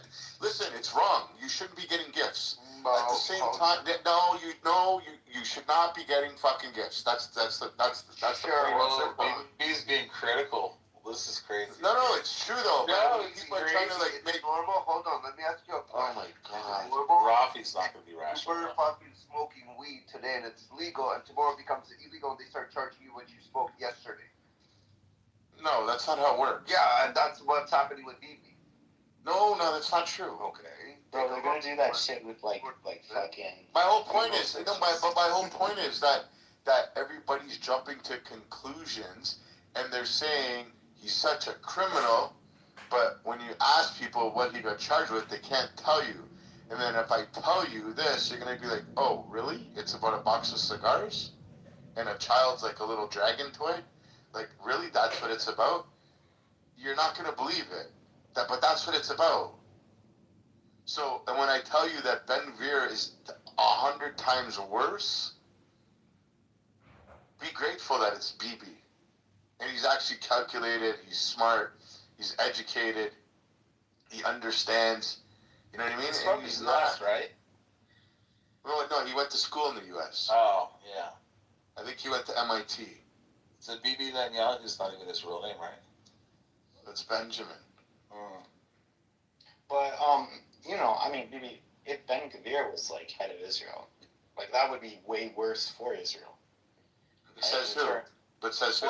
Well, I mean, the way that you're explaining. Okay, so then look at it like this, though. So then the Gaza war would have been over in fucking 2 days.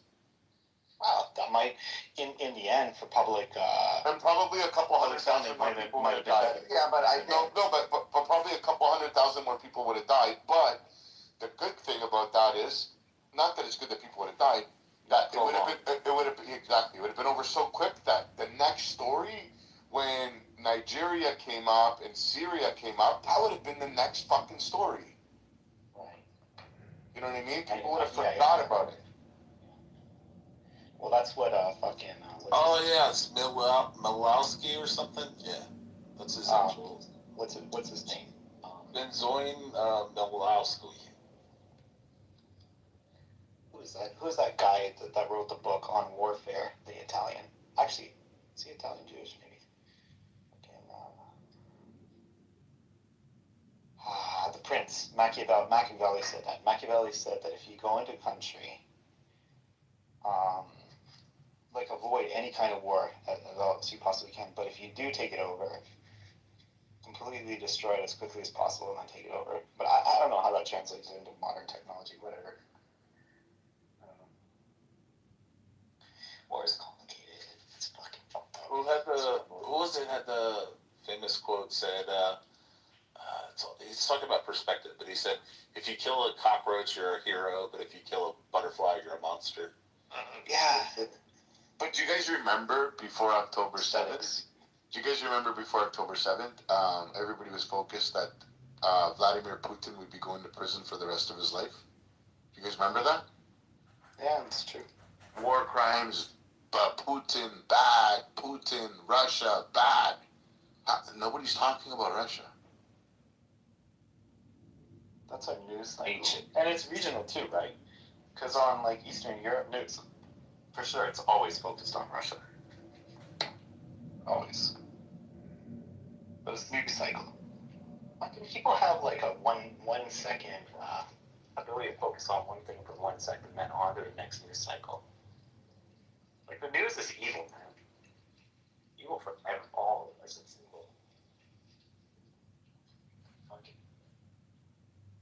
News agencies never think about like the long-term effects of like just showing negative shit all the time. Sorry, Rafi, you were right. It was something that, and I was going to tell you, but you interrupted me, so I was like, wanted to push back against you. They were charging him stuff that happened in the past. You're correct. Paul said that Yahoo's not his real name. Well, my order is to fucking Israel. It's not. His dad changed the family name. The last name, but you asked the first name. I said it's Benjamin. No, I said Bibi Netanyahu is not his real name. And you said yes, it's Benjamin.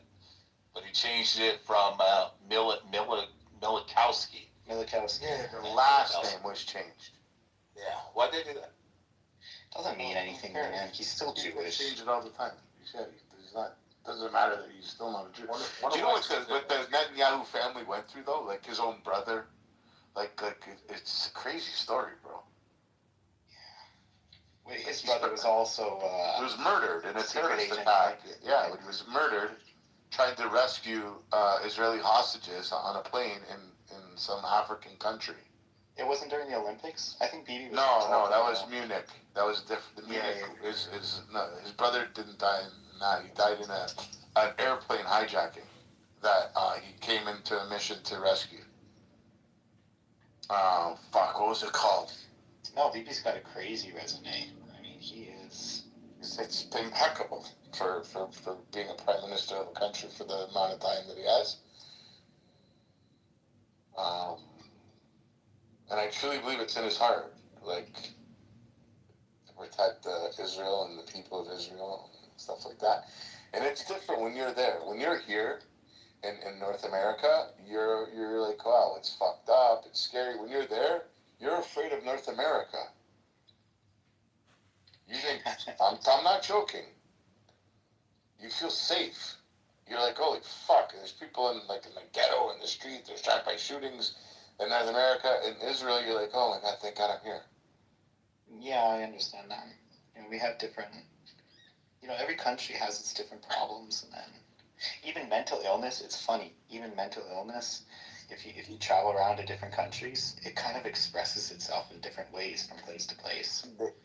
There's a lot more sunlight there, less mental illness, less depression. Yeah, look at Vancouver. Sunlight is a big thing. Huge. Oh, yeah. The vitamin D, the exposure you get to sunlight. So after you apologized yesterday, Rafi, it meant the world to me to hear you do that. Rich, how do you feel? Again. Rich, how did it It was a fucking half-ass apology. But he still did it, right? No, he's still a piece of shit. That's my bad. No, Apology. My bad is not an sorry, apology. my bad. Sorry, you're like, sorry, my bad. I didn't say sorry. Yeah, sorry, my bad. My bad is like I bumped into you in the fucking grocery store. Yeah, sorry. Yeah, not like you betrayed somebody that's been your friend for years. I guess maybe. And we're a total piece of shit. You're pretending that you don't know me. When would I ever apologize? Scumbag. Never. I don't apologize to my parents, even though I love them dearly. I never apologized in my life. You know what? I got a kind of nice, positive. I don't think I've ever shared this, Rafi and BB. A positive, nice Jewish story. So I was living in Vancouver. Wife and I were living right by Stanley Park. Wait, you have and a my wife? neighbor. Yeah. I thought you were gay. No. You just sound gay. I have a lisp. I know I do. Nothing I can do about it. Hey, listen, his boyfriend identifies as a female. It's okay. Go ahead. Yeah, it's one of those trans things. Well, okay. His so wife's like 6'1" and 180 pounds. They're like a shit baseball. Yeah. Let that fucking hammer pop. Okay, go ahead. Long story short, fucking my neighbor, really hardworking guy. He was a chef, and he's been a chef for 30 years. Yeah, that's what I got. That you were fucking your neighbor. I just heard that too. I was fucking my neighbor. He's a hardworking guy. He rode that motherfucker so hard. Oh, Jesus Christ. You guys know him. Let me finish that story. So his leg's all fucked up because he's standing on it all the time. And he's got like gout. And he could fucking hardly function at all. And this guy's Jewish. And his mom's from Israel. Nice people. Very poor. It's like him, his mom and dad living in a one-bedroom apartment in the bottom basement floor in Vancouver where it's rainy. They're driving each other crazy. I hear them arguing all the time. A lot of stress. Yeah, they don't have enough money. Does sound like a Jewish household. Yeah. And he can't fucking work. So they're about to get evicted. And I said, dude, you're Jewish, your mom, but he's not religious or anything like that. Your mom's director's really. I'm like, go walk down fucking 4 blocks, walk east of here 4 blocks, walk south of here 3 blocks.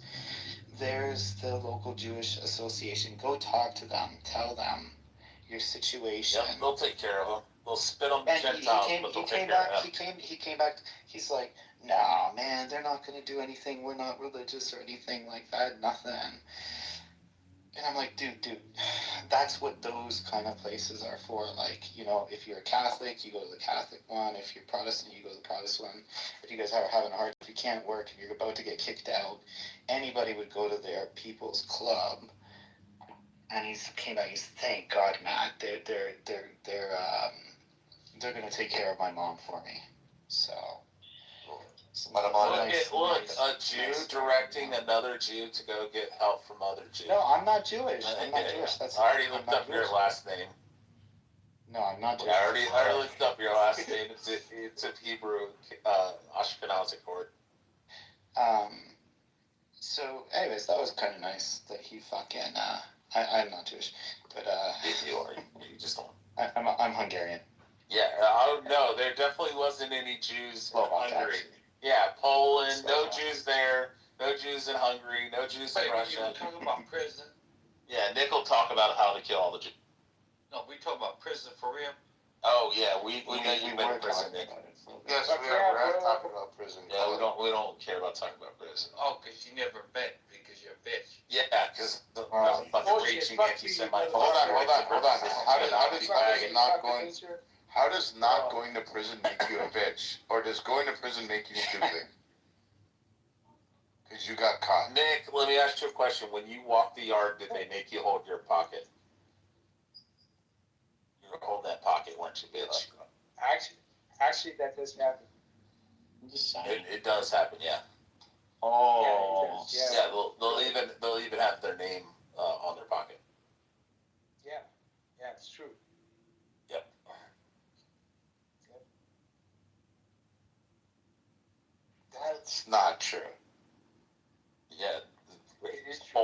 you hold your daddy's pocket and walk around the yard. No. Father's been to federal prison.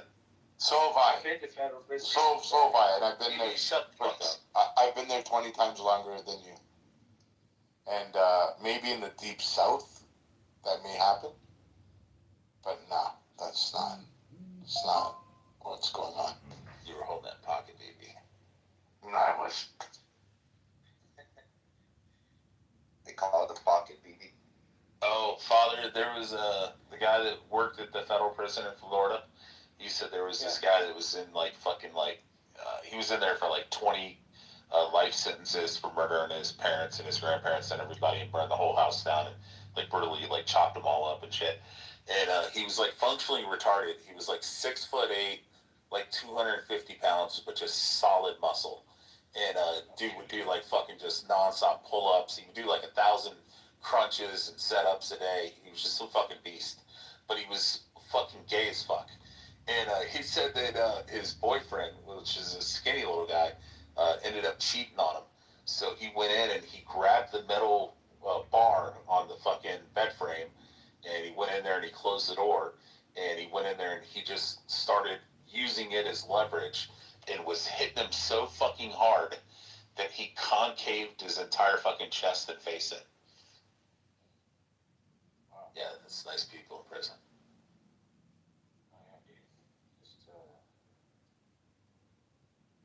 That's what they would have done to BB if BB would have said no. That's why BB just misunderstood, man. Well, I almost got killed 3 times. And one of the white guys that I was standing right in front of, when the guard pulled me out to put me into the other room, this guy was literally like a monkey, flying all across the cell, and just total rampage, dude. I mean, I've never seen anybody go off like this, and he was just fucking totally crazy. And I knew if I did something, and I knew if I did something, he would, because he was into martial arts already. So I knew I was toast if I did anything. So I, like, what the fuck? What do you do?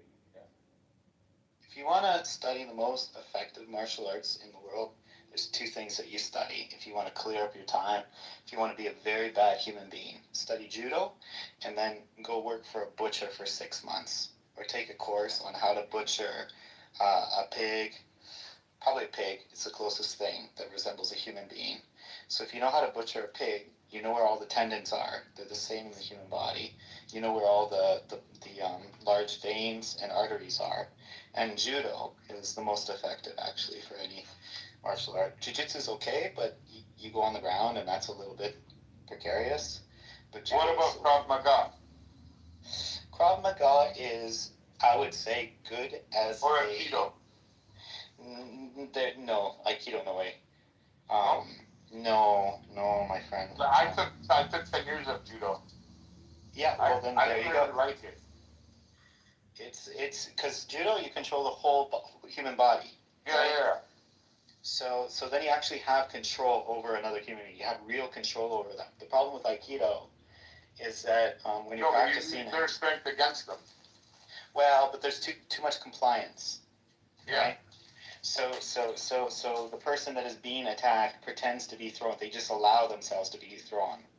Mm-hmm. Right? But if you're doing a martial art where the other person is actually trying to wrestle back against you, like real kickboxing or real boxing, or standard wrestling, it's very, very good. Krav Maga is good as a supplement. It's good for thinking quickly, but still they don't specialize enough in like controlling the entire body of a person. Yeah, but it's good when it comes with somebody with a weapon. I had some piece of shit fucking supposed Portuguese wannabe Steven Seagal fucking sensei back in fucking Florida. It was in Aikido. What was it? It was Jukido. Jukido, he called it. It was Jiu-Jitsu mixed with Aikido. And I was in there taking his like fucking 3-day class, his free class to see if I liked it and shit. I've always been a big judo and Brazilian Jiu-Jitsu and Okinawan Shotokan and stuff. I grew up in. into his class, and he's like, well, he's about 5'9" or 5'8".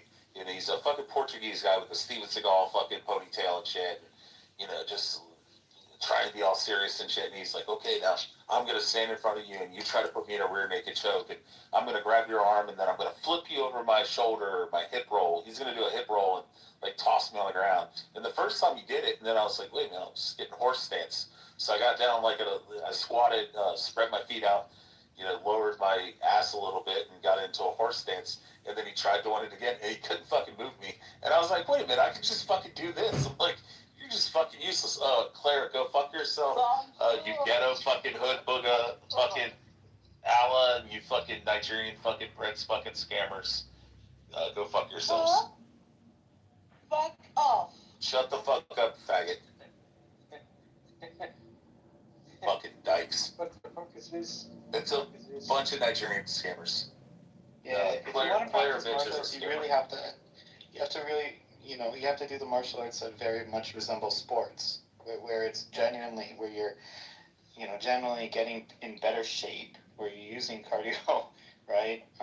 Where you're actually getting hit back or wrestled against, and you're going against like a resisting opponent. And you have to do that over and over again for 3-4 times a week for many, many years. Like, judo's good, but the problem is you get kicked in the fucking face, they don't know what to do.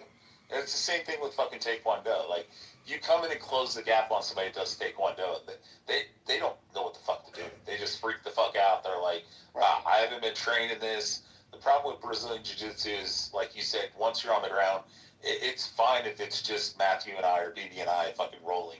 And I go and take you to the ground and shit, and we're fucking rolling. But the problem is, if fucking Rafi and then Father run over with steel-toe boots in the middle of a bar and just start fucking football kicking me in the fucking face, well, I'm fucked. Yeah. I mean, the best martial arts is to get the fuck out of there. Exactly. Yeah, the real de-escalation. Sport one. Yeah.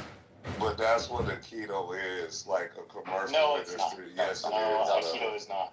Yes, it That is. does not. No. The only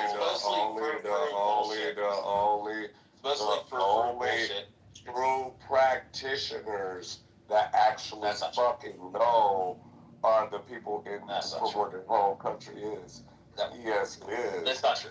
You just You can have Steven Seagal. You can have Steven Seagal come at you. I'm not trolling. Or so, yeah, Steven Seagal's like I'm one of the actually highest ranked fucking Aikido fucking people. Yeah, Steven Seagal is. He's the first person to he's not the Japan and become an example. Aikido fucking He's master. not the example. He's been exposed. In Japan. No, he's the worst example. He's been exposed. He is. Brazilian He's Back been fucking exposed. Russian too. Like, And the reality is, if you have any type of fighting experience, No, you get or any type of emotional balance, confused or with martial real arts fighting. training. Yeah, the real fighting people already know this. 3 years of You guys fucking are karate. fighters. Yeah, Aikido is bullshit. That's not a real fighting style. Yeah, no, that's what I'm saying. Like the It's commercialized. bullshit. That's all it is. No, it's bullshit. But yeah, if you're fighting somebody in Aikido and they have zero fucking training, zero martial arts experience, zero fucking balance whatsoever, then yeah, he's gonna mop the fucking floor. But that goes for Like any martial Aikido arts. it's a style that was used like with samurais and shit. Yeah, but like but this on its own. no, Jiu-Jitsu, Aikido, but it wasn't. I mean, I know what it is. You're supposed to fight with a weapon. But it's weaponless fighting to deflect and to actually run away. what about this? But it is. What the fuck is y'all talking about? Y'all No, not fighters. he was a bullshit martial arts. Y'all not fighters. It never I was supposed to be a commercial That's your industry. experience. You dumbass. Comply with your Dumbass. sensei, then he's gonna toss you upside down and shit. But in judo, like You Matt don't was use saying, it alone. Whether they would obey him or disobey him. Would they follow the woman who was a hypocrite and who killed their own prophet, or they would follow her? Would they obey their prophet when he said to them, after me follow Ali as your leader, or they would disobey him? This was all about God's plan. Habibi, are you gonna be singing in the karaoke event tonight? Okay, we can No filter. This is a no filter All right, zone. now interesting. Amir, I mean, what your statement is, okay, then I call it horizontalized. Okay, what it means is that what you're saying, I can feel why you say in that manner. But can we verticalize it? Meaning, there is another intention of, Allah doing it. Not just saying the one that you're saying, okay, because of this, because, I mean, you have a point there, horizontalized, but we are looking at the vertical aspect of things.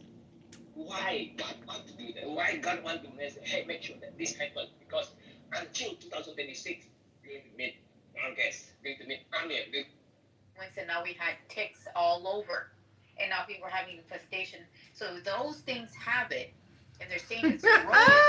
So wouldn't those things affect the rodents? Because keep in mind, it's kind of like the way that happened a long time ago with the fleas that had that same type of virus, and it affected the rats because they were infested by the ticks or fleas, and that they actually the rats were the ones that carrying that.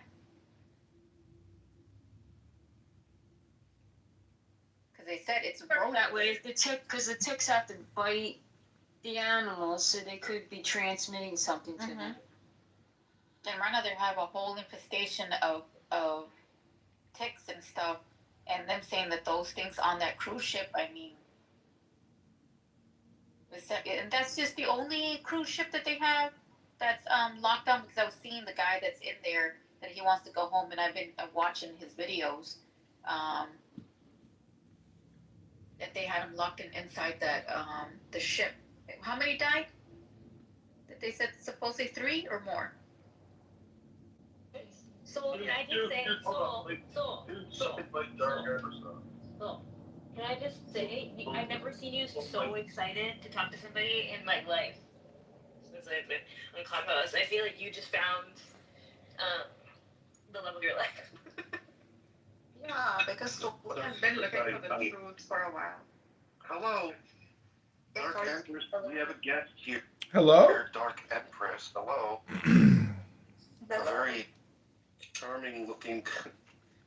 Dark Empress, do you want to come up and talk to us? Hey, how's it going? Dark Empress has some very luxurious bosoms. Those are clearly royally divine bosoms. Quadruple, triple, simple Z's. What AI can do with breasts. Maybe you could lend some to Cora sometime. But maybe they'll be too dark. What am I borrowing? Dark's giant African American cow suckers. Believe you me. You're beautiful, man. I mean, brother, Okay, I was telling Amir to close his ears. Close his eyes. Amir, he's doing his mouth. Okay, I think we need to make one of those for Dr. Z. I think we need some musical intermission here because this room has been so serious. What time does Narjis, when can you sing us a sexy French song? That is the operative word. Which one do you want me to sing? I don't know, the cutest, hottest, sexiest French song you can think of. I know one properly. Wait, is that Alistair Cook? Yeah. Crowley, bro. Cook. Actually, why don't you sing Viva la France? Alistair Cook sounds like a bad, BBC quiz show host. Yeah. What is that song? My hairdresser wants to cut my hair into a bob. That's so hot. You should get a bob. Don't do it. Yeah, like a messy French bob. Because I told her I didn't want to color my hair anymore. So oh my god, get it into a bob. Totally. Yeah. You got just a little petals on the side. Yeah. Do that. Daniel should sing on this. What? Wait, Zabo, I got a question for you. When Sam Rosen says he's in Europe with his partner, is he with his boyfriend? When Sam Rosen says he's in Europe with his partner, is he with his boyfriend? No, him and I are not together anymore. I I know. Is he dating a man now, running around Europe having a gay No. love affair? No. So why would he refer to his girlfriend as a partner? Don't get along, obviously. I was thinking something like this, maybe. But why would you refer to your girlfriend as your partner? Because they're a partner. In crime or what? Yeah. Yeah, that looks good, Cora. Yeah, wait. On a serious topic. Isn't right? that kind of what your hair's doing What's the already? difference between your girlfriend being a partner and your girlfriend just a girlfriend? I love kinda, but it's like down to the middle of my back. Well, gay men don't say partner. I mean, gay men don't say. You wanna get like bangs? I don't know. Alistair, Well, I've seen men say, women say, my life partner, when they're referring to the opposite sex. So Can't you just say the love of my life? The love of my life. How about if you don't love her? Oh my god. I gotta go. If you don't love her, well then you're actually not in love. What are you doing? You think she can give you good sex, she'll bring money, she's a good parent. Oh, you're like a parasite. You're a fucking stupid motherfucker. That's your projection onto me. I feel bad for you. Sorry to hear that. No, you're just a silly clown. It's exactly what I am. I'm just a silly clown, a fool, sent here to have a little fun. And why are you so upset and agitated right now? You just literally insulted me and then you said, oh, I shouldn't feel insulted. I said that? Wait, if you were locked up at any Illinois juvenile detention center, such as... Okay, I got the song for you, Narges. Vive la France. I'm putting it in the chat. Listen to it once, and then I think you can master it just once, because you're that talented, Narges. Stop. Sin, whoever you are, you are... Maybe it's something like this. Like this short. Sin, you are in for a treat. I am so gay. You know, I used to have the hairstyle for like, but with bangs. But I used to have a Pulp Fiction bob. Oh yeah. Well, for a long time. A Pulp Fiction bob. Bob cut. The bangs in the Mia Wallace cut. That's right. Groovy. I had it for a good, I think 5 or 6 years. Straight. Catch up. Okay, Narges, link is in the chat. Watch that video. No, I'm not a Satan worshiper. I believe in Jesus Christ, our Lord and Savior, the King of the universe and the Lord of the earth. Why are you fucking around with Aleister Crowley? Oh, you don't like poetry? Huh, it sucks to be you. You sound evil. Are you a demon? Is your first language Arabic or what is it? Mashallah, mashallah. No? La la? Okay, Habibi. Are you gay? Why are you gay? Yeah, Crowley's actually an interesting philosopher. Like, Yeah. Crowley's a philosopher? He's the founder of a religion, for God's sakes. He's a Satan worshiper. How's he? Oh, he's not, bro. He had a philosophy. It just went bad. He has a religion. It's called Thelema. He is the master of the Thelemites. The man is a legend. Who are you, sir? Why? I'm more than him because he's dead and then I'm alive. Oh, really? Well, you're not sitting on my bookshelves, and you're not sitting on the countless bookshelves of hundreds of thousands of Thelemites in the worldwide government. I bought the books. Yeah, Cora, but we know that you have. I pay for my freaking storage unit, which is mostly my books. Wow. You keep it in the storage unit? What's the point? Because there's so many books. I've read them, bro. I've read them. And I still consume books. Yikes. Because I love books. Get rid of them or donate them to a library. Oh, they'll be having Give it to our library. I will be giving it to my child. It's a waste of money to... I hate people that have storage lockers. It's such a waste of money. I have some other stuff too. Well, You keep jewelries? there's an 80% chance that you abandon the storage locker. I've given most of my books away, but you got your reading books, and then you got your having books. And I have a few having books. What's And your then I've got having 12 reading books? books that I'm going through. What's one of your top having books? I've got a bunch of Israel Regardie. Really? Whoa, Yeah. Cora, you're a Thelemite. I think books make good for good furniture. Like they make a room look nice. A room without books is just yeah. Well, a lot of wealthy people are minimalists, and I think you can really what the books that somebody has in their house is really like their personality. So if they don't want to have a personality, they kind of just go minimalist, you know. And That's right. Yeah. I think that's actually poverty. My books around because I live with a massive leather-bound OED that I found at the thrift store. What's OED? Oxford English Dictionary. You read the whole thing?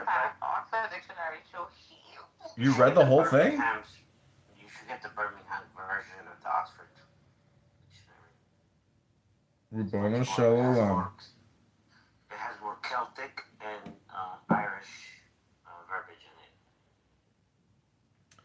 Well, I just want to say my magic word of the day is triumph. And it's because... Over your penis? Is that your projection over your penis? You got over your obsession with penis? Okay, good for you, bro. You have success in the face of difficulty. I can tell, sir. It's very sad. Are you a water sign? Are you Cancer? I think you are. How did you know? Are you unsuccessful? Do you live with defeat? No, I'm very successful. Do you live with negativity and confusion? Not at all. Interesting. Do you think you have willpower? No. Are you still trying to find control? No. You're a Cancer. No, I'm not. But I'm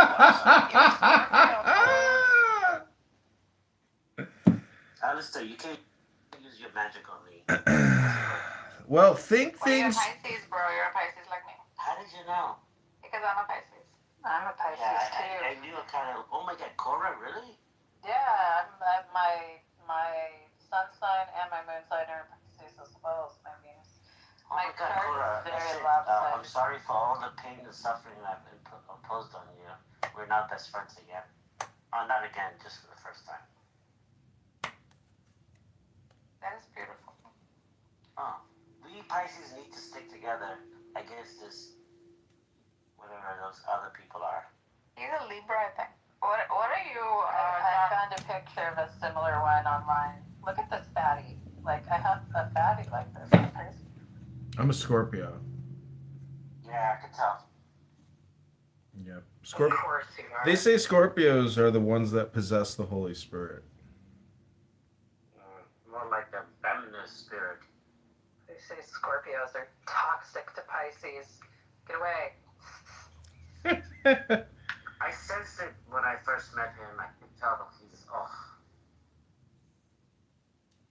It says those born on November 6th are determined, creative, and tactful Scorpios, known as mellow Scorpios. They possess deep emotional intelligence and warmth while being exceptionally loyal and at times secretive. They thrive in careers requiring investigation, leadership, or creativity. Best matches are Cancer, Pisces, and Capricorn. Love life. They're devoted, intense partners who seek deep, authentic connections.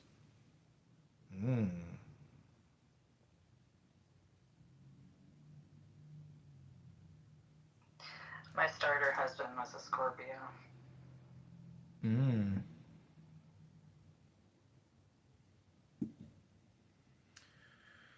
ended up killing himself. Oh God. Long after he left me, like Yikes. 2 decades later. But yeah. Well, Rabbanu Shalom. You're just telling yourself. Damn, how old are you? I've told you many times. I'm 52. Oh my God. I'm a full deck of cards. You sound like you're 32. How old are you, Sin? Oh, there's a lot of things about me that are 32. I'm 27. You're 27? You sound like you're 57. You're outside the range, Sin. I'd stick to the half plus You know why Cora looks so young?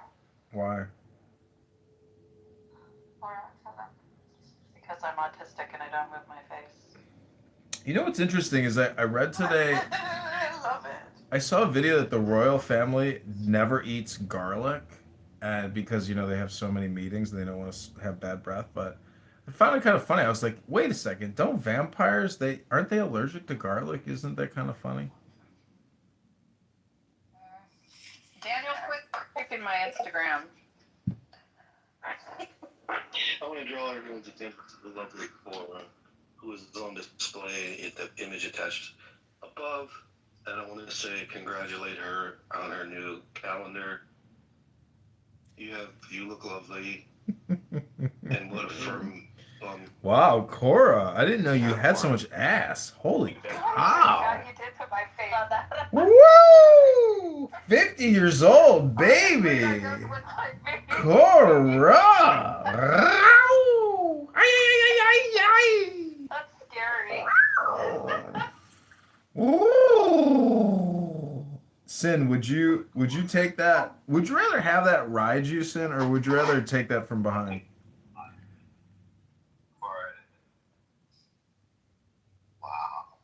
Wow, Nero. Nero, you're a great artist. That's remarkable. He's really good. He's really good. Like that. I do guys like my paint. Nero, can you put me on a muscular, handsome, weightlifter? See my tattoos though. That's the thing. So. Can you give me a good one so I can put it on my Hinge account? Baby. Wow. Nero, I want you to meet my friend Jared, Nero, because I think you two will meet each other, and you'll be like, no, he's a guy here in Chicago. You two sound so much alike that when you talk to each other, you're gonna say, bro, this is like talking to myself, and you'd be like, I know, dude, you sound just like me. Hello? That's going to be a little awkward for us, though. Because they were infested by the ticks or fleas. Me and Jared. And that they actually, the rats were the... Guy, yeah, don't look at your chick friends, just like... Because they were infested by the ticks or fleas. Like, just introduce me to all your guy friends, we can all hang out. And... You know what I appreciate about photos? They didn't Photoshop out her side rolls. She looks like a woman.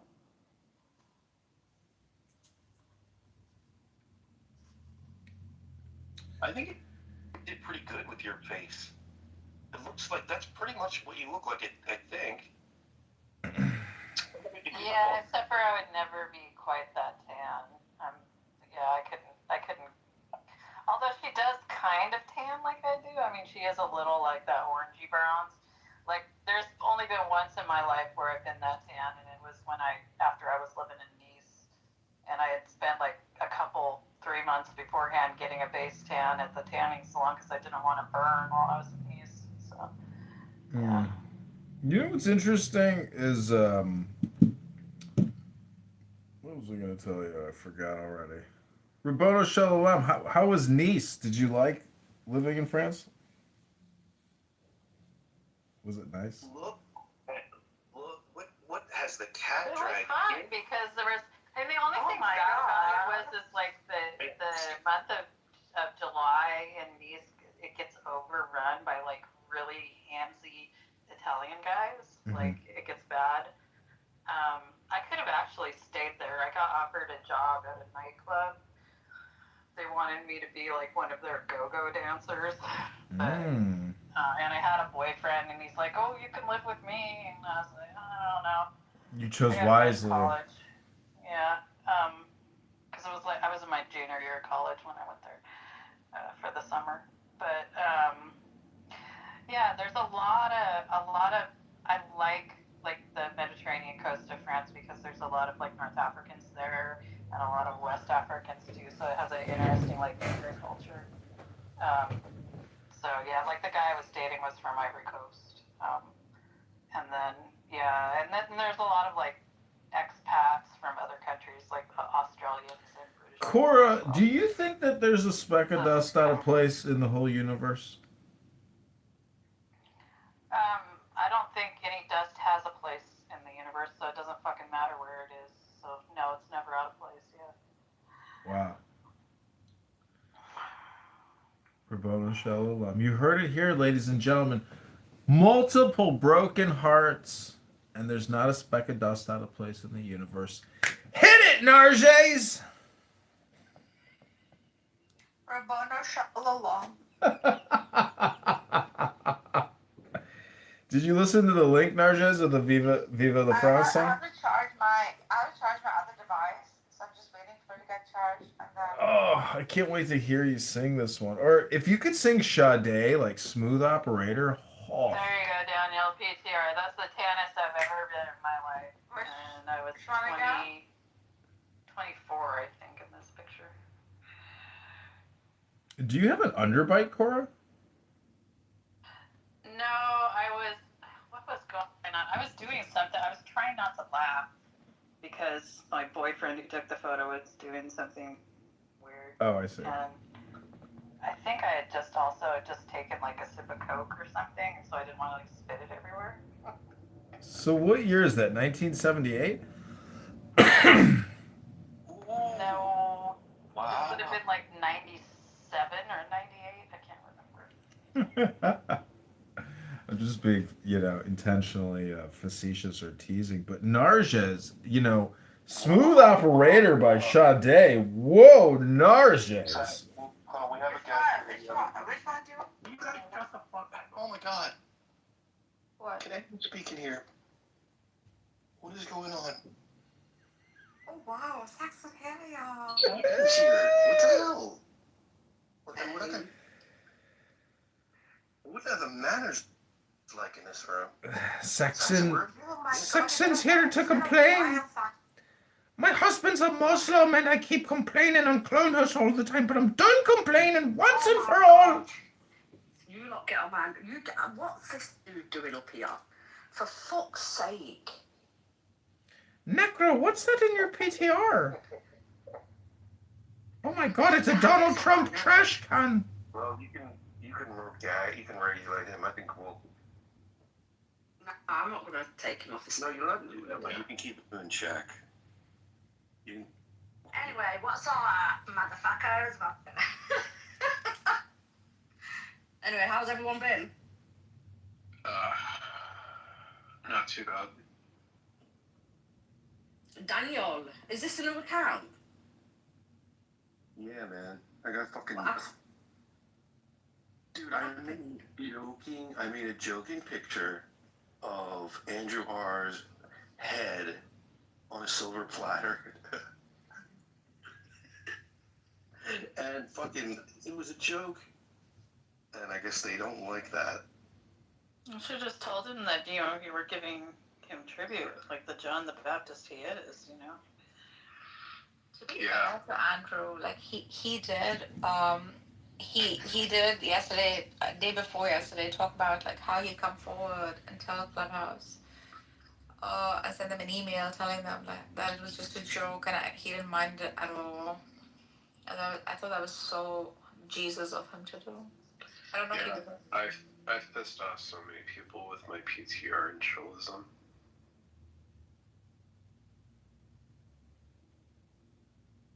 Wait, why in chillism? It's like because they have some strong conservatives in there, or because they're just like always disagreeable? They're just a bunch of idiots in there.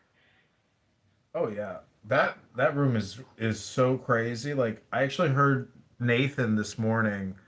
He boomed the room and then he creates a new room and he's like, "There's a new order," and he's going he's like screaming at everybody and this and that, and it's just so stupid and so retarded and low IQ and retarded, and then it's just like, but it can go for 24-hour cycles, and they got their character shy and concrete. Like it is a community, and I think Nathan's art project is retarded, but it's Nathan's art project. And when I go to Art Basel, I like to tell people, "Have you heard of Nathan's art project?" And they go, "What?" I go, oh, it's like this top secret art project. Hello? Yeah. No, it's like with my PTR, I think the song that is so fitting for it is Hide and Seek by, what's her name? Imogen Heap. That was her name. Well, Necro, I just asked President Trump to please come and save Chicago, to liberate Chicago. And I was saying, if you can liberate Iran, the least you can do is liberate Chicago. Can he liberate one American city from corrupt politicians, corrupt judges, corrupt attorney generals, corrupt unions? Like, can he do something for America? Can he make us a great again? Hello? I mean, when he talks about liberating, when he talks about Project Freedom in Iran, I don't really care what Trump thinks about liberation. So. I know, but have you been to the gym today? You know, did you have any protein? Did you get any sun? Did you read a book? I did a lot of lifting, including pull-ups. Ooh, how many pull-ups are you doing? Just regular pull-ups. I know. How many can you do in one go? Right now I can do about usually at least 10. Wow, that's pretty good. Yeah, it kind of helps when you're very lightweight. So. Do you swing? Because when I do pull-ups, I do a swing, and that like creates a wiggle effect, and it makes it easier to do a pull-up. Yeah, sometimes I just feel like so fatigued after doing it that I do it. Take the easy way out. So. Yeah, it's not easy. It's it's exercise. Rabboni Shalom. Somebody in the chat said 160 pounds. Well, I'm about 145. Well, when I was in the army, we did a 20-mile road march. I went out, I think at like 180 pounds, and I came back and I weighed about 145, 147. That's how much weight I lost. Skin and bones. Yeah. I have pictures of myself when I was pretty much skin and bones, so. I'm a survivor. My psychiatrist said to me the other day, how's your appetite? I said, sometimes I don't even think about eating. Other times, I eat so much, I puke and shit at the same time.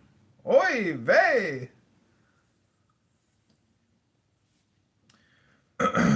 So, Necro, you have earned every one of your successes. Do you agree with that?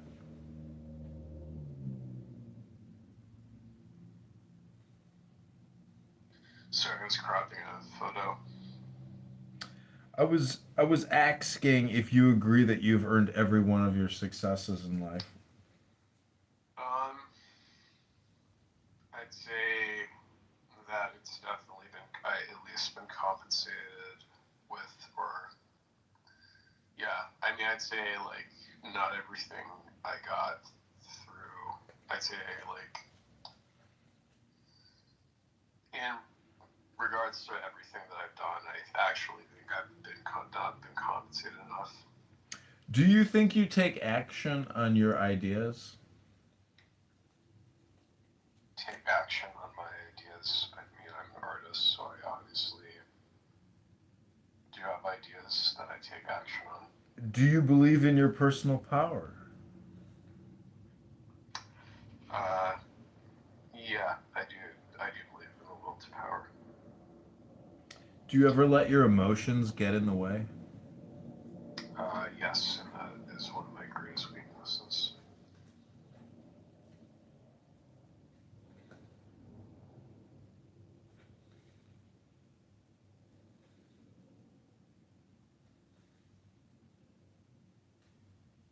Okay, Narges is going to sing to us Smooth Operator by Sade.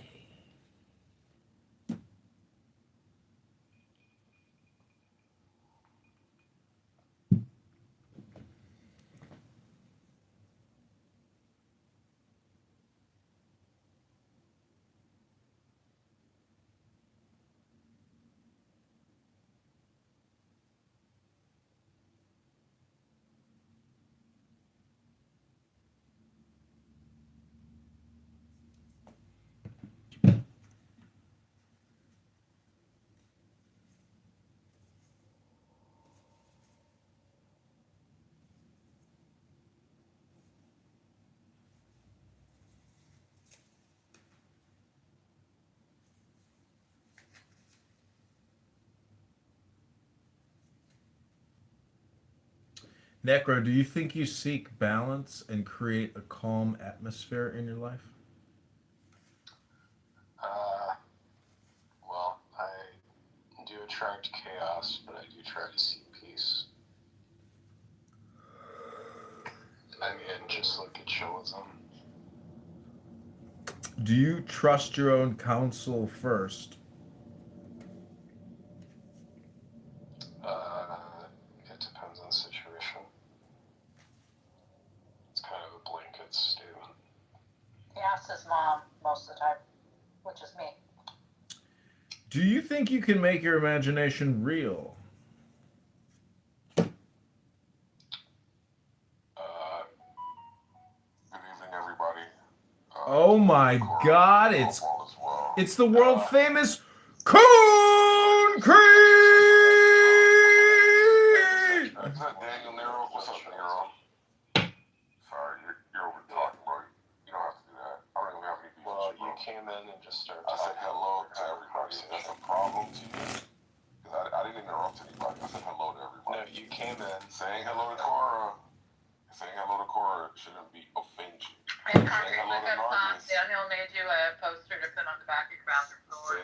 Saying hello to Nargis. Nero, and Kitty shouldn't bother you. But if it does, I apologize.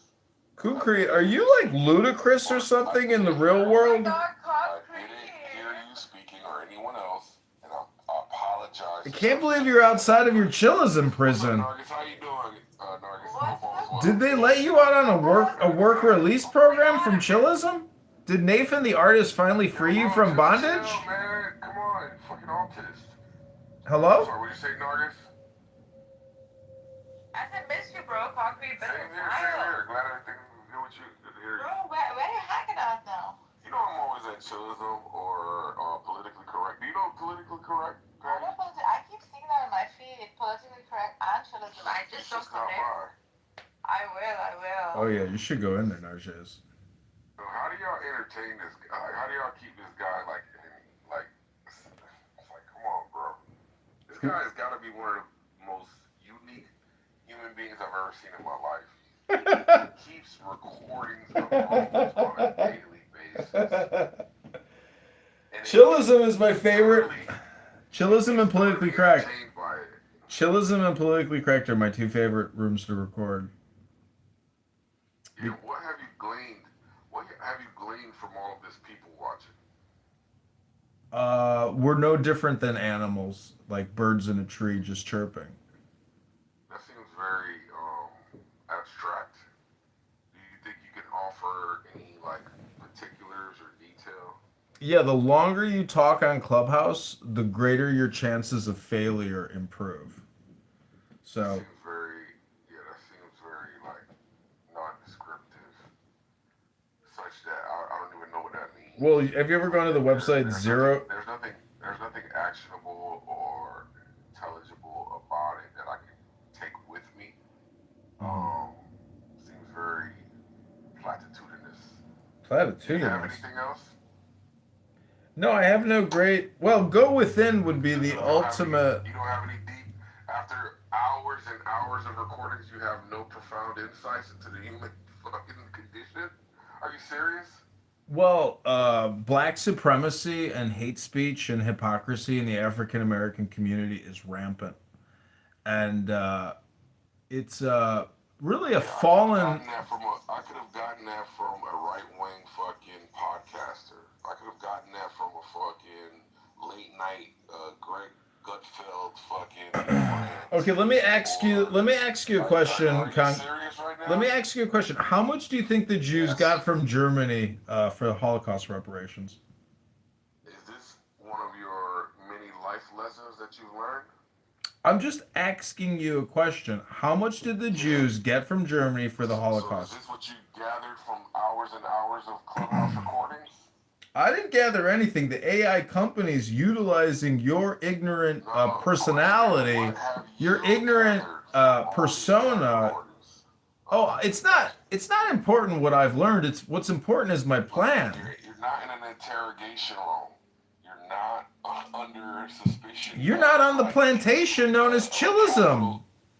You're not under suspicion of a capital crime. Is that what's happening in your life right now? You committed a capital crime? Are you projecting on me? What have you Hello? gathered from your hours and hours and hours of I can tell you, it's all communication is hypnosis. All communication is projection. All communication is political. All communication is spam. That's what's happening. I watch animals all the time on my property, and I go from clubhouse to outside. There's no difference. It's just a bunch of animals. That's it. It's just birds.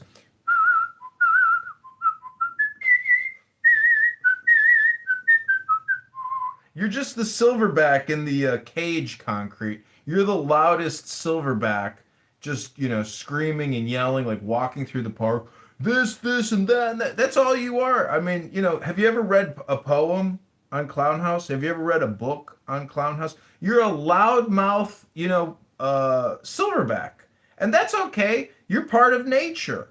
But, try to read a book sometime on Clubhouse for like an hour and prove that you have some type of personal responsibility or some type of intelligence, because going into chillism and talking with Shy and Nathan the artist and a dozen of the other characters in that room, like Lion, etc., and Lloyd and Jacobus. Oh, I was actually imitating Jacobus the other day, and I was like, I can actually do a good Jacobus voice. He has a thick accent. Anyways, the point is, all communication is political, it's all spam, and it's all projection. And be careful what you say, because when you finally realize what projection is, everything you've ever said really is just your projection. Hello? Cool. Hey, Gino! You's a liar. Hey, Gino! How are things going at the nursing facility? How are things going at the hospice? Are you in a Russian hospice? I hope you ain't in no Russian hospice. Hello? You can't prove nothing. What? You look like a black me. All I asked you to do is prove it, or you a liar. You asked me to prove it, and I'm a liar? You a liar. Motherfucker, I ain't no liar. You prove it, bitch. You come in here with the burden of proof. You ain't never lied to nobody. Sometimes I lie so good, it ain't even a lie. A liar. Nah! Sometimes I lie so good, you can't even tell it's a lie. And so it's the truth. Which one? Sometimes when an N-word lies so good, it sounds like the truth. Don't get mad at me because you can't prove. God damn it, Gino. Who the fuck invited you to this room? So you supposed to believe everything you hear? Motherfucker, talk to CM about the flat earth. Do you believe in the flat earth, too?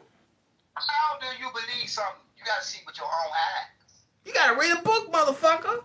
Get a concept up in that motherfucking dome sometime. You got grandkids or kids or husband or something? I got great grandkiddies. I got 100 grandchildren. I got a family, Gino. This how you carry yourself in society? I got my own family, Gino. You got a family? Yeah. Would you talk to them like this? 65th and Archer, motherfucker. What? Do you talk to your kids and your husband like this? You ain't my kid and you ain't my husband, Gino. Right. So you supposed to talk to your kids and your husband like this. You ain't in my household. No, they in the garage. They cooking dinner. Command me in my household. So you need to go. We got a crock pot cooking. We got a potluck brewing. That's in your household. You can do what you want to do in your household. Man, Gino, you are full of shit. Right, you is too. Nah, look at your beard. That is a scruffy ass, fucked up beard. Try to trim it, groom it, line it, do something with it. Why you mad? What are you, 85 years old, Gino? You're probably 27 years old. You look 85. You got a veil. 27 going on 85. Why you got a veil over your face? Put your real face up there. Hello? I got my real face. That ain't your real face. That's an AI face. That ain't real.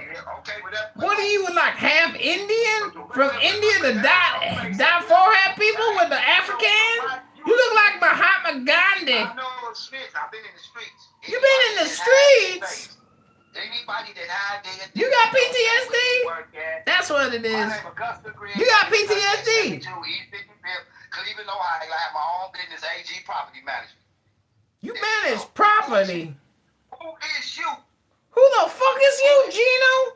What kind of motherfucker asking who is you? Only a motherfucker at going around a conference call app saying, who is you? Now, who is you? I asked you first, who the fuck is you? I just broke it down to you. I'm a businessman. You ain't shit. You ain't shit. You ain't even in the phone book. I know I ain't shit. You ain't in the phone book. I know I've been to You ain't even in the yellow pages. Property management. Okay, now, have you ever did Gina, you don't even know how to change a lockout, motherfucker. Have you ever lied or did something to somebody? Sometimes I lie so good it ain't even a lie. It's the truth. Have you ever treated people how you want to be treated? Do you treat people how you want to be treated? Gino, you ruining this room. We had something cooking. We had something special. And now Narges is about to sing. You want people to treat your kids, your husband, your grandmother, your mother. Do you want somebody to hurt them and do something to them? Man, you projecting your own fucked up life into this conversation. People out here in the world, how you think people die? I don't know. At the hands of Dr. Gino. How do you think people get killed? Shit, I don't know. How people die in your family? Natural causes, of course, because we're lucky like that. Oh, they had natural causes? Yeah. Oh, your family doing good then. Yeah. Another lie. We lucky. You's a liar. We lucky like that. We only die of natural causes because God is on our side. Prove it then. You prove it. You disprove it. Nah, you the one saying it. Man, Gino, you ruined this motherfucking room. I was trying to get Nauseous to sing some music. You're not a liar, man. I'm talking shit. I'm reporting your account, Gino. I done heard it all. I done heard it from the women. I done told it all. I'm reporting you. Yeah, you can't. You up to no good. A snake know a snake when he hear one. No, I'm a snake catcher. I just caught you, snake. I know. I'm reporting you to the snake authorities. Right, I know a snake. Right. Yes, indeed. Look how you carry yourself. Don't no grown person carry themselves like this. And in the video, because anybody that go along with this, y'all not no grown people. Y'all can't even control the household. Because if y'all deal with something like this, I just imagine what your household is. Man, you fucked up, Gino. So I know if you got somebody that play along with kids, you probably out there shooting with them. You probably tell somebody that you get a gun. Shut up, man. Are you telling me to shut up? No, you ain't got to shut up. Keep talking. Shit. Your own lips can live in these eyes. Shit. Hey, there go another kid. Boobs at Victoria's Secret. That doesn't seem that bad just because, like, it's boobs and it's probably, like, you know, were they, like fit girls? Very. I don't mind. I feel like I have an eye for, like, I can look at somebody and tell you what their size is just by looking at you. At a certain framework. Yeah. Makes sense.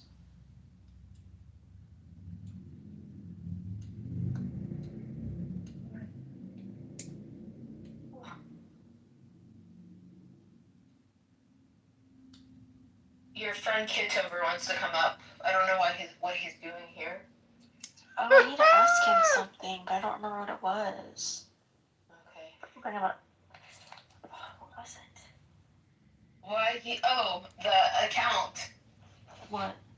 Is it related to the account? Remember, you told me recently, Brittessa, you wanted me to delete something, but you didn't send me what it was you wanted deleted. Oh yeah, now I remember. Is this your Anon down there, Kitover? No. Okay, did you make the Ghost of Blue account? No, that was not me. I'm telling you, it's Johnny Andrew. Because a lot of people think that it was you. No, it's definitely not me. I wouldn't waste my time making a burner account about Lou's passing. I did not do that. Yeah, Yeah, see, I never thought it was him. But Yeah. people think it's him. Well, the person that's It's like, Bussy. It's fucking Bussy. Yeah, 100%. And the thing is, what's disgusting. How do you know Kitover? Like, how do Because you he's know, that kind of crazy fucker. It's got to be him. Or Abby. One of those two. Nah, probably Bussy. I don't think Abby would do that. So, like, when Tim was like, is he one of three people? John Kitover, Abby, or Nora? It's like, John Andrew is the person that did it. And and you didn't even identify him as one of the people. Who's John Andrew? I don't even know John Andrew. Who's that? The person you just said? Oh, that's Bussy? Oh, okay.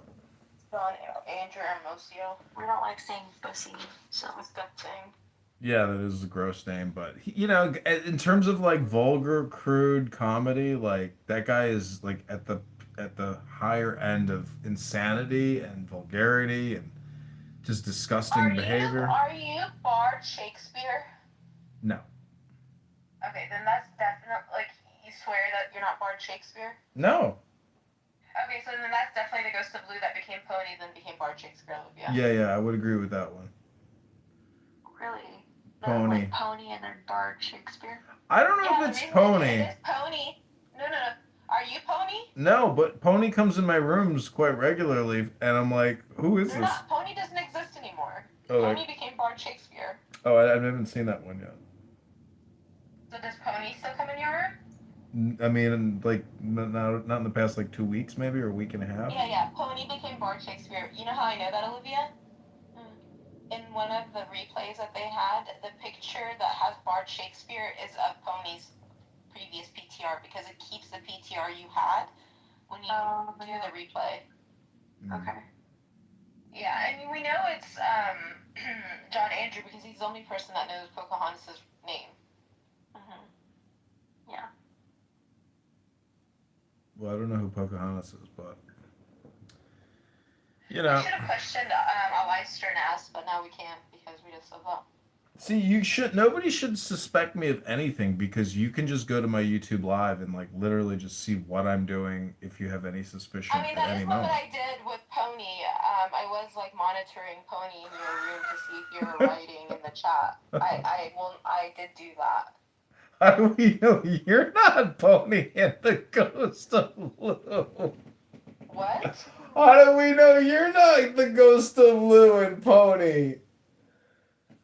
First of all, that person says my name in chats and attacks me regularly. Second of all, I would never, ever, ever do that to the dead and also to somebody that's very close to people that I care about, like Diego and Olivia.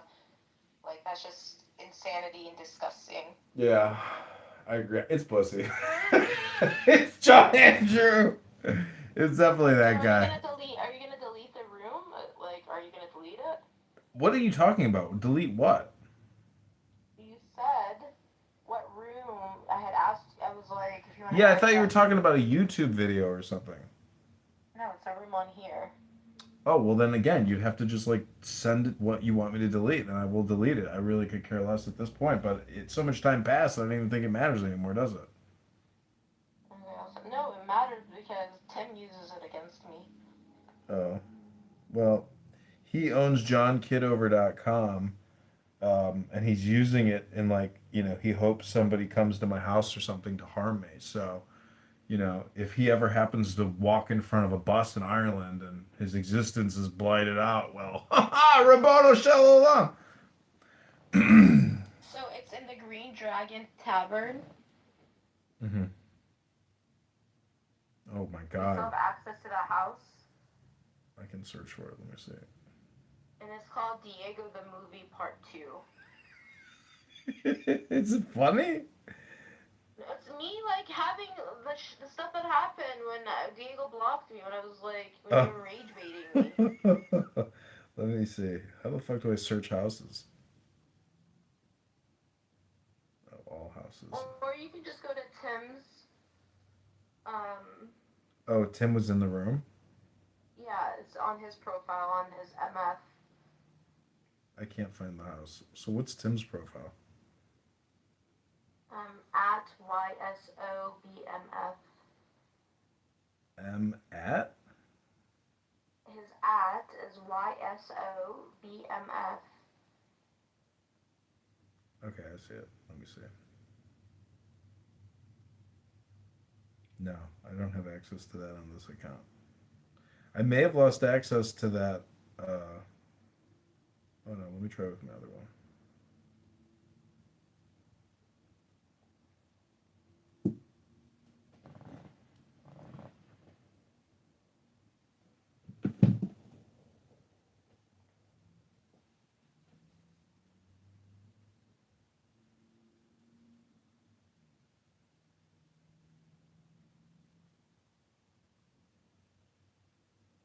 No, I can't even. I can't view the room.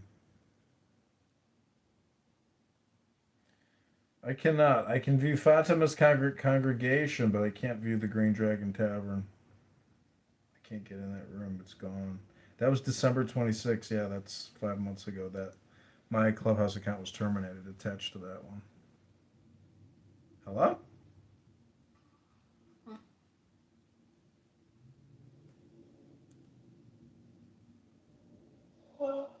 Like Tim was like, if you ever need a reminder, I have the replay on my profile.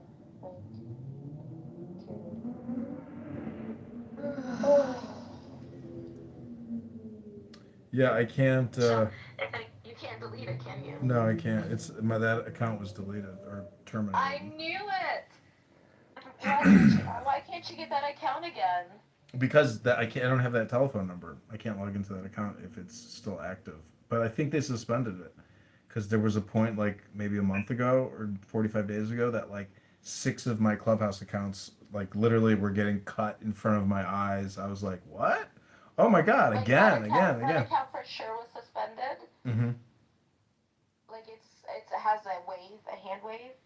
I can't view it, so I just. Hold on, let me go in there, see if I can go. 1 second. I only have 2 accounts now, so yeah.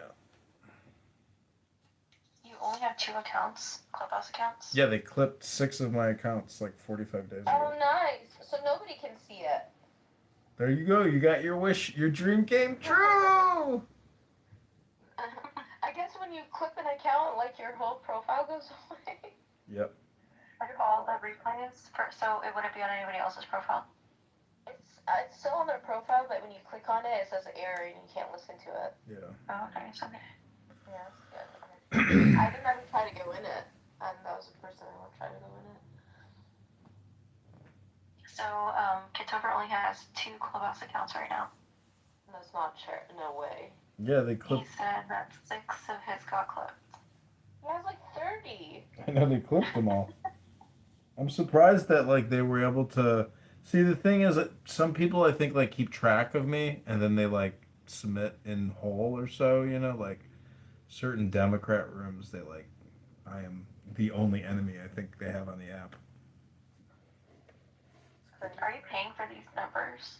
Yeah, just for like 1 month for $15, and then I don't renew it. There's another way to do it. There's an app called like Text Now or something like that, and you can sign up for their free trial, get a telephone number, and then just cancel after like before the 3-day period. So since you're a drug user, maybe you'll know this. When I was on the bus today, going home, there was a black man a couple of seats in front of me, and he had what looked like I don't know, some kind of joint blunt. Like it was metal on one end. Mm-hmm. I couldn't tell if it was sparked on the other end, but I could smell something really heavy. He had it in his mouth the whole time. And I'm convinced that he was like, and I looked at him and I was like, are you smoking that? Like, and he just like looked at me like confused, like why is this bitch talking to me? Yeah. And then looked down on his phone. But I feel like it's on me. Like, how do I know if it's like how do you know if somebody is literally smoking that stuff or not? What, cannabis? I don't know what it was. It's like maybe like a cigarello, like. Yeah. No, USC smoke. Well, why don't you just take a shower and throw your clothes in the wash? What's the problem? I literally did that. I can still smell it on me. I don't know. You probably just need to like take another shower and throw more clothes in the wash. You're not gonna smell. I feel like I need to pour bleach on myself. No. Trust me, when you get up tomorrow morning, your olfactory receptor will like reset, and you won't smell anything. Like my shampoo and conditioner smells so good, and I lathered so much, and I don't even smell it. I smell his freaking. Oh, I hate. Well, do you have any I like can't do the best anymore. do you have any like garlic white sauce or like pepper? Or what can you put like to smell? Do you have lavender? I spray perfume on me, like everything, and I still can smell it. Yeah, you're just like reliving it maybe. I hate drugs. I hate drugs. Like it's so nasty. I hate the smell of them. Marijuana, weed, black and mild, cigarillos. Ugh. I think it reminds me of a black and mild. Yeah. I remember when I was younger, my sister would like come home and smell, and I'd be like, "What is that smell? Ugh." And it was because she was smoking weed and like spraying perfume on herself or something. Yeah, but Yeah, one of our receptionists at work, she like takes a hit of like a weed pen or something during lunch. Yeah, and she comes in and like my boss like doesn't care.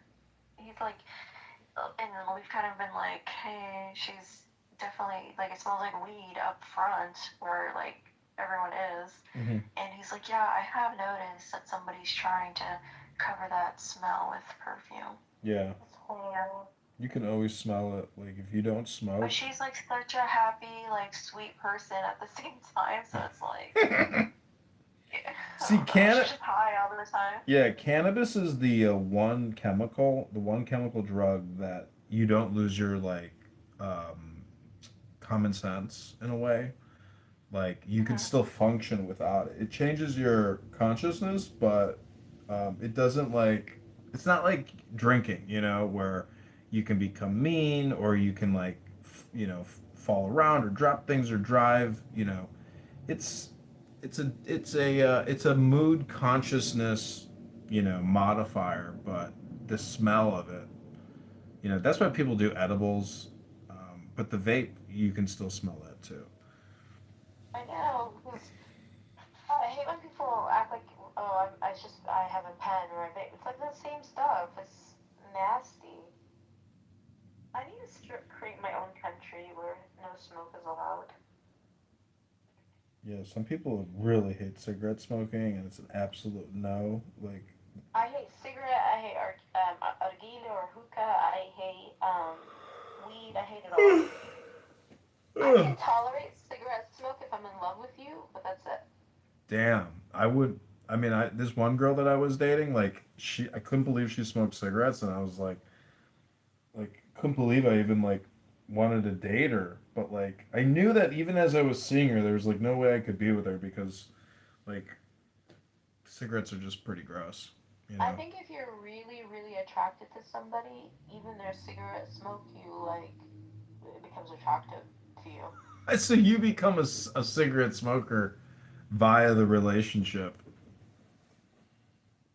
Yeah, Lou would smoke cigarettes all day fucking long and vape all day long. Oh my gosh. Oh, he smoked cigarettes? You'd probably love it if you were I thought, yeah, it was kind of hot. It was just like a part of the bad boy package. Well, they say if she smokes, she pokes. Pokes? Yeah, like girls that smoke are more sexually aggressive. Interesting.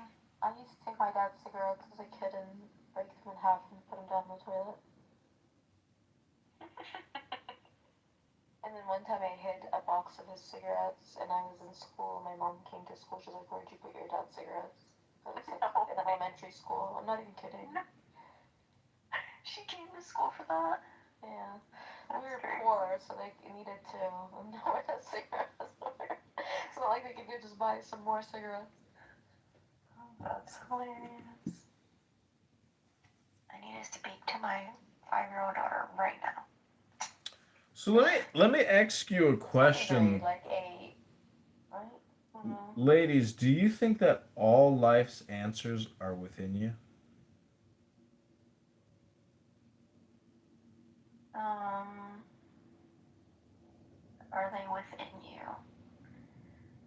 No, I think like you can like talk to somebody about it, and you can get different perspectives, and then kind of decide for yourself whatever the question is. But even if you get the other perspectives, doesn't the answer still live within you? There's times like, okay, for me, most of the time, if I have a problem and I'm talking to somebody about it, then I'll kind of figure out the answer while I'm talking about it. So maybe like it's within you in that way. But sometimes I mean, yeah, I like other people's insight when it comes to like problems, questions. Do you think you can make your imagination real? Yes. Depending on what it is, but yes.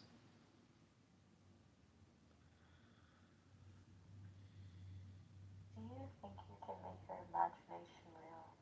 That's the question you ask when you're high. I know. Well, I'm looking at a tarot card for the magician, and it says creative power, skill, adaptation, originality, and self confidence. Those are the positive aspects. The negative is insecurity, ineptitude, weakness of will, illusion, and manipulation. And we all know how much of a manipulator Princessia is. Oh, is this about her? No, it's not about her. I'm actually just like looking at the little quotations and then making them into questions. Like, You think Bertozzi is manipulative? all women are manipulative.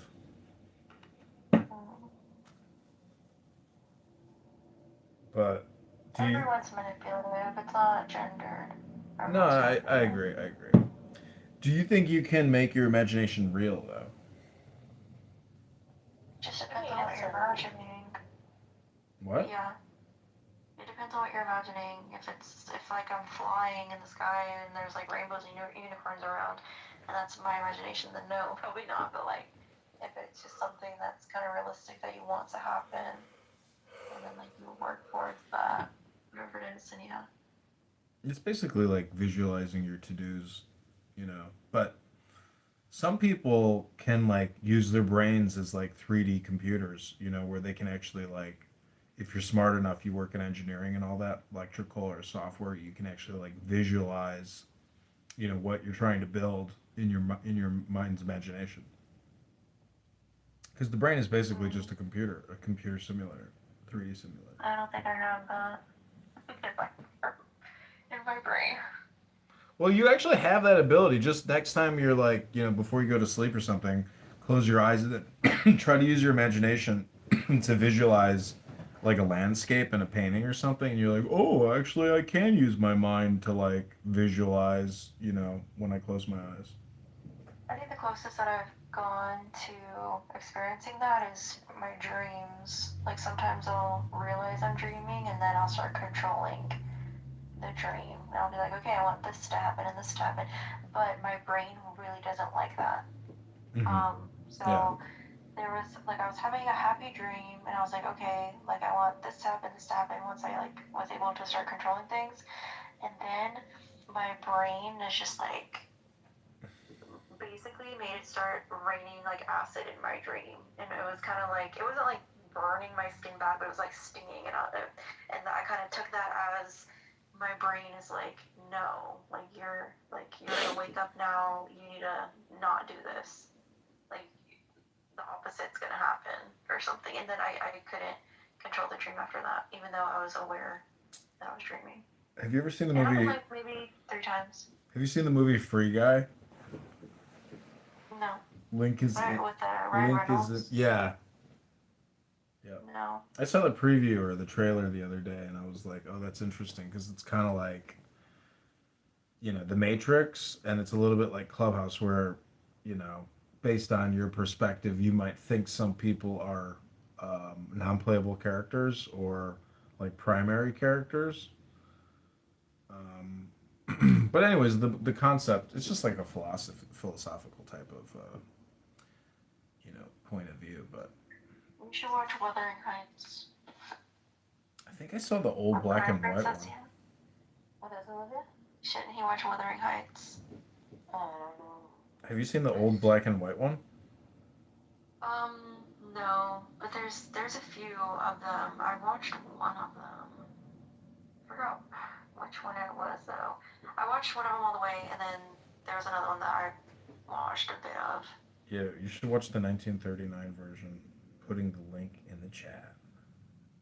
Because if you're a big fan of it, huh? What's crazy, Olivia? If I didn't like leave early, I would still be on the bus right now going home. I'm glad they let you leave early. It's nice. I'm like, hey, can I catch a 10:30 bus? And I'm like, yeah. Where were you at? Are you working or what are you doing?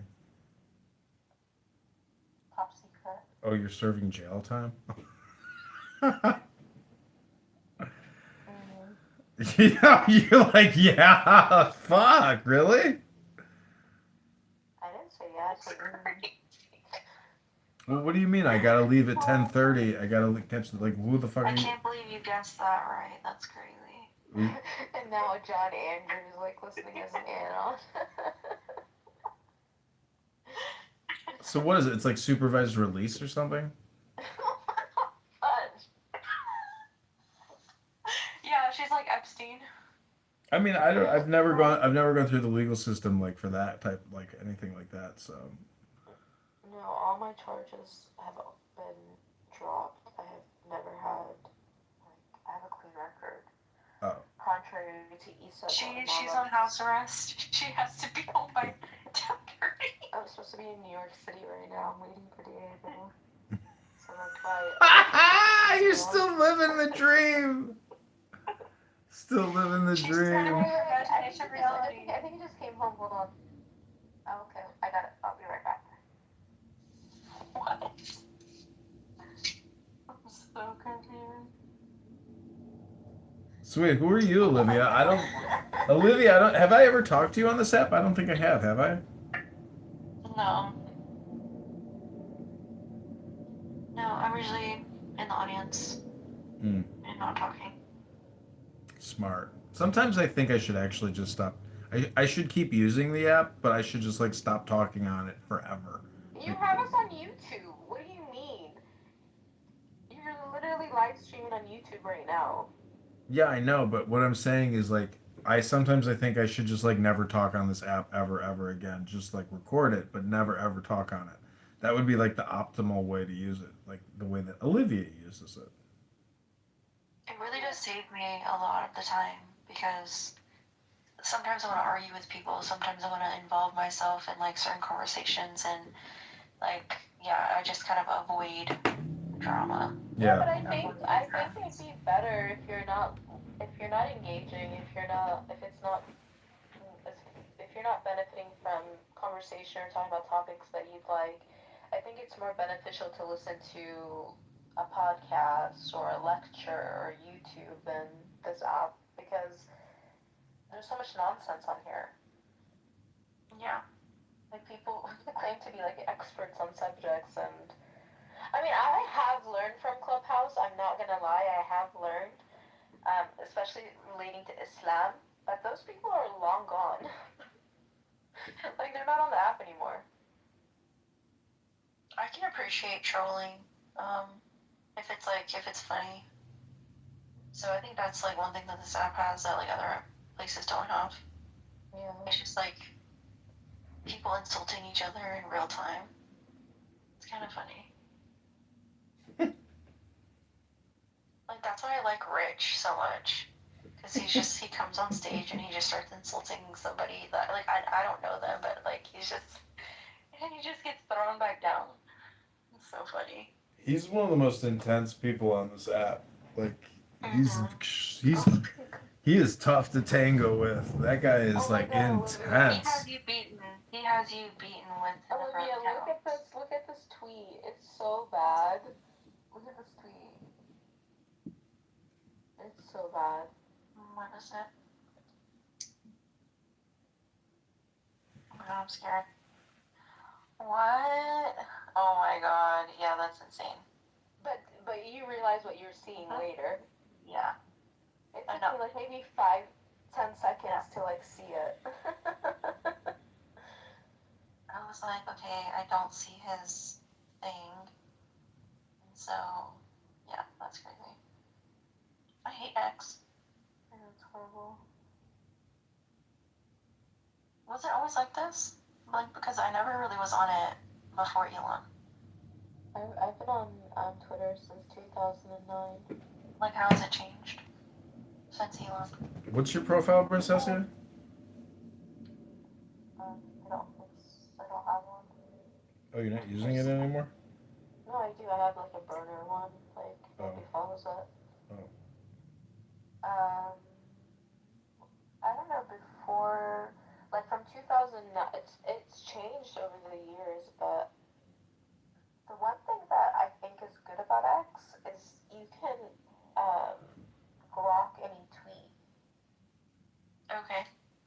And I've seen it, like, I don't know how to do that, but I've seen that. People are like, can you verify if this is true? Is this real? Yeah, like it's literally on the, so if you look at the timeline and then just right by the hour on the right, there's a grok symbol. So I tend to just, I don't like grok.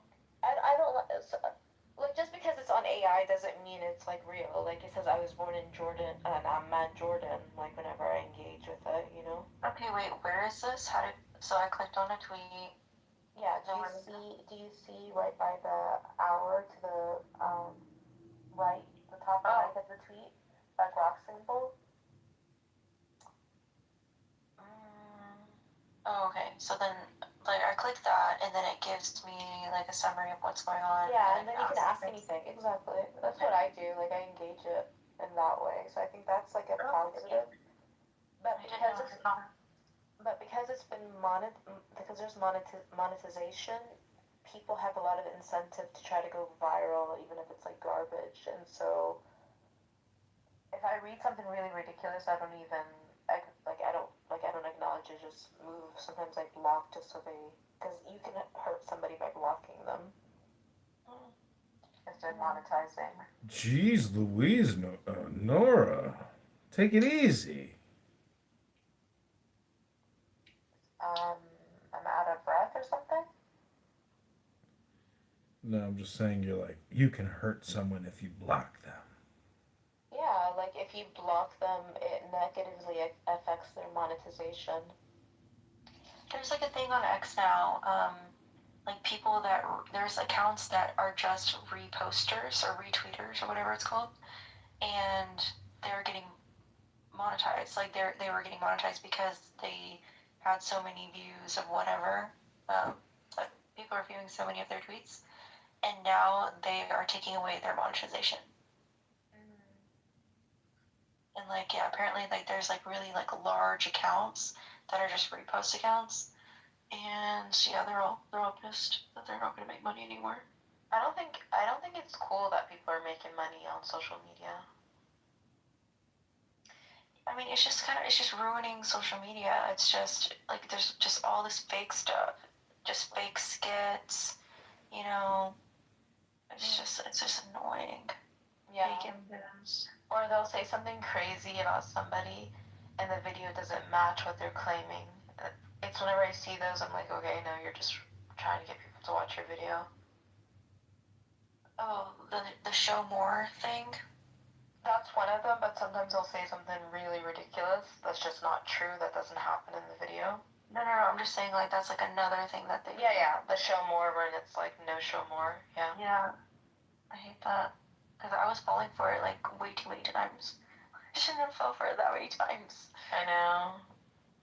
I literally just had a show more, but it was a real one. And then stupid Clippicular and his peoples on my timeline. I know. This kid. And he's like not even like, his content is just him like drinking and chilling with his girlfriend. Like it's not even, what is it? Or him like making out with 2 girls. That's like the extent. Hey, do you have Kick? Do you watch him on Kick? No, is that what he uses? Like Yeah. as his streaming? That's like, I guess, where he started was doing these Kick things. I've looked at Kick. I'm like, I don't understand how the fuck they use this stupid app. It sucks. Why don't you stream? Why don't you just put a camera on your face and stream on those apps instead of on YouTube where those people make money? I do TikTok, Instagram. But that's not where these people make money. They stream. On Twitch and Kick, yeah. Yeah. Yeah, and then they get clicked on these other social Nobody. media. I'm an ugly bald white guy. Nobody cares to watch my stupid streams. Olivia, there's this girl that keeps coming up on my timeline. She's always in a bikini and her breasts look huge, and she's like just being like gross on like she's like doing OnlyFans but live, and it just keeps coming up on my timeline. On X? Yeah, I don't follow any of these streaming services. I didn't know that you can like there's like actual porn on X. Like oh yeah, there's definitely porn on X. There is, but I never see it. There's like some crazy Asian type porn, and it's like, oh my god, Because that's so insane. I looked up Lily Phillips and Bonnie Blue, their X accounts, and it's all their nudity. It's little clips of their content, and they're just fully nude, like they're getting banged, and I'm like, Oh my god, wow. Seriously, like yeah, that's like what their X is. That's what their X account is them just like promoting their OnlyFans with clips of them like actually fully getting banged. to know that answer. It's insane. I don't know what happened to Anne Hathaway, but I think she's like so beautiful now. Like I swear, when she was like younger, I did not think twice about how she looked. But I think she's so beautiful now. She comes up on my timeline a lot. She's just an adorable person. You know, I think that's like what it is too. She's just always been like this nice woman. No, I just like I don't know. It's not even about her. Like she's just looks so. I don't know. Maybe these are AI photos. Maybe that's what it is about this. I thought like when she had her transformation from like in Princess Diaries, when she like became pretty or whatever. Yeah, like Princess Diaries. I Like thought I remember she pretty then. Yeah, no. What I'm saying is like I didn't think twice like about her. Like I was like, okay, cool. Like, also Reese Witherspoon. I find her so much more beautiful now than when she was like younger too. Mm. Yeah. I think they have features that they grew into more. Like Anne Hathaway's eyes are so big that when she like got older, maybe they're not as like big now. So with age, but they're still big. And then Reese Witherspoon has like a very distinct chin, but like with age, it like doesn't like feel like as Jay Leno-esque. Do you think also it's like it has to do with makeup? Yeah. There's makeup and skincare and just like dressing better, like dressing more grown. Like I don't know. I really just find them like so like Anne Hathaway. She just looks so beautiful to me. And I did not think that. You should review Dan's she was X in her account and consider early whether or not he days. should be arrested and his But weapon the arsenal opposite, confiscated. Julia Roberts. Terrorist. I didn't realize how beautiful she was when she was younger. Like Pretty Woman. I didn't realize like she was so gorgeous in Pretty Woman. She has a very like distinct look too. Like she doesn't look like a generic person. Like it's not a conventional look, but it's beauty for sure. Yeah.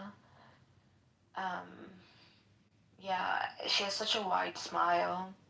That's one of the things, like, you're gonna... And she was interesting, like, her lips were interesting, especially back then, you know, when she's, like, young. Her lips were interesting, and her nose also. She has, like, a pointy nose, and then her chin is pointy, and then she has, like, this curly hair, and then she has, like, nice skin, and big eyes. Yeah, she's very beautiful. I think she has dimples. I think. Yeah. Penelope Cruz, I thought she was like the most beautiful, like, for sure. I think, and I probably still think this, Angelina Jolie, like, I don't think anyone has been able to touch her. She's pretty, but I just like the beauty of, like, Penelope Cruz more, like, because it's, I'm looking up Angelina Jolie. And it's just, it's it being natural, too, you know?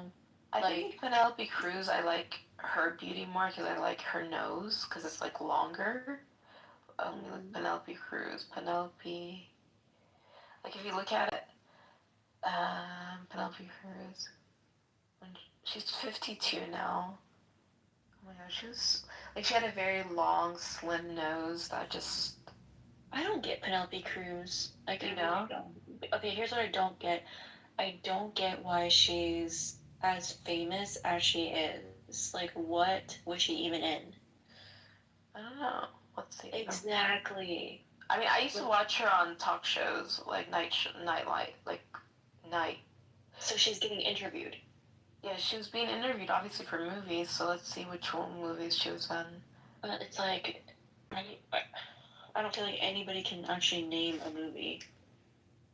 I mean, I don't really. There's only one. There was like one that she was in with Adam Sandler that I watched. And she was like a maid or something. Let's see. So she's in movies recently. Let's look at old movies. Like a long time ago, bro. Yeah, but like nobody who watched these. The first time I saw her was in Pirates of the Caribbean. She was in Pirates of the Caribbean. She was in Blow. I saw that. But yeah, everything else. Like, why is she such a household name? I think it's for the interviews. No. I wonder if it was like it was her beauty. Cause okay, personally. Oh, she was in Vanilla Sky with Tom Cruise. Oh, Vanilla Sky. She was in Zoolander. She was in Blow. Zoolander. Zoolander. She was on. She hasn't been in a lot. Like she's barely been in any movies. Spanish actress. She was in a movie called The Butterfly Effect from 1995. Is that the same Butterfly Effect with Ashton Kutcher, or is that a different one? I wouldn't think so. I would think. No, it's a different one, because, like, he definitely was not 1995. One is Penelope Cruz. So famous. I wonder if she did, like, sexy pictures, and that's why she got recognized. So I mean, I remember her from Late Night, like, talking to, like, Jay Leno or David Letterman. Like, I remember seeing her there. Like, that's, like, my, like, or maybe the red carpet. Even Selma Hayek. Vicky Cristina Barcelona. So, do you remember that, like, that movie title? I haven't seen it, but I remember, like, hearing Vicky Cristina Barcelona. That's, like, a movie that's a big deal. So she won an Oscar for Best Supporting Actress for that movie, and that movie is by Woody Allen. Okay. That made her one of the most internationally recognized Spanish actresses of her generation. Because she is from Spain, right? She's actually Spanish, right? I don't know. Yeah, I think so. It's a Spanish actress. But Okay. no, still, like, okay, fine. You've been in, like, some movies. But for you to be this household name and for everyone to know who you are is kind of... She's just so gorgeous. She's just literally just such a breathtaking woman, in my opinion. I just find her so beautiful, and I love that her features, like, okay, yes, Angelina Jolie has, like, a very, like her nose is short, like, you know, but Penelope Cruz, like, her face, like, it's kind of, like, if you look at it, you see her, like, her forehead's up, and then her face is all, like, kind of squeezed together, like, her eyes and eyebrows are close to each other. I don't know how to explain it, but she's just so beautiful. It's like, the way it all comes together is just so beautiful. Okay, she's pretty. Beautiful smile.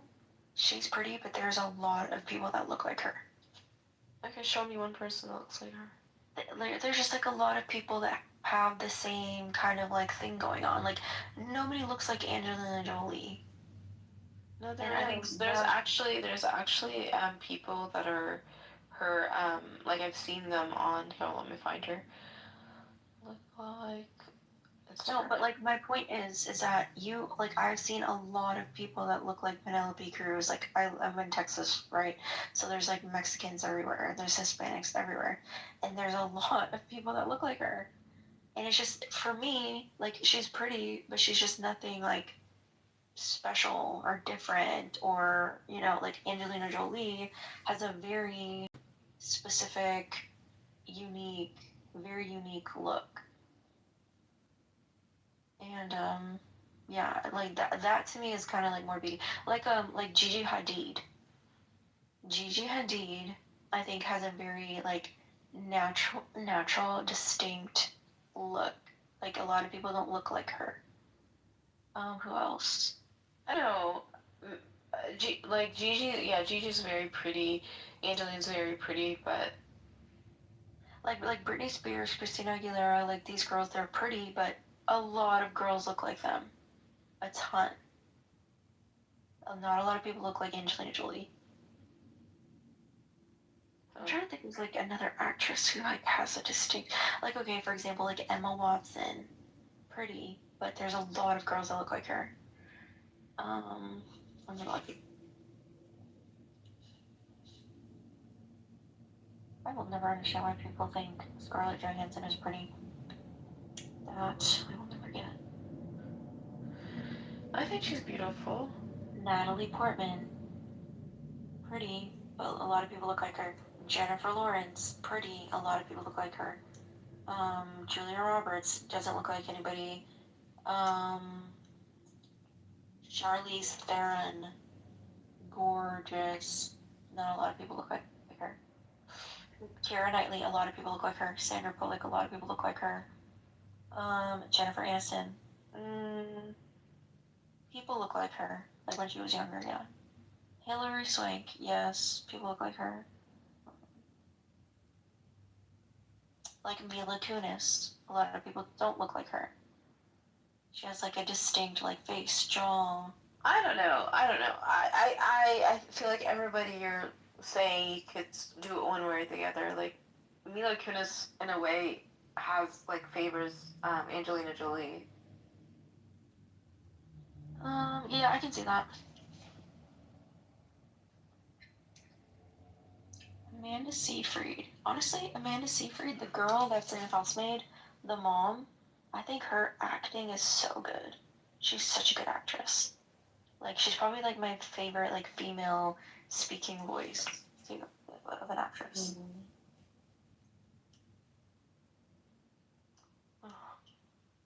Like Courtney Cox. I don't feel like she looks like a lot of women. Yeah, like that was like beauty.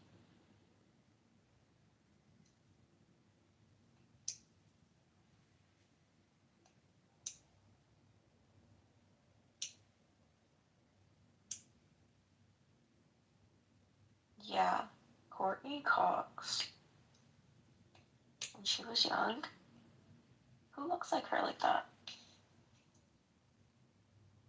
Gorgeous. Holy crap. Gorgeous.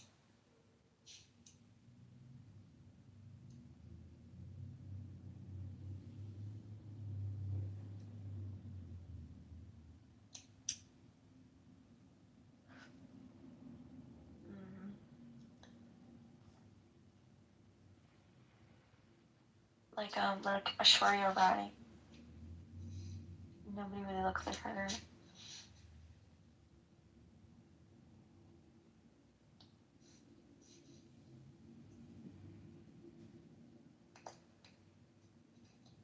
There's this girl that I think is pretty. She's Indian. I'm trying to get you to stop hating Indians. I don't hate Indians. Ooh, this girl's pretty. I want you to Google her. She married a white guy. And she's like very Indian. Like born and raised India. Like all the Indian stuff. She had a really pretty wedding. Actually, I think she has a really nice Instagram too, I think.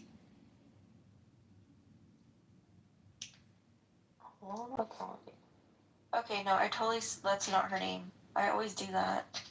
Her name is this. Ulama Patani? That is so wrong. It's not her name. Her name is Alana Pandey. So it's Alana Pandey. But like I put in Alana Patani and she came up. So.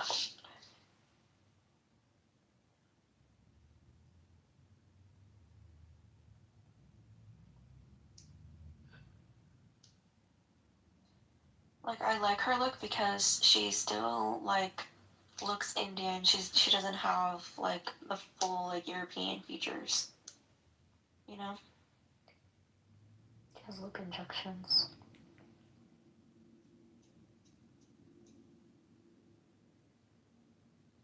Actually, yeah, you're probably right. It's probably all fake.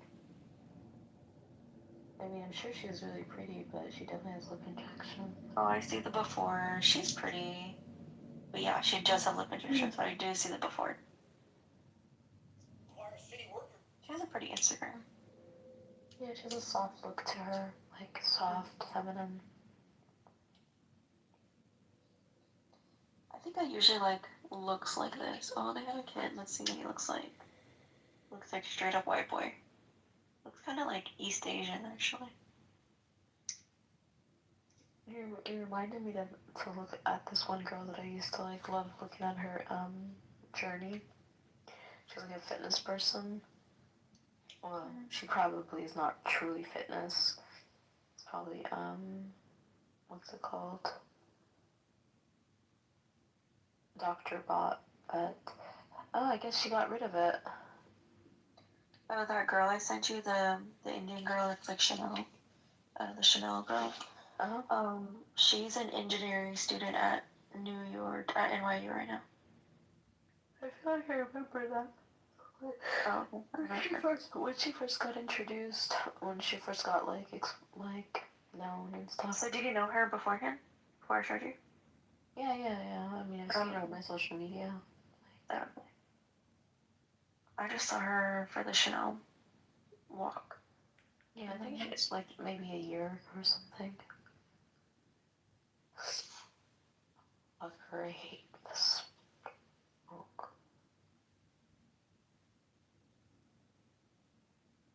I'm so annoyed with that girl's Instagram. I guess she took it down. Who was her boyfriend? I forgot what his name. He's the Kentucky basketball player. Miami player, Kentucky basketball, Miami. It'll probably come up. Player. What's his name? No. Are you still there? What's his name? I'm getting sleepy. Other players. Is Kitover here? Yeah, I'm about to go to sleep. Probably. Nick, Vaughn, White boy. Yeah, I'm about to go to sleep. Good night. Take care.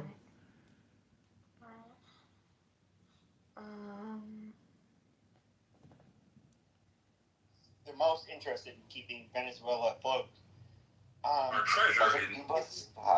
Doesn't Cuba have still bases? Do you have a husband or like a boyfriend? No. Because I was gonna say, do you keep your boyfriend like company while they're taking a shit, like talk to them like through the bathroom door? That's what you were saying about friends with a few Russian pro boxers that won the gold medal in the Olympics, and what was interesting about them, they're older than me. They would train with the Cuban boxers, and and of course, I know this is a little bit of a derail, but the relationship that they had was pretty. It seemed to be pretty pronounced, and even if you look at like the special forces in Cuba, most, at least the leadership, they went through. If you were going to go through our version of West Point, you would go to the Russian military academy, and where they'd have to learn to speak fluent Russian. They are absolutely Cuba has been a belligerent state against the United States. Since really their inception in the late 1950s when they came into this regime came into power. Yeah, I don't know. It's weird that people stick up for Cuba. I mean, look, I get it. When it comes to Batista, he was not the greatest person. Like in almost all of Latin America, it's just like you're having to choose between shitty people and shittier people, and everybody's shitty.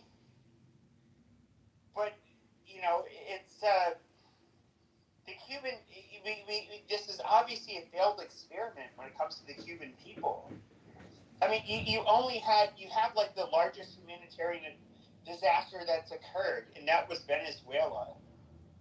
At least in the Western Hemisphere, for over the last decade, where they sent millions of people into neighboring countries, including the United States, and then with Cuba, of course, a lot of people have been fleeing there.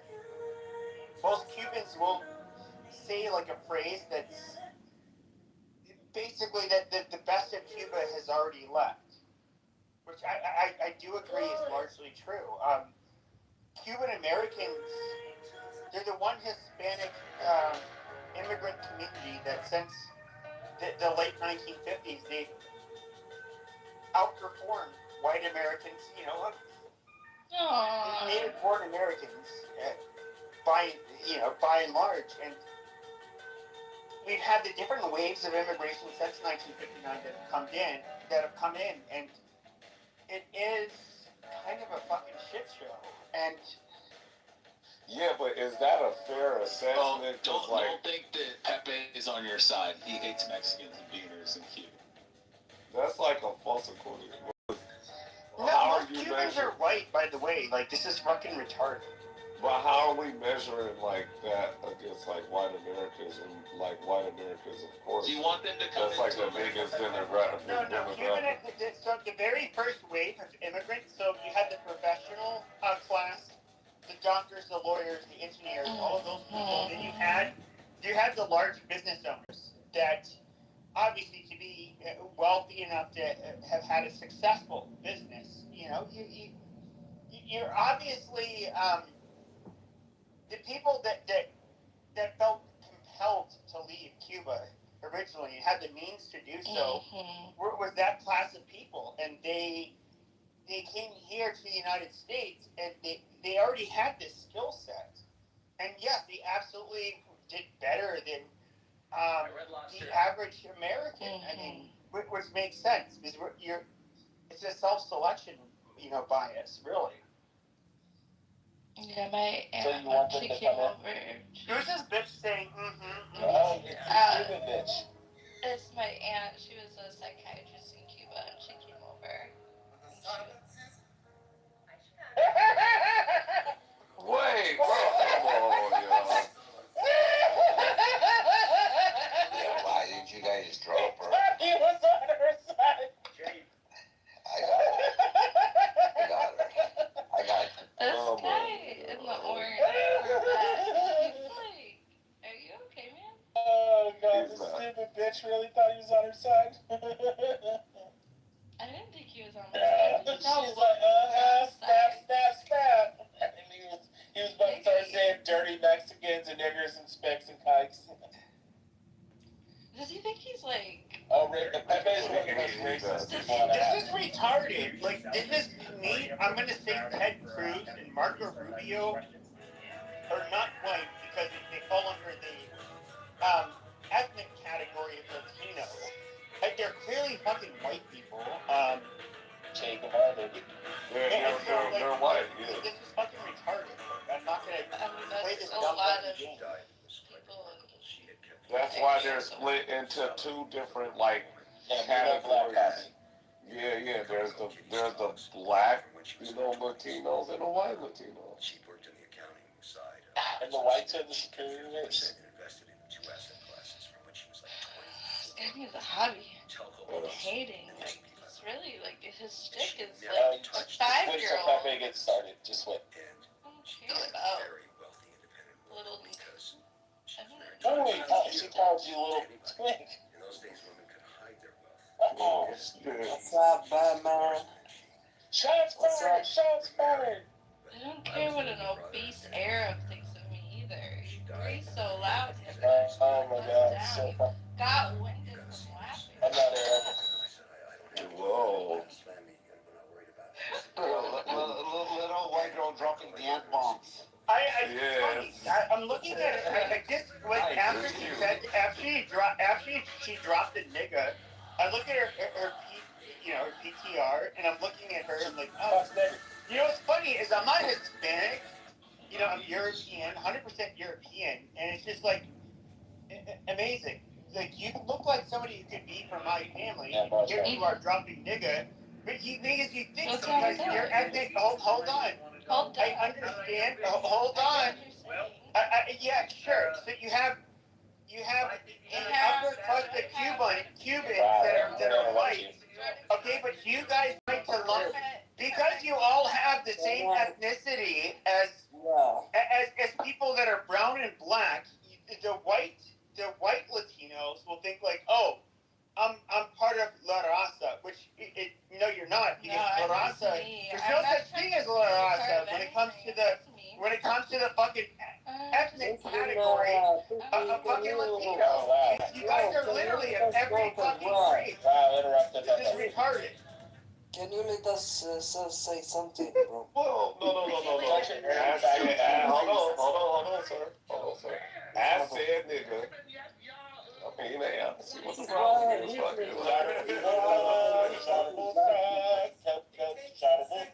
Listen, you fucking black nigga. Don't talk to me. I'm thinking about what you... Who is that saying that? I think That's you, Batman? Yeah. Watch your fucking mouth. Oh shit! I mean, look at Canelo Alvarez. Okay, he's a person who's clearly of mostly European descent. Redhead, looks like he's fucking Irish. Then you get Sammy Sosa, who I believe is from the Dominican Republic. Okay, who's obviously none of us would consider if he was born in America, we would call him black. It would be a very simple category, and yet, okay, all of these people call themselves Latino. Then we can look at like the Argentinians, a lot of them with their fair hair, their fair eyes, their fair skin color, that are nearly 100% European. We can look at that. We can go to Peru. Hold on. We can go to Peru. He's yelling. Yeah, okay, shut up and let me finish. Then shut up and let me finish. And I won't yell. Okay, but then we can go to Peru, okay, where they're mostly Amerindian, they're the native people, the people that everybody in Latin America are racist against. We can go to Mexico, where the majority of them are mestizo, they're a mix of European and Amerindian. You guys literally are not a fucking race. You guys are a blend of a bunch of different races. And some of you guys are nearly pure European, some are nearly pure Amerindian, and some are nearly pure black. Okay, so like, that's your bitch ass mouth. I got it. But in other words, a white woman like you don't get a pass to say nigga. Well, I mean, actually she does. Here's why. That's true, because I Margo, I'm finna qualify her saying nigga, right? And you have your waspy ancestors to thank, right? Because they created something called... Hold on, shut up, bitch. Shut your bitch ass up before I escort you out of here. You have to fucking... Alright, you can't handle yourself. Go get a new car. See you later. Anyway, look. Because this is all in there, right? The one drop rule. Not only that, but... Dude, no, just live for like 2 or 3 days. Maximum, like 48 hours. Fuck, that's cool. I don't know if that's true. I don't know. There's also like fruit that tastes like vomit. Oh my god. Gross. Are you talking about durian? Well, there's like different one makes so different taste. Fruit, and then there's like not passion fruit, dragon fruit. What is that? No, dragon fruit doesn't have a taste. Passion fruit but there's a smell to it, right? There's a smell to it. I don't know. I can't compare what it is right now, but You know, I have a strong dislike of like the texture of like cantaloupe and honeydew and papaya. Like, Why? Is it because it's spongy? Like you could squeeze it slightly and it like still. No, it's like the slickness, that weird slick, like snotty coating it gets on. The slime. Yeah. Yeah. And then you incorporate that with like maybe it sat out a little too long and became translucent like mayo kind of vibe. Like I in that really same dislike category. mayonnaise. Yeah. I so do I. Similar Because texture as mayonnaise. Yeah. Yeah, I don't Because make like I used to think I hated. I knew it. I hate cantaloupe, right? But then I went out for this like really fancy dinner, and it was like a prefix, you know, like menu, and one courses was this Charente melon soup, and Charente's melons are like a really heirloom variety of cantaloupe, right? But because of the way she prepared it, and it was like, you know, cold and super fresh, and it was pureed, right? It didn't have that sliminess, and it was delicious. And I'm like, oh, I like the flavor of cantaloupe. I just don't like that texture. It's like the natural. Yeah, I understand completely because I don't like cantaloupe for that same reason. I cannot eat cantaloupe because of the slimy factor, and then you also get the translucent bits, and then it reminds me of mayo. yourself, you know. It reminds me of mayo. So I was like wondering if you also have a aversion to. Yeah, I have a strong aversion. Yeah, same. That is so weird. I love you. Oh, I totally get it. Do you hate cotton and like Q-tips, like pulling cotton as well, or like packed snow under your boots, so like that sound? Does it give you like weird vibes? The styrofoaminess. I hate styrofoam. Yeah, I just don't. Yeah. I think it depends. I've experienced a lot of different types of snow, but yeah, I hate the feeling of like you get the snow where it's I'm like cringing right now, and I have powder, but it has wet snow. Imagine that sound, but you're taking satin or velvet and caressing your skin with it. Satin and velvet, that's fine. It's like there's something about styrofoam or packed snow and also cotton that I particularly find very hard to deal with. I don't mind and I have to plug an ear. I don't mind cotton wool that much, but if I take like a cotton ball and like kind of roll it between my fingers, I can't. That I don't like. No. Yeah, I don't like that. I'm like covering an ear right now. For me, visually, it's like edges of balls. I actually hold my stomach because I fucking feel the piercing in it. Under edges, I can't do wall edges. Really? Oh my god, I can't. I think we're all like really weirdly neurodivergent on the spectrum. I have synesthesia, so for me, like, the sound. Yeah, these sounds are very. These sounds are very pleasurable because they produce a lot of visuals, but visually, these separations between, like where the curtain ends and the wall begins. Okay. Just separation. I think you guys just need some bigger problems. After my weird. I wonder if that's the same with me, Nergis, because like I really don't like I've color washed all my rooms. Like the trim is the same color as the walls. Yes, for me also. I've trimmed all of the sides. Yeah. Corners. I can't do it. And my bedroom, even the ceiling is the same color. And I do have like a half wall of cream behind my bed, but I don't look at it. Yeah, same. I don't look at a lot of things around me. Yeah. And it might be like weird to other people to look at, but it's like, and it's more like she's just walking around her house with her eyes closed. Well, part of it is I put the half wall of cream because I didn't like the idea of my white spindle bed, the contrast between my bed and a green wall. no, that's weird. Yeah, it would be the same color as the bed. Fuck that. Yeah, no, I mean, like for me, I know that all these are because of synesthesia. Like I've known this after the diagnosis, but prior to that, I think it was hard. Maybe for. Do you guys have a problem with clothing tags? Oh yeah. Oh yes. Love those tags. Oh, you mean So a I dye? don't know. Like even wool, I have a problem with wool, certain textures, certain fabrics. I will not touch. Like fucking microfiber, fucking rags. Hell no. Hell no. Microfiber. Fuck. Oh, the Those are my softness worst of it. nightmares. I mean, the softness of it. No, I think no. There's like certain textures like that I cannot deal with. Microfiber. Fibrosity of it, the microfiber cloths are a big no. Yeah, Wool nylon is a big clothing, no. wool sweaters. It's Like, like I crochet, but I'll never fucking touch yeah. whatever I make. I love the mundane thing of Like acrylic yarn. Yeah, fuck that. Yeah. Ooh. I can't do nylon or things like that. It's like people that like put tinfoil in their mouth or like suck on their mitts. Exactly. That's such a day. Hello. Microfiber, rubbing microfiber cloth is like It's a weird thing that happens in the back of the goddamn throat where I'm like, you guys are gonna test ourselves for these are all like kinds of like all your senses working similarly. Like it looks like one sensation is producing like other sensations at the same time. Yeah. Jeez Louise, Narja. Where's that huge flower from in your PTR? John, that's the corpse flower. Fucking look it up. It takes 5 to 7 years to grow. It smells like rotten freaking carcass. It smells like rotten flesh.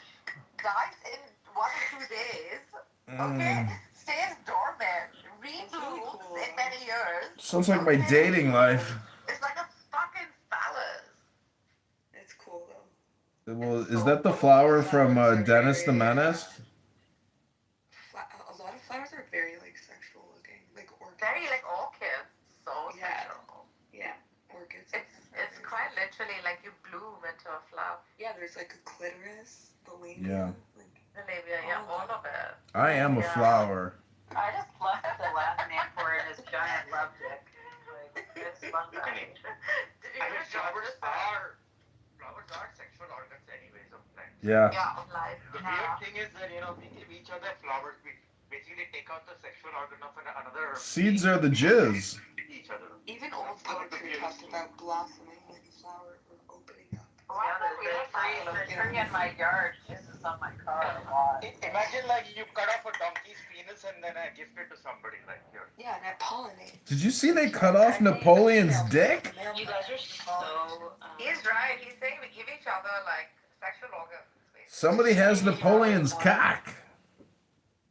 We're giving each other the expressions of sexuality in nature. That's what we're doing. It looks like. You know what's really funny? I drew a comic. Like I draw like cool stuff, like punk stuff, and I put like flower heads on these like punk transsexuals, like which are really cool. And they were like hookers too, and it like made like kind of like a porn comic about it. It's pretty cool. I can never like draw. I've never made art with woman as a woman and man as a man. It is very disturbing for me. I must have both elements in one. It's quite important for me. You can call it her mess. Yeah, I have to do that. Like somewhere a mustache must show or somewhere. Oh, I have a mustache. That's feminist. Yeah, I'm covered in. I also I'm have covered like, in so much hair. I'm a little Ewok. Narcissus is out there slinging Baphomet around everywhere. Did any of you girls get chin hairs yet? Oh yeah, 100%. I've got like 2. I've got to pluck out. Ew. Oh, does that mean I'm premenopausal? No, never had a chin hair. I was dating this chick that I was sitting on her couch and I noticed that she had like, hard, short chin hairs. And I was like, this relationship is over. I'm going to Israel for 2 weeks. Peace out. Later. They're as hairy as the girl sitting next to you. Like, Alistair, how hairy is your asshole? It's hairy. It's gross. And, my father often said, wouldn't it be great if there was a place that you could go get, your private parts trimmed? my girlfriend had a chin hair. Ew, what's there to trim? Why would I trim it? It's very difficult. You guys, I need to keep my hands occupied. It's like a fidget. Does anybody here, use a razor blade? You're going to realize that women Okay, I'm gonna take a confession. I'm fully lasered from top to bottom. Ooh. Just my hair. This guy's so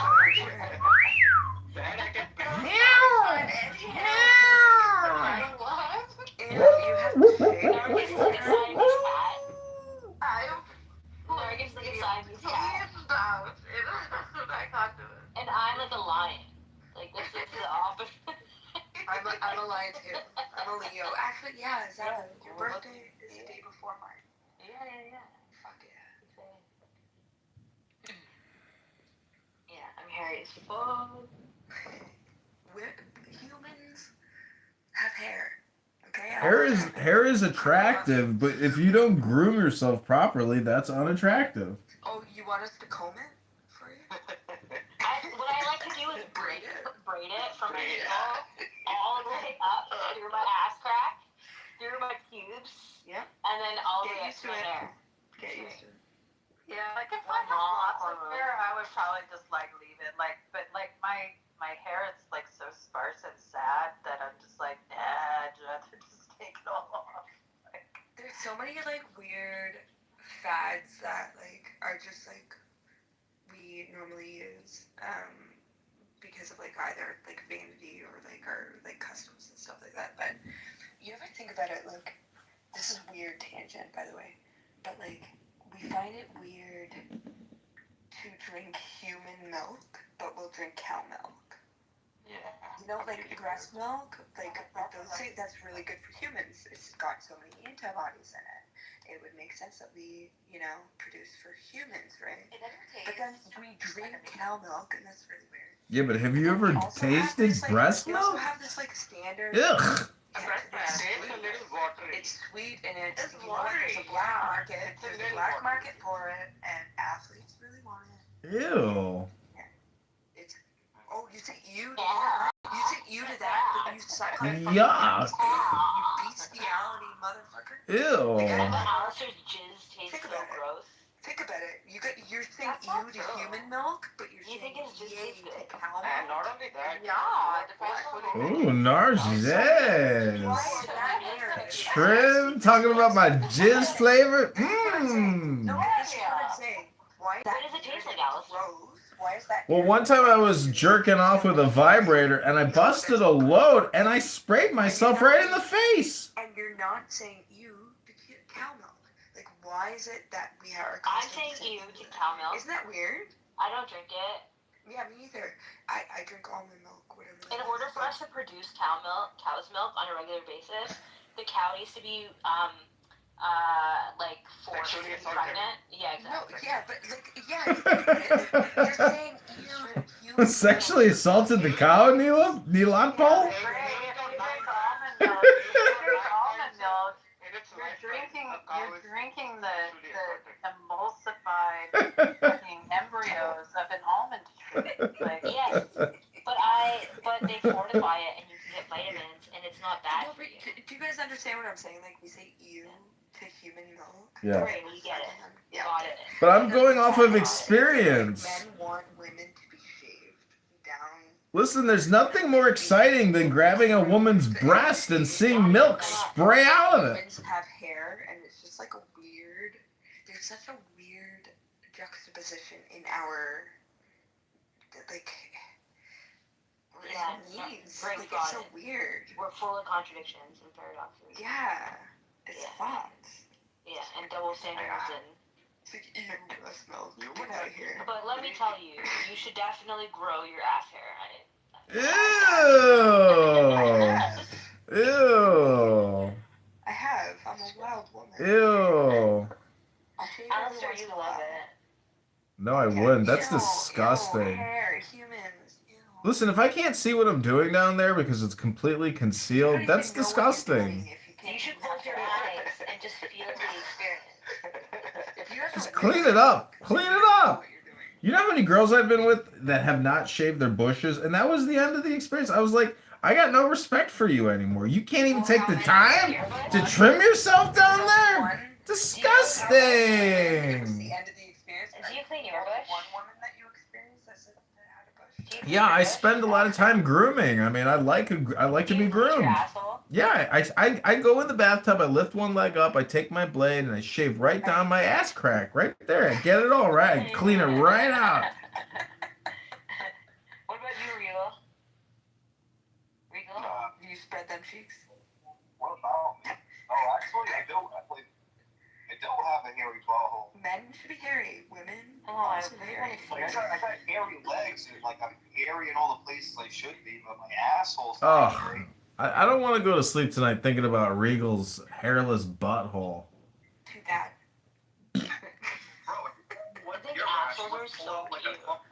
I got no problem telling you about how I shave the crack of my ass though before I go to sleep. That's just the way, Are you you know. hoping to be in a porno, or is it just like a fantasy? Do you look at yourself in the mirror whenever you fuck? He definitely does porn. I've seen it. Do you look at yourself in the mirror? Are you talking to me? Do it. Yeah, I've seen his porn. You've seen my porn, Zabu? Yeah. Oh, Johnny Sin? I look like Johnny Sin, yeah. He looks like Fabio without the hair. What does he look like? Fabio. He looks. Haven't you seen John Kitover? No. Oh, he looks like a redneck? Country bumpkin. Looks like John Kitover. Like, No, he's not unattractive, but he's obviously a somatic narcissist. So. Somatic narcissist? Doesn't he see demons and angels, like schizophrenia or whatever? look at pictures. Listen, they have medication. They have medication for schizophrenics now to make you less schizophrenic. John's face looks like a vagina. Still sees them. He's so sweet though. But he's just Islamophobic, I think. No, I don't like Islamic law. Let's talk about the law. I wanted to know if you had schizophrenia. There You isn't. confirmed it. So, thank you. No, but my psychiatrist told me the other day. My psychiatrist's name is Dr. Vinny Boombatz, and he was like, "Has anybody ever told you might have what is it? Borderline personality disorder?" And I was like, "No, do tell, doctor." He's like, "All right, answer these 9 questions." And then I said, yes. And he goes, "Oh, you said yes to every single question. You might have borderline personality disorder."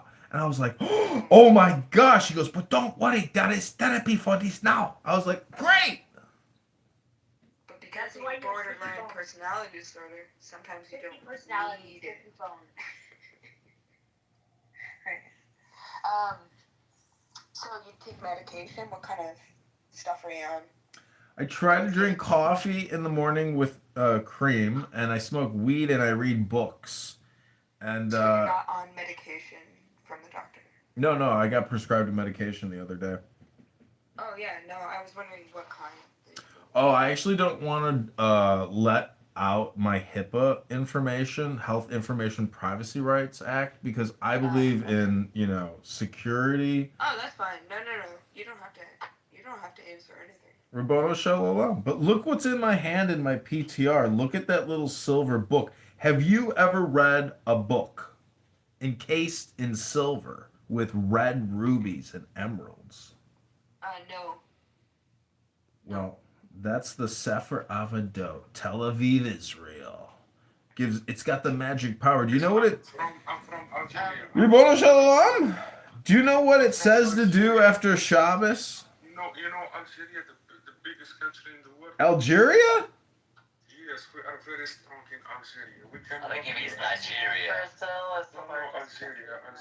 No, So- Algeria.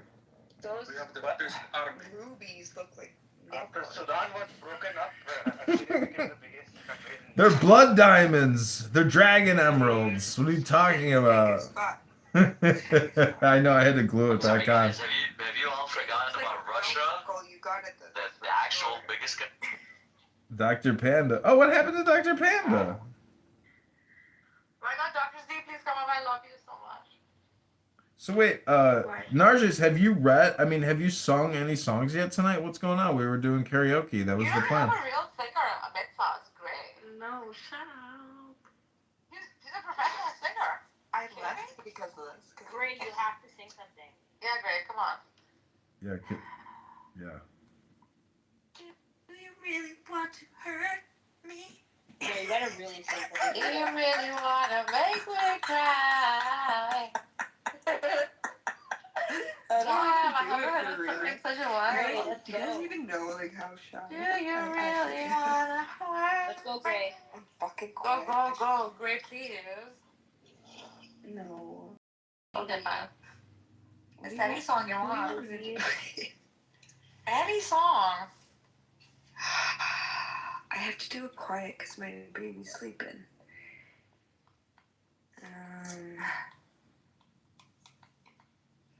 Maybe a Nirvana song in a lullaby way? Yeah, Yeah, sure. Okay. Oh, fuck me. If I had to lose a mile, if I had to touch a feeling, I would lose my soul the way I do. I don't have to think, I only have to do it. The results are always perfect. That's old news. Would you like to hear my voice? Sprinkled with emotion. Invented at your birth. I can see the end of me. My whole expanse.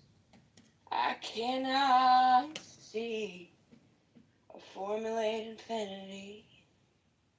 Story deep inside me. There you go. That's the only soft song I can really do. You've heard me do like other stuff. That was pretty pathetic. I'm sorry.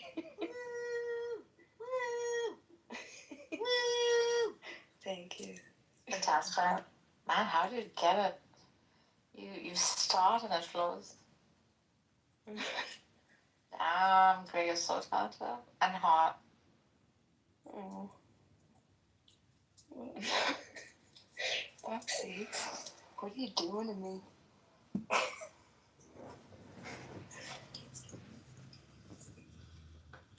So is that like an anus, or is that a top of a volcano, or an eyeball in your PTR? It's called a corpse flower.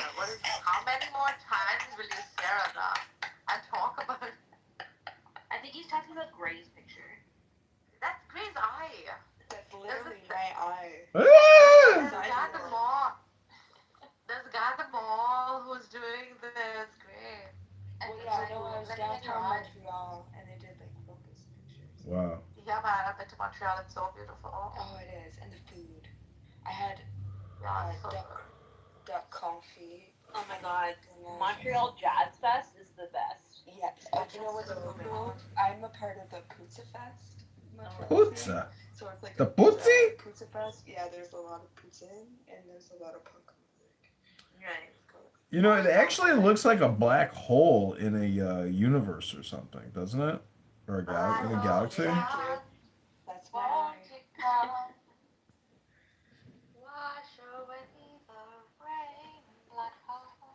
So men have erectile dysfunction. You know, what can women ever have orgasmic dysfunction? Yeah. Yes. Is it generally medically?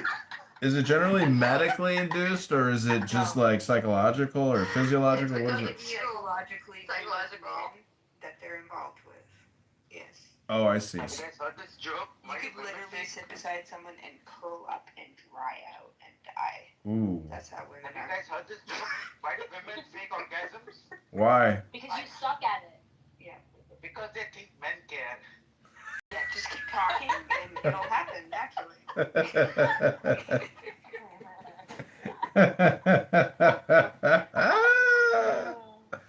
That was so caveman of you. That was beautiful, Nilot Pledel. He looks like the full-on caveman.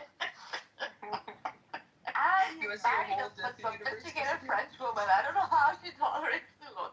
Because he's funny. There, I recognize that Neela's profile pic. That's actually a DNA-based reconstruction of a Galilean man that was alive at the time of Jesus. So that's like probably as close to what we're going to think what Jesus actually looked like. He looks like my uncle. That's right. He looks like. Yeah. Not a good one either. Just like the Jesus creepy is uncle. so sexy. Oh my god. Yeah, how many women do you think threw themselves at him and he constantly had to rebuff them? He's gay, right? I don't think so. I think a lot would have liked Jesus. I think Jesus is gay. I Yes. No, I don't think he needs to procreate. Well, gay, bisexual, or trans? Because I've often speculated he's probably trans. Cabernet Shiraz is a beer. He's probably hermaphrodite, right? Biologically, if Mary was his only biological parent, he would have to have monosomy X, which would mean that he wouldn't have a Y chromosome. So if he was living as a male, then yes, he would be trans. Yeah, he'd be trans, right? See the Can I tell you something? crew. You can have the chromosomes. I'm sorry, but like any deletion, even partial deletion, can lead to retardation. So if he had half on all chromosomes, I'm sorry, he's retarded. Do we have like any case of like freaking what do you call that? What is the birth called? Fuck, what's happened to my memory? Cesarean section. No, not cesarean. Jesus birth. What are you talking about? Parthenogenesis? No, what is that? Oh bloody, what's the birth Mary gave? What is it called? An immaculate conception. Immaculate conception. Yeah, that's parthenogenesis. That's what I thought. That's what I thought you were saying. Yeah. If it okay, so if it That's was based on immaculate ancestors. conception, the only thing I can equate that to is like IVF. It was immaculate. Yeah. It was a messy. No, but even IVF, like. Well, many of you don't know this about me, but I'm actually from an immaculate conception. It's true. I went to a school here in Chicago called Immaculate Conception. No, you went to I did. I'm not kidding. conception. It's just immaculate high school. I went to Catholic school 1st through 3rd grade. Yes, and there's immaculate, but it's not immaculate conception high school. I told the priest a dirty joke. You want to hear what the joke was? Yeah, what? There's 3 nuns on a tricycle, and they hit a bump, and the 2 nuns in the back start giggling. So the first nun says, "No more laughing, otherwise I'm going to punish you." So they hit another bump, and they keep giggling, and she says, "Get off the bike!" And she puts the 2 back seats back on the back of the tricycle. And the priest was like, "Who told you that dirty joke?" I was like, "I don't know, I made it up." Hello? Do you want to hear a dirty joke? This guy can't tell a dirty joke because his mouth is full of priest cock.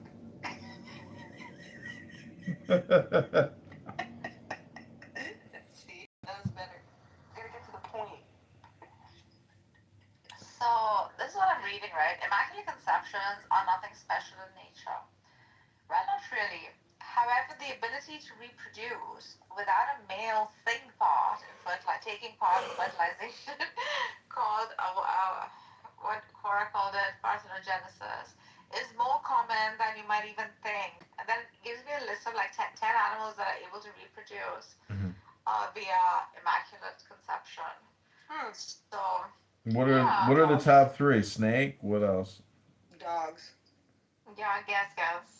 Hey guys, I'm gonna go to bed. It's been a slice. Have a good night. Good night. Hard out. That's that midnight hard out. Immaculate conception. I'm in a dream of everybody's hairy ass. Okay. Ooh. I've got one stray. Not mine, definitely not mine. Ooh. Okay, so goblet spiders. No, keep going. Sorry. Give me the top. Goblins? Goblet spiders. Yeah. What are the top 3? Like, you'd be surprised. You know what the most immortal and longest living organism is on the planet? What? Crab. No, it's in the Brazilian rainforest. It's termites. Oh, wow. I was like, I thought it would have been like a tardigrade. They're like immortal. They never die or something. Because crabs evolve 5 different ways in carcinization. So the zebra sharks go through the whole thing. It's a huge fucking shark, I think. It looks huge in the picture. Goes through like immaculate conception. Yeah. Number 2 sharks. is the freaking turkeys. What? Yeah. What? Turkeys? Exactly. Yeah. I thought they had to lay eggs. Think about turkeys very often. Though they eat them. The turkeys, guys. I'm gonna start a turkey farm. Sorry. so stoned right now. The cake egg when female. No one thinks of the turkey.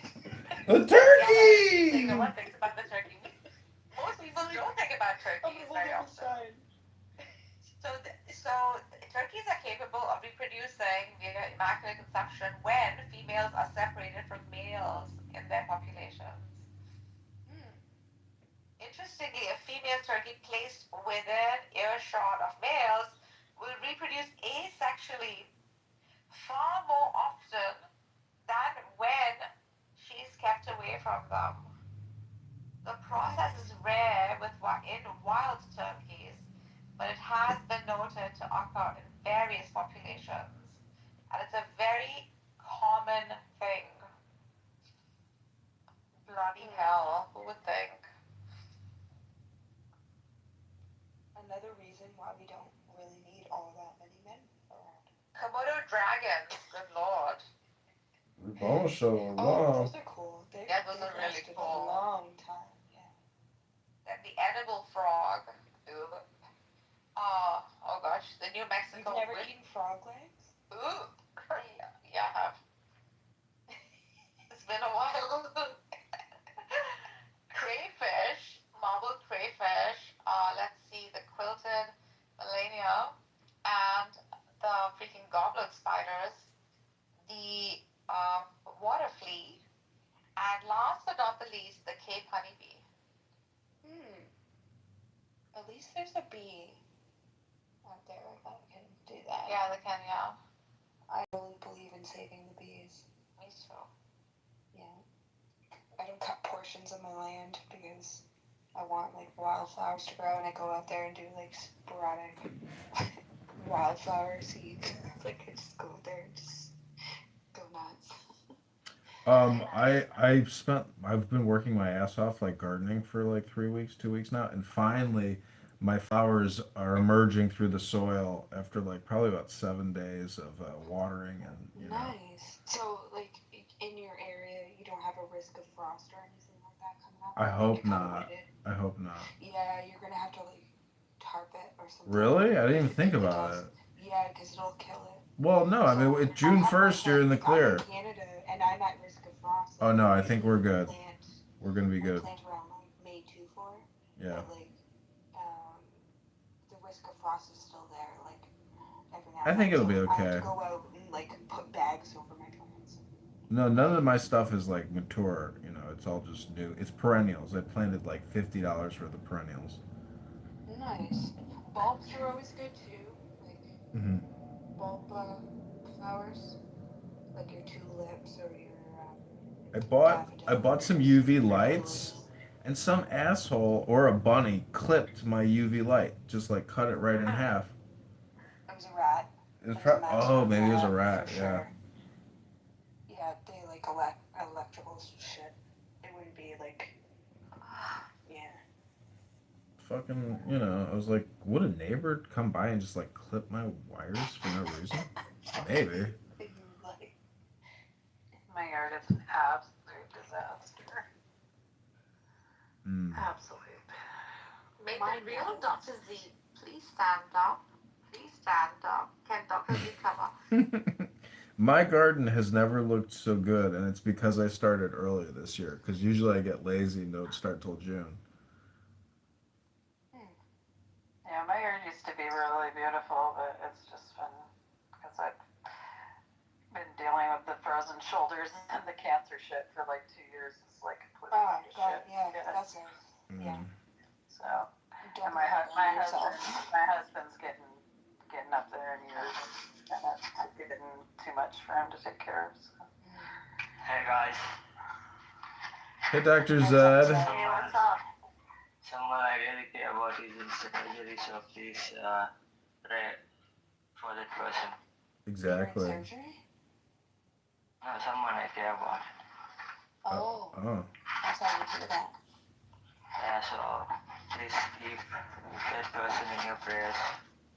Absolutely. These are a bunch of atheists. What's his name? What's her name, Zed, or what's his name? Oh, Mari, I like your PTR, by the way. It's my mother.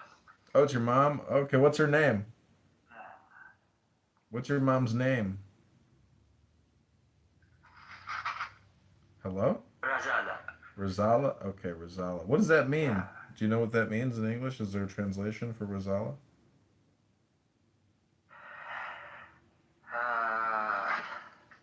Oh, there's Cora's big fat ass. Let me look up Rosala. What? Yeah, Cora, you didn't see Cora's big fat ass in OnlyFans? Okay, My God, it's Rosala. so perfect. Rosala is a popular aromatic Mughlai influenced Bengali dish featuring meat, usually mutton or chicken, cooked in a thin, silky, and mildly spiced yogurt based gravy. Cardamom, kura water, poppy seeds, Kolkata. Are you from Kolkata? Poppy. No, it's from Kerala. Poppy seeds. Oh, no, Zed. It's poppy. Poppy. Amare, you know what I want to do is take your PTR and put it through Grok and like enhance it and modify it. You said modify. Why? What do you? Just like How would you do that? I'm just gonna say, enhance image, make high res 3D. See what comes back. Make it more high resolution. Oh, okay. Yeah, I mean, yeah. I probably couldn't do that myself, to be honest. But this is Clubhouse, so I just didn't. But it is a nice picture, yeah. Yeah, it's got everything going on it, you know. Very mystical. It's how Shias depict the holy figures. Ooh, Just you're like gonna this. like it. Did you know that, Amara? Say that again? It's how Shias depict their holy figures. Like, Yeah, I like it because it doesn't have a face. that's right? exactly how they depict it without It doesn't have like a face. light.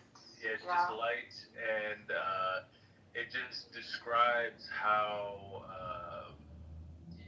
just how biblically he's with I guess the apparel he would wear and what he's riding on and stuff like that. But I liked it because there was no face; it was the light, like you said. Yeah. Okay, PTR, that's the enhanced version. Oh man, that looks really good. That looks really good, yeah. Let's update it and turn it into Donald Trump. Don't do that. Please don't do that. No, let's see what comes out. It'll be fun. That was AI that did that? Yeah, Grok. Grok, okay. I mean,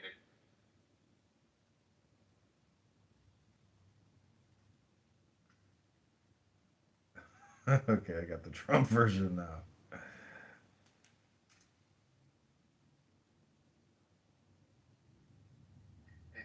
They did it so fast. Ah, man, generative AI, man. It's insane. It's amazing. Like I do probably once a day. I do like I write a paragraph basically, draft, create AI images, and it's just unbelievable because like I I could possibly do good stuff by hand, but it's like the fact that you can do it in 3 seconds. It's like the ability to put out high value communication instantaneously is like just remarkable. Really? Yeah, You like but that there's so much? stuff like this. I can get behind generative AI for like this kind of enhancement, or making pictures look smoother, maybe videos look smooth out some edges. But I just what I really don't like is like there's now like I don't know, like they're even making stories through generative AI and just full out using picture. Like you can kind of tell sometimes with the generative AI right now. Like Yeah, I've done it's being used in hundreds. certain things. I've done hundreds of Sora videos. I like to claim that I'm the reason why Sam Altman had to shut down Sora.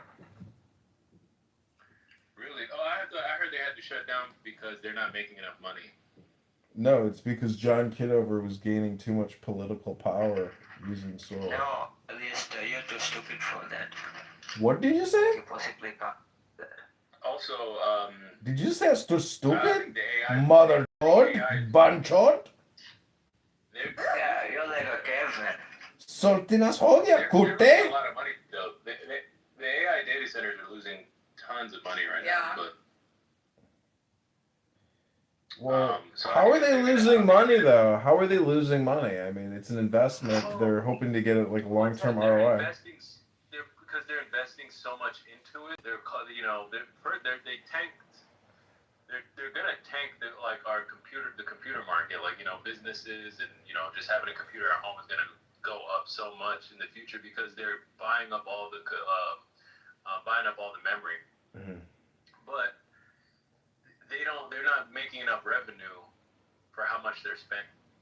Who do they expect their clients are? Government and major tech, except like anybody that wants to tap into that data center, but like how is But it's not enough. yeah, it's not gonna. So how the fuck are they getting? Why are they doing all of this? I don't understand. Like, where's the money coming from? Well, yeah, I don't. Well, they're getting it from.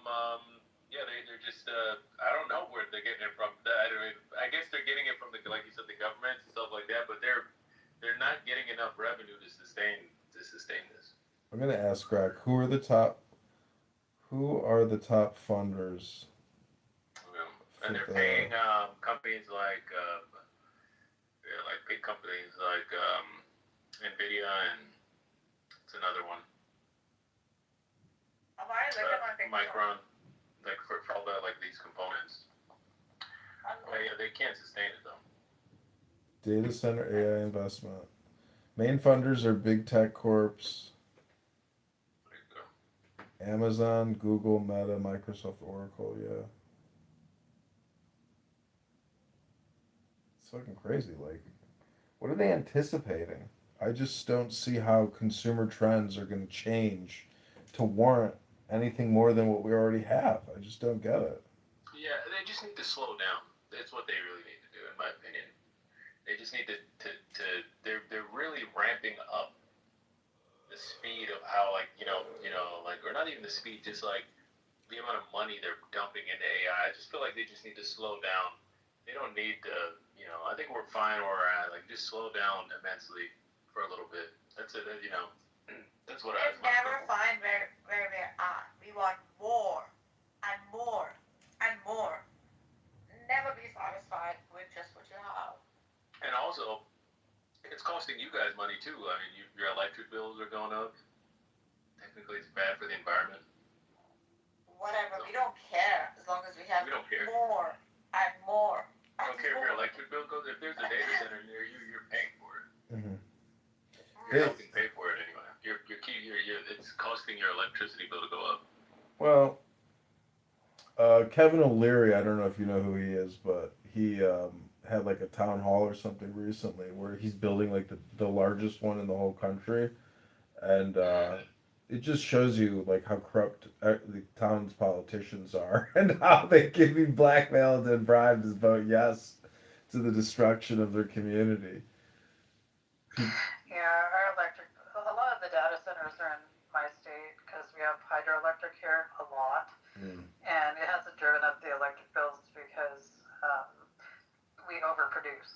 Like, you open up a dam and like 60% of the electricity produced just has to get like dissipated because the grid can't, there's nowhere to store it. The grid isn't demanding that much at a time. So the data centers just use up the extra. Oh, well, that's nice, yeah. School. Yeah, it's not the same here. There's data centers near me, and they're driving up the prices, or they were just gonna drive up anyway. But I just attested to that, I guess.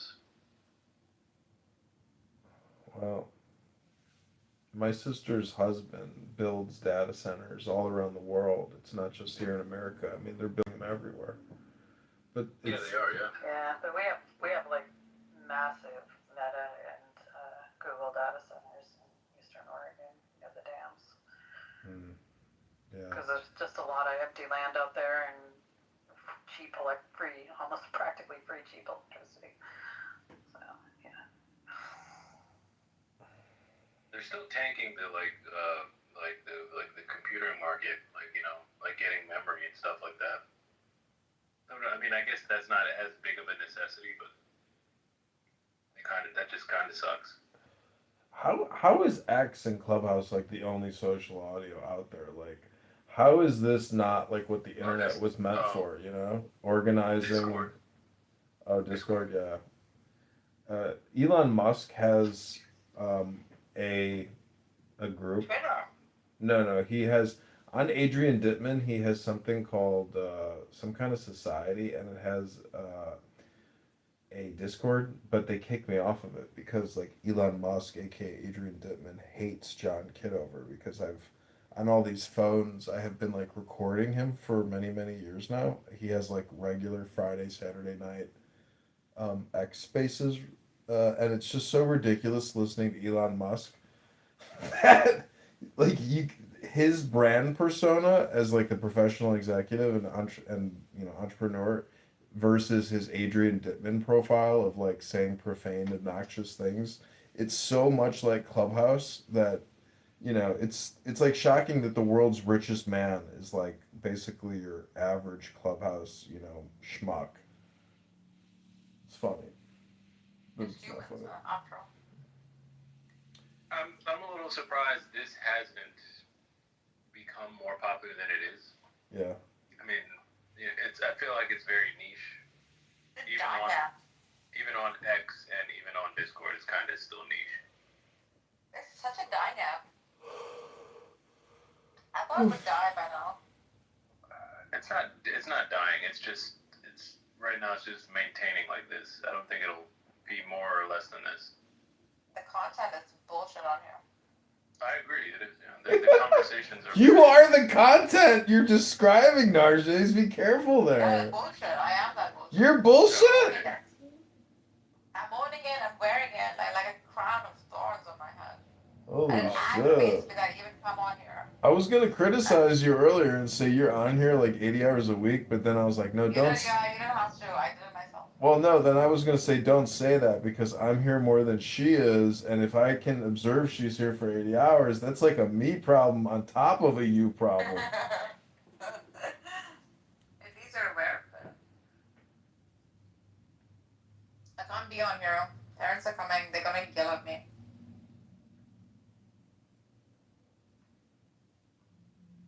Is your picture generative AI too? No, I don't know. I just picked it off of, I don't know, on Google. Oh, Google, okay.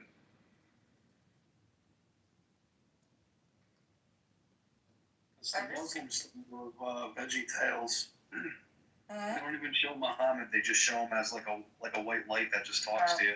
That's my. Oh, that's who that is. No, that's Ali. Ali. You don't know Ali? Is that Jesus? Ali is the Jesus of the Shia. Oh, okay. Yeah, I think I remember that one time. Yeah.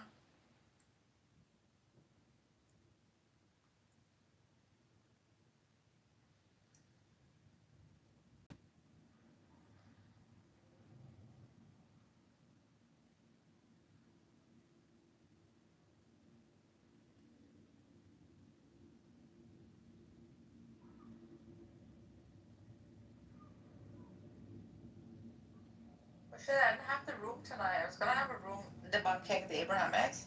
But yay, Nizam is here. Abrahamics, how would that work? Like, debunking the literalist perception of it, right? Okay. So you believe they're all allegory? I do think a lot of it like originates, and I mean I don't believe it. At least academics that I have just read, whisked through, not even like read in depth like Cora does, and Daniel and Megatron do, are very much rooted in the myths and legends of the Mesopotamian, Egyptian, Vedic, and so on and so forth, and the archetypes in the Abrahamic religions, right? AKA Moshe, Jesus, Muhammad, refurbish and repurpose these myths and legends, right? Because Noah's Ark, the flood, the sleepers in the cave, the etc. I mean, and all these stories have actually origins from way past. You'd be surprised at the, if not the exactness, the similarity. But yeah, have you heard of Nimrod worship and Samraza, whatever. So basically, that's like the rebuttal, I guess you could say. The theist rebuttal would be, well, all these religions are just derivatives of Nimrod worship.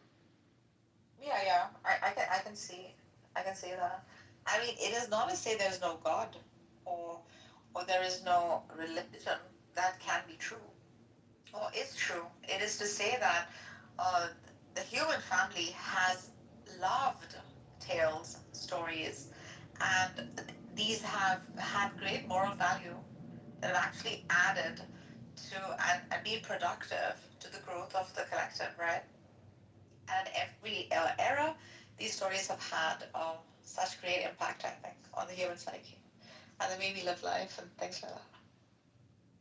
So no one can truly claim exclusivity like that in that sense, right? The truth has been one. The way in which it has been generated has been very similar, and this human pursuit for God and some kind of system of life, aka religion, community, etc., has always existed. It just came with different names in different geographies, etc. People of religion that hold on exclusively to one particular and die on that hill do not like this academic historian perspective very much, right? And it's like, and I'm not even saying that it's false. I'm saying metaphor too holds truth. Allegory too is true. It's just a gradation, I think, that we can put it on, right? Its school of thought has got it truly, right? And it's closest to truth, and some are just more windy roads, I think.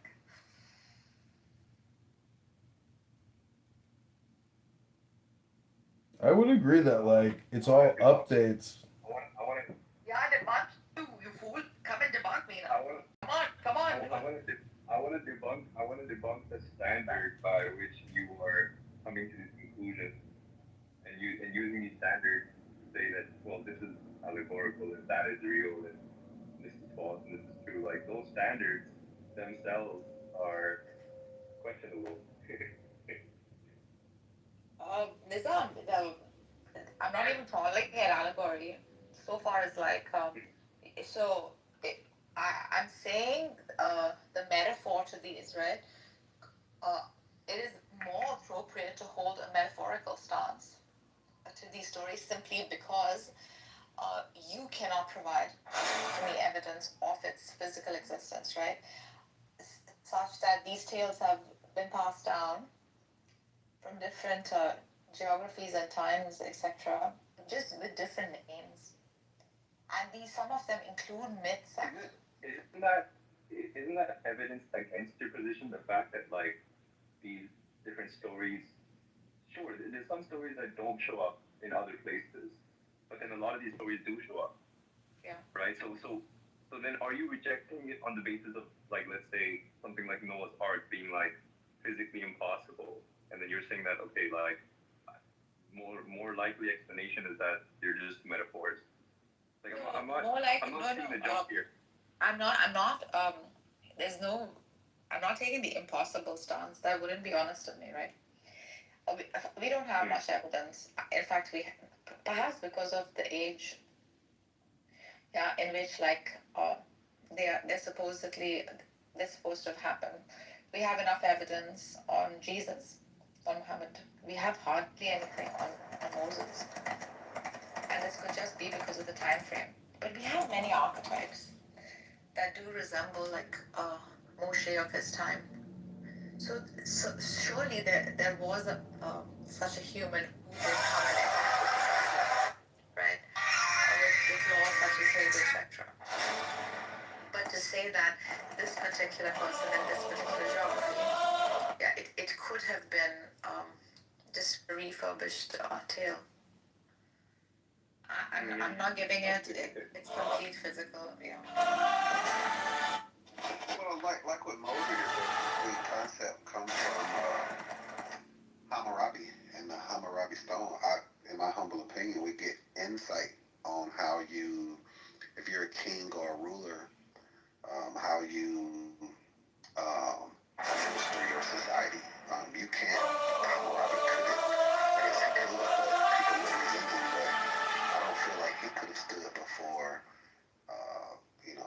people, his subjects, and say, well, hey, here's the law. But if everybody submits to the Babylonian God, and the Babylonian God gave the law code to Hammurabi, where you from without everybody's gonna follow it. Of course. Okay, so it's one of the oldest civilizations in the world. Yeah. That's why God, that's why Moses. So we will play this for the cat. So it used to be the offensive to put the thumbs up. It used to mean the middle finger. In your country? Not anymore. No, not anymore. Do you look like you're from a country? I would say so. Most people say no, but I do. Is your country a country or small country? It's quite big. What's your country? To the fact that back then, what you guys produce, consciousness has evolved like it has now. Are you from Iran? It was just easier to. Are you from like Iran? Atheism wouldn't be a thing, especially when we're. Somebody, I'm not sure. It's just again because I don't want to offend believers, but it's easier to rule. Everyone fears like the God is just better for society. You have law and order and social harmony. Just a net positive to introduce God into society. But back then, to my point, it was easier to persuade people. If you're a small content creator, use this sound in at least 100 new subscribers. Don't believe me? Try it yourself. Tell them what you said. Would have been more easier for people to see that we need certain regulations in order to live together. Rather than the nation of God. Are you using our standards of sophistication of today as a litmus test? Because all of these things, virtue, all of these type of things, how does a human get that? Like that has to be cultivated over time. We take it for granted now because Virtue. You can read a book. I read books on ethics and virtue all the time. If you want it, you just gotta pick up the book. There were no books. In antiquity, there were no books. Oh, there were too. There were books. Okay. There were books. I mean, even Marcus Aurelius in the year 300, he's talking about his favorite books. Oh no. There were books then. I thought we were talking. So I made the point going back to Hammurabi. This would have been. Oh, the tablets. Okay. Some 1800 BCE. They probably still had papyrus though. If they had tablets, they were writing on paper for sure. It's not as if like humanity hasn't attempted the project of organizing society with motivations other than religion. Like nationalism is an example, right? Prior to nation states, we had ethno-linguistic identities as like a motivating force for people to unite under some sort of like rulership or some sort of like statehood. So it's not as if like we don't have examples of humanity. We have plenty of examples of humanity attempting to organize itself with motivations other than religion. And in fact, we have successful examples as well, and we have like not so successful examples. Like communism is another example. So yeah, I mean, I'm not sure. I think the conversation should be. There are not many examples, man. There are not many examples of non-religious societies. Really? Like you don't think like the trend is very new. You don't think China and like Soviet Union and by the way, like ancient Chinese history, like it was quite like religion wasn't like a big thing for most of Chinese history, and they did a pretty decent job. Like, have you not looked into that? They had different forms of religion, man. It doesn't have to be the same kind of religion that we have. It wasn't a theocracy. Like it wasn't like religion was part of the government. And Confucianism and Taoism. See, Taoism is like the mysticism of Confucianism, but Confucianism is. If you've ever read Confucius, it's so remarkable. It makes you feel like a moron because you're like, oh, our government sucks compared to this. This is like real ethic and virtue, and that's the basis of the government. So it's like super intelligent, and it's incredible. That's incredible. I think that's just fantastic. think it fails though. Samir, why did you say that most of like human history contains religion in terms of like the way we live? Oh, it, I don't know why it is. Like if you pick up any history book about any society, those societies do have beliefs in certain like things that we find like quite irrational now in most cases. It doesn't necessarily have to be that a state would be designed based on that belief, but they always have some faith that's like a certain form of religion. Sometimes it's just their ancestors, sometimes it's like a big tree in a village, something they worship. Then they judge for most of their ethics based on those values. Well, I don't know if you know. To refresh, I just changed my profile picture to the Hammurabi stone just to give an illustration of what I meant. At the very, this is real archaeology. At the very top, it's been a while, but I think the Babylonian god here is Shamash, is handing over the law to Hammurabi. So all of the Babylonians, of course, is going to fear God. So not only does it have like, some of the, important laws, but also an inscription with something to the effect that Hammurabi has free reign to administer or set laws how he sees fit. And so no one's going to challenge that. And, I feel like the Hebrew Israelites, they picked up, God is going to give the law to Moses. People, they say, well, I guess Moses was in Egypt, if we follow the narrative, where there was the Ma'at, those laws are, some people call them negative confessions, but there's always a buffer between God, the high priest, the Pharaoh, whatever the case, and the people. And this was, as far as I'm concerned, we get insight into this dynamic with the Hammurabi stone that dates. They timestamped this to at or around 1800 BCE. I think Genghis Khan was a really good example of using religion to take control. He was the god for the This right here is not even religion. This is just a set of law code. I also hold a position that systematic integration of religion didn't happen until Plato. And as far as the pushing theology, and Plato didn't push theology. It was just a concept, theoretical concept that he was just speaking on in this, theoretical city. And people after that subsequently used that to integrate systematically religion to their societies, in my opinion.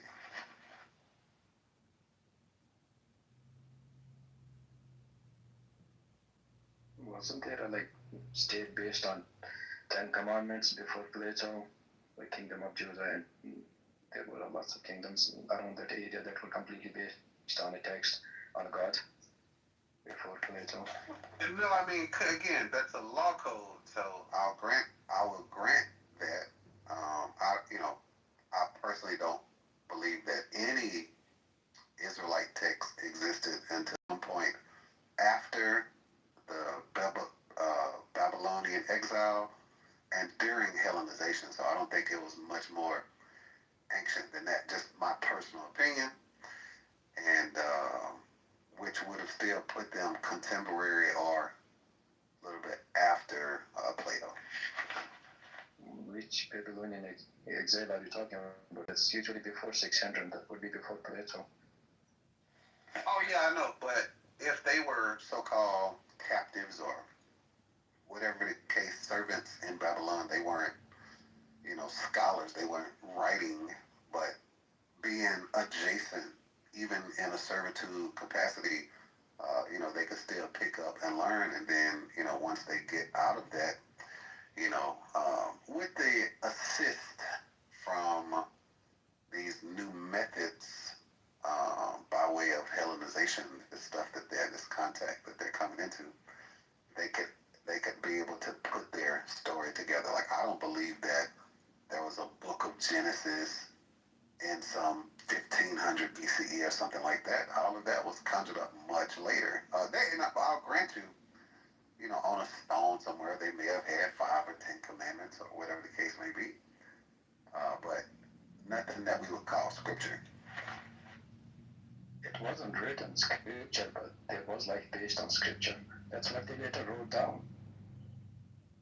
But scripture itself keeps on evolving. Religion itself has kept on evolving in the last 2,000-3,000 years. It's not always existed in the same form.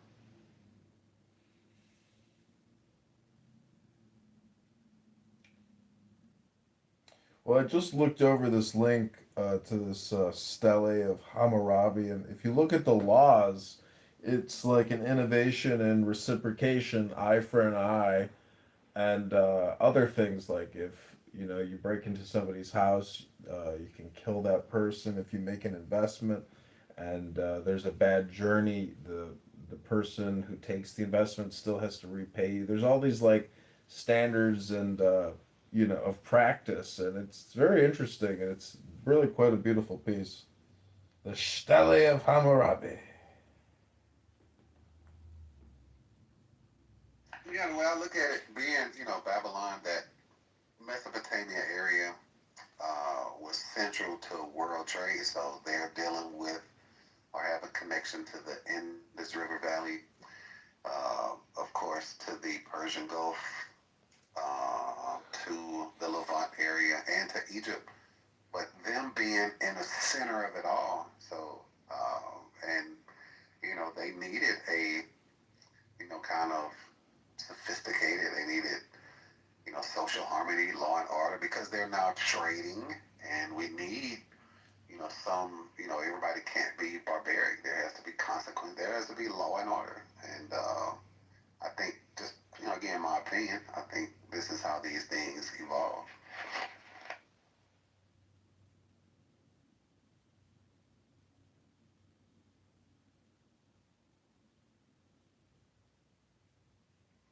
Also, I think people were not like sitting around bonfires whilst trading, moving constantly, like with their phones in their hands.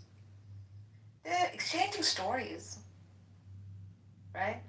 I'm sure like some would have details that are either additive or subtractive or just embellished furthermore. So this is how I think most of scripture has even its like parables and its allegories. But the thing is, when scriptures are read literally, right, and when these become like physicalists, right, and this thing has to, the contents of the scripture has to be true, such that it has physically happened, taken place.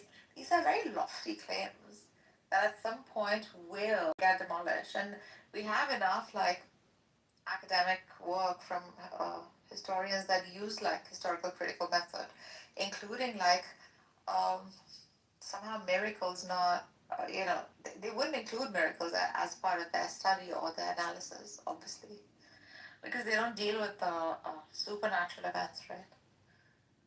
So they're going to be debunked at some point or the other. Might as well like just be in line with reality now than sort of be delusional about it, even as theists. Well, I personally have no desire to debunk them. It's only when the arrogance of the theists to say, "Oh, how dare you not believe them like that?" Well, now we have to have a conversation. But outside of that, I think, well, where I stand. Argues the noble lie. It may be needed in society. I don't want to live in a society without God. That's the thing, right? Like even that noble lie that the archetype used had its purpose, right? And that purpose was to bring about well-being. So to know this would just be, I think, fair and just to one's own pursuit of truth, if one is interested in truth. If not, then okay, so be it. But you're right. Do not force it upon another, or do not give it that metric that it should necessarily have physically happened, right? Because we don't have much on it, and we have enough information in the form of like archetypes who have had like similar storylines around them, and there's also enough myth that sort of has been going around since the time of the Mesopotamian era. So, come on. Especially like when the claim is this is the verbatim speech of God. These are very crucial, heavy, heavy claims. Either one says their faith claims and stops there, wherein there's honesty in that, or don't make it like an objective sort of thing, right? Yeah.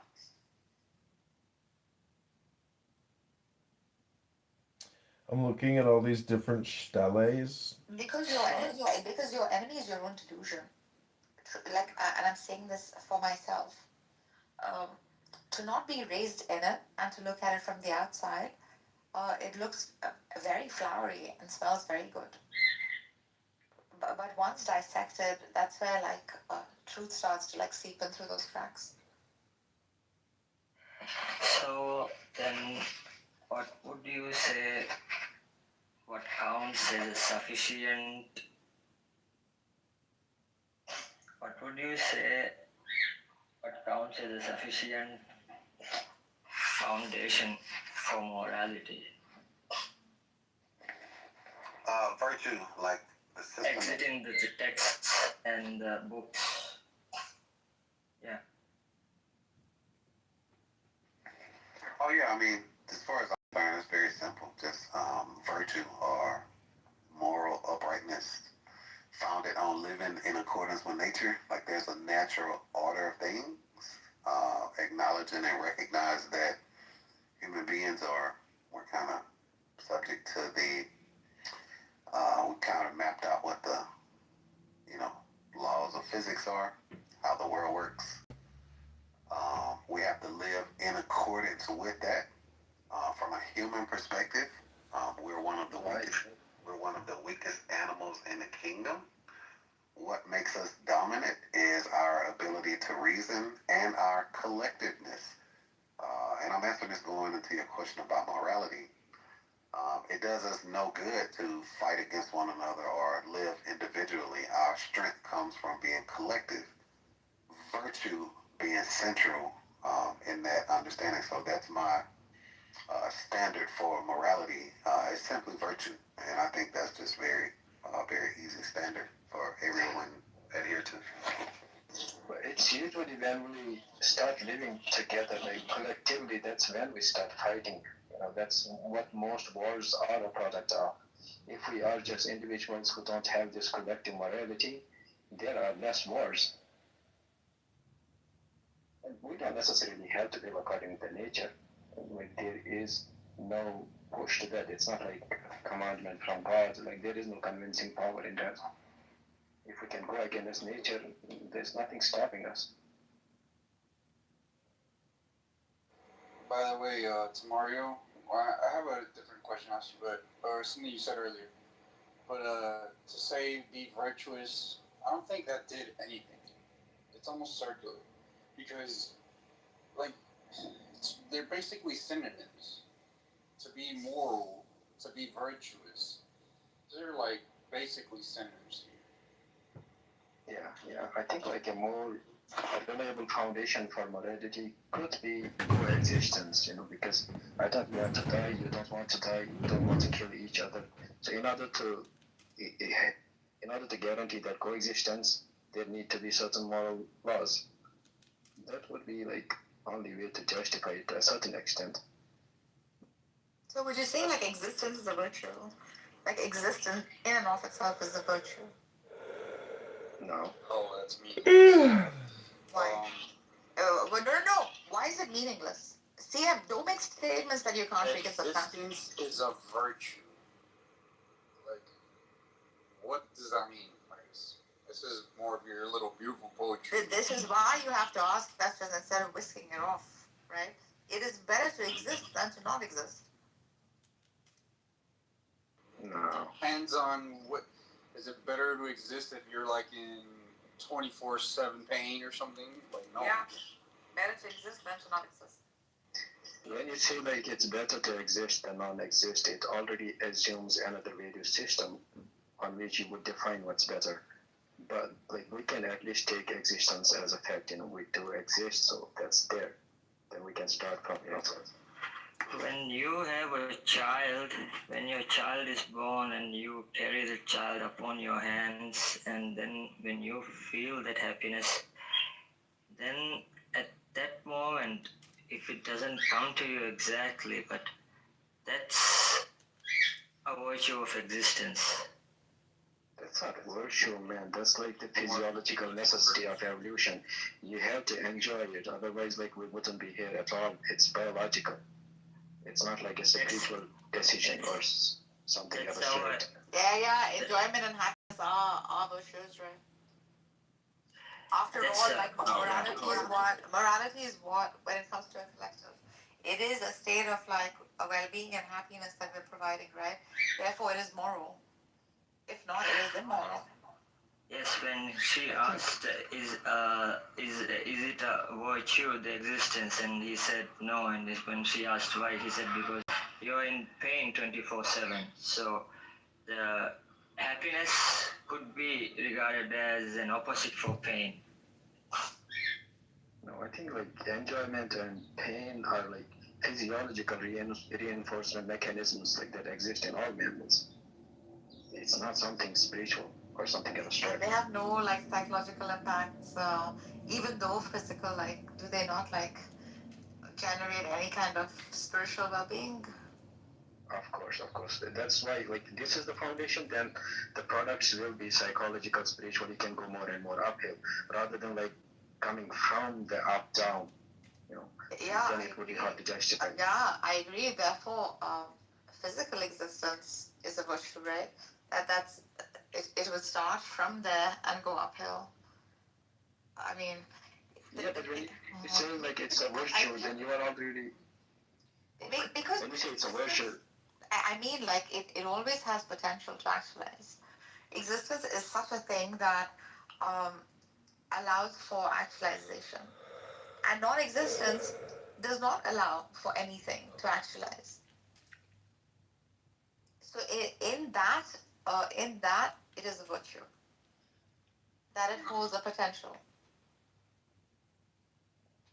And also, Sam, just to make it less circular, you said it sounded a bit circular.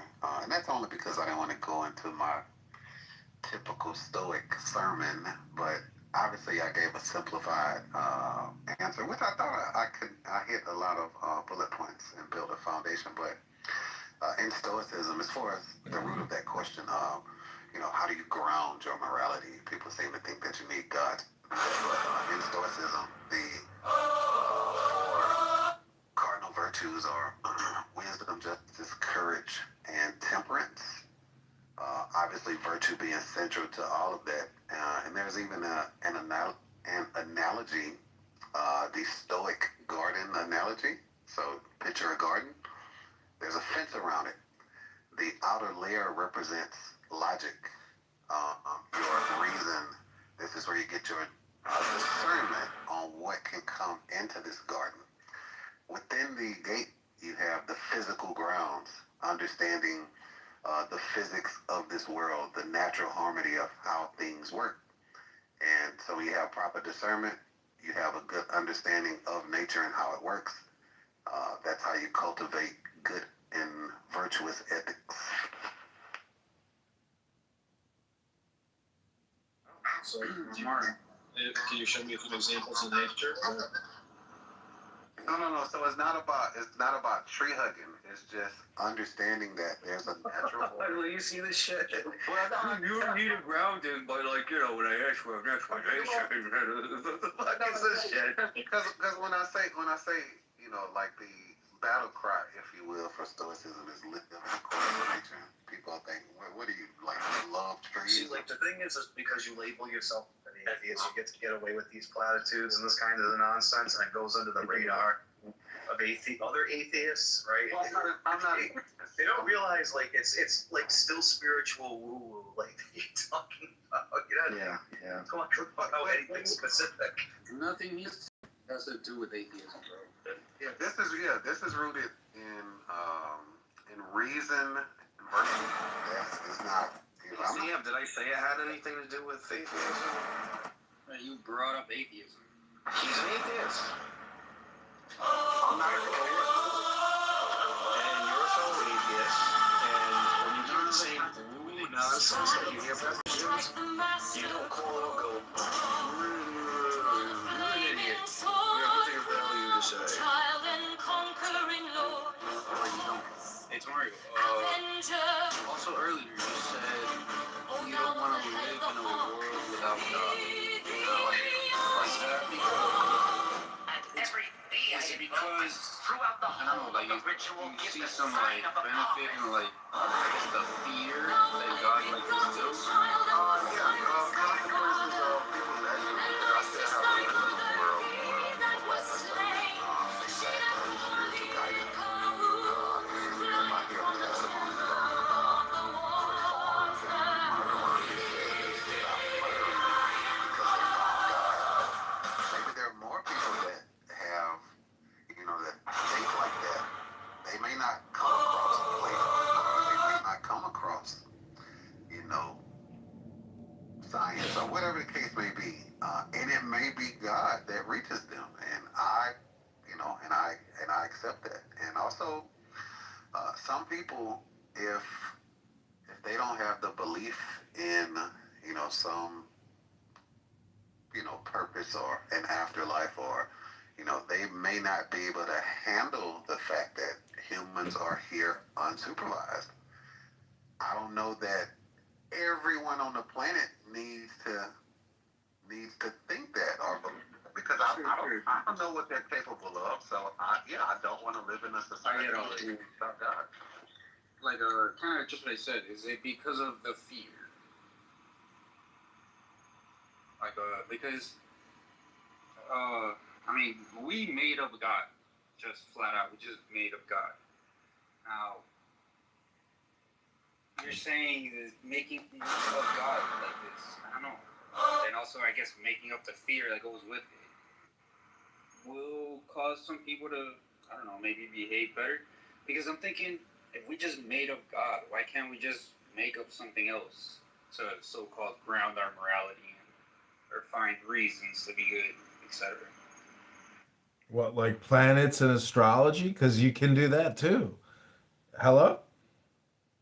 Right, and people do. My point is, that was actually pretty good. He's right. Astrology, numerology, but exactly. We can make up any nonsense. Yeah, but we don't have to be God. We can make up astrology or fucking like omens, like the black cats or whatever.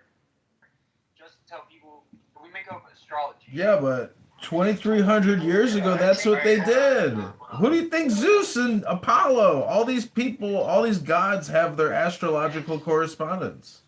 It's not the astrology or anything. It's just you tell people anything, literally anything. It's just symbolism. It's You can't up an omni property. it's conceptual analogy. Property, then you have built a better God. And you wonder why aliens won't come visit us and say hi. Because there are no aliens. We are the aliens. But something that replaces religion doesn't necessarily have to be based on belief as well. If you look at the functionality of religion, it's like to create a way of life, so that we can have a better life. Yeah. In terms of functionality, like making decisions for society, for your daily life, I think science and rationality are already replacing religion. Most of our decision nowadays comes based on scientific knowledge and reason. So that's eventually going to replace it. Well, we're still using religious terminology and symbolism within the technology. For example, if you were living in medieval Hello? Europe and you wanted to make your important decisions in life, you would have to open a Bible or ask a priest or something. But nowadays, you would just try to, Just ask ChatGPT. What?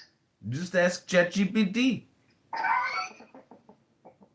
Yeah, but anyway, by the way, Nargis, we said about omni properties. Omni things are very incoherent.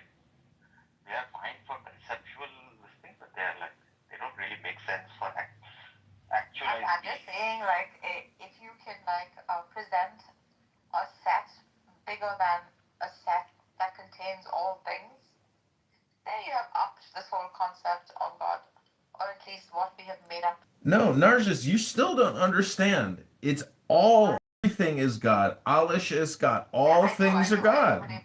So, That's what I'm saying. but that's like saying nothing is God. And so that's the fine line. In one sense, right? Ribono In Shalom. one sense it is, in another sense it's not. Yeah. Hey, can I finish what I was saying to Margo? So, Yeah, you can go on with your gibberish or gibberating. Yeah, we just made up God and whatever. I guess I understand the. Who's that in your PTR, Seema? Is that the future you? Yes.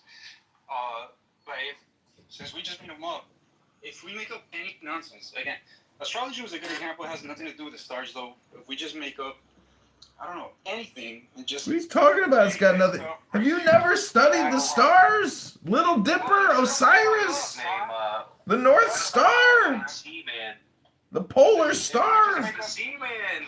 It's the Seaman. Hello? We make up any fucking thing and say this stuff brings you bad karma. You don't just make shit up. Otherwise, it has no analogy. Shut the fuck up, John. Hello?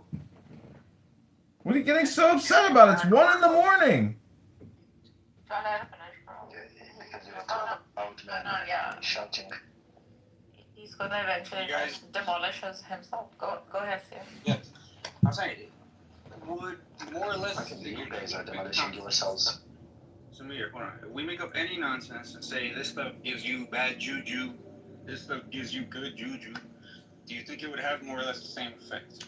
There's one extra thing somebody said earlier that we can talk about next, which is this idea of an afterlife. But Dude, before we get to the afterlife, it's called laws, bro. What planet do you live on? do good things. Fucking John, shut the fuck, dude. If I was moderating, Ooh. Well, I put some links in the chat. Look at these different steles. Look at the steles. Look at the steles. And CM is just talking nonsense. CM is merely giving opinions like he always does. So let him do it. Go ahead, CM. I'm the only person fucking here. Maybe and besides Samir, I'm the only person making any fucking sense, bro. Okay, make your point. Yeah, you're right. Yeah. Go ahead. You're so smart, CM. So smart. Yeah, we're just talking about compelling people to do good things, not do bad things, etc.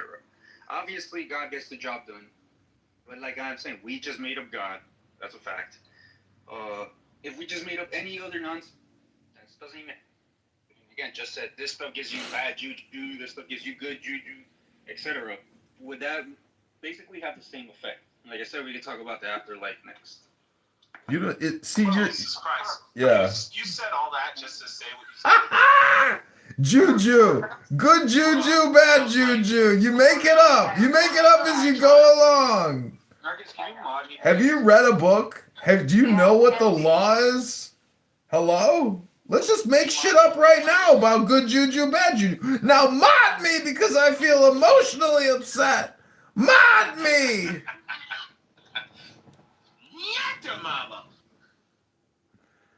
What I was trying to say is look at these steles I made because of that former speaker who was talking about the stele of Hammurabi or the code of Hammurabi. There's all these different steles around the planet. There's like the top 50. So I screenshotted them all. And you can look at the text of what they say. It's talking about ethics and laws primarily. So all these religions. I am sorry that I am too loud for you. Maybe you should try turning down your volume. Have you thought about turning down your volume on your phone? Your phone has this thing where you can turn the volume down on your phone. You use your finger and hit the button to turn the volume down on your phone. If I am too loud, you must modify. Hello? Alright, CM, how mad does it make you to know that John is batshit crazy, but he's more intelligent than you? Look, both of you combined don't even reach half the fucking IQ. Oh my god, we've already had this conversation. That's true. Your IQ is lower than mine. That seems very obvious. We've already had this conversation. But see, There's only like 3 people that I've met on this app that have a higher IQs. Yeah, what's up? Why are you guys even concerned about IQ? I don't know. You guys, it wouldn't be useful for you. Conversation with Mario for a second. One was the other was Converse, and I can't remember. It doesn't matter how high your IQ is, you will still be cheated on. Yeah, but see, I'm to answer your No, question. I have a 9 3/4 inch stick. I don't get cheated on. I mean, you're fucking like Madrani or some shit. You have like a 3-inch penis. Come on, guys. Let's see him do something. You shrimp dick, I have to fucking, you prove it on popcorn. Narges, do what CM tells you to do. Do what CM tells you to do, Narges. Looks like a frozen popcorn shrimp. Guys, come on. CM, go ahead. Mario. In CM's professional academic room, she would never allow this type of behavior. CM is such a professional academic. Also, can y'all bring my friend Abby up? But yeah, CM, to answer your question, could it have worked? Sure. But I think that we take the standards that we have today for learning and put that on the process of how we got to that point. Unfortunately, through our trial and error, we had to start with these mythical stories and religion, and it worked. I think your and I disconnect is, I don't think that religion is inherently evil. It's people being dogmatic about it and, you know, kind of forcing it on you that alienates probably you and, you know, a lot of atheists. But it's not inherently bad if someone, and I'm going to always say this, if someone knows how to read scripture, why they're reading it, you know, basically what they're looking at, they'll have scripture can bring about a great life. And so, yeah, that's how I respond. Again, the point was whether it was God. The point was whether it was God.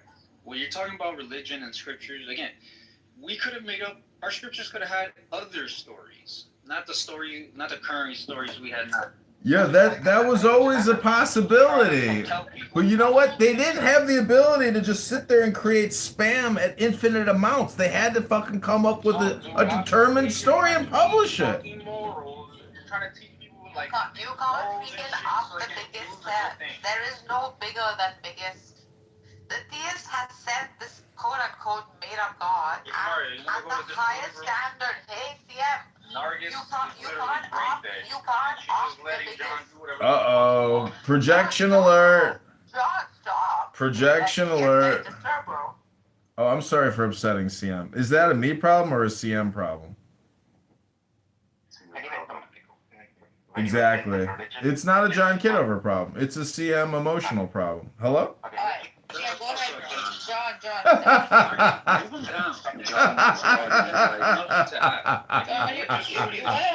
you want to take a break a little bit? Like, you know. Let's talk about concepts and not people. So, Mario, you were saying about religion not being bad, but I would just say that it's completely redundant. We don't need it at all. We are able to do law. We are able to do, science and technology. We just have basically made religion totally redundant. I agree. And see, CM as a concept is actually very low IQ. Low IQ concepts like CM need to read a book instead of just coming here to complain and say, Narges, moderate your room, Narges. Narges, do it! CM is ordering you! Do what CM tells you to do! So I get what Mario's saying. Because, even though we have replaced it, it's not about religion being bad. Because, religion could be good too. It's about compelling people to, like, do the right thing. It's trying to, like, teach morals or values and stuff that'll compel people to do the right thing. Yeah, but so that's not necessarily inherently bad. The bad thing is that it makes people not think in, rational terms. It just makes you believe in, like, really woo-woo, silly stuff. And you're not... Okay, so those are some of the bad things. Sure. Yeah. A lot of religious people will just believe that evolution is false because their religion basically tells them that, God made Adam out of, I don't know what. So what's the point in having something that makes people, like, believe in, like, or reject current justifications? I agree. It is because it is content. And if you've got entertaining content, well, then you can manipulate the people. Instead of CM's poo-poo, foo-foo, woo-woo. So, I know religion can do a lot of bad, and what you're talking about is a lot of the bad. Dude, stop kicking John off, dude. No, it's not everything is bad. Some of it is good. And it's just your opinion that it is bad. Let us go create a new room. And Narcis, you need to learn how to moderate your room. Remember, I gave you over 100,000 accounts, John. If you get kicked, just come back in one of my burners. Just remember temp-number.com. But see, we don't care about coming back. We want to make sure that CM is happy and not always easily upset by other people. He wants to have his long-form conversation with you. He could also just do a ChatGPT or a Grok. Sorry for interfering with your fun, CM. Sorry for not being so professional for you, CM. So sorry. I am so sorry that I was not professional enough for you, CM, Dr. CM. We come as a combo. So we come as John Kitover going. He's like Cornholio, dude. He can't help himself. Yeah, we're like the value meal. Help, bro. That had a fucking help you there. Help me help him. We are all John Kitover. I'm Spartacus. I'm Spartacus. I'm Spartacus. I'm Spartacus. We are all. I am Spartacus. I am Spartacus. We are all John Malkovich. I don't wanna. Yeah, you know what's going on. Beagle, why don't you So, Neelotpal. We'll start to spurg out. I'm John. Oli. know, CM had to leave now.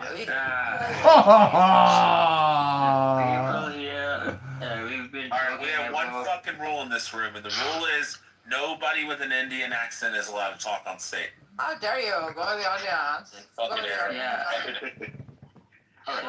Yeah. Or Arabs.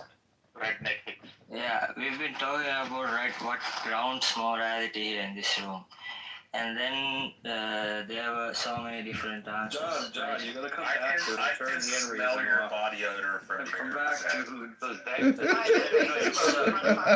I can smell his Indian curry body odor from here. Yeah, I can Through the fucking phone. racist filth. So Hello? Go sit in the audience for a little bit. I'll just come right back. Okay, bye. Okay, I have 100,000 accounts.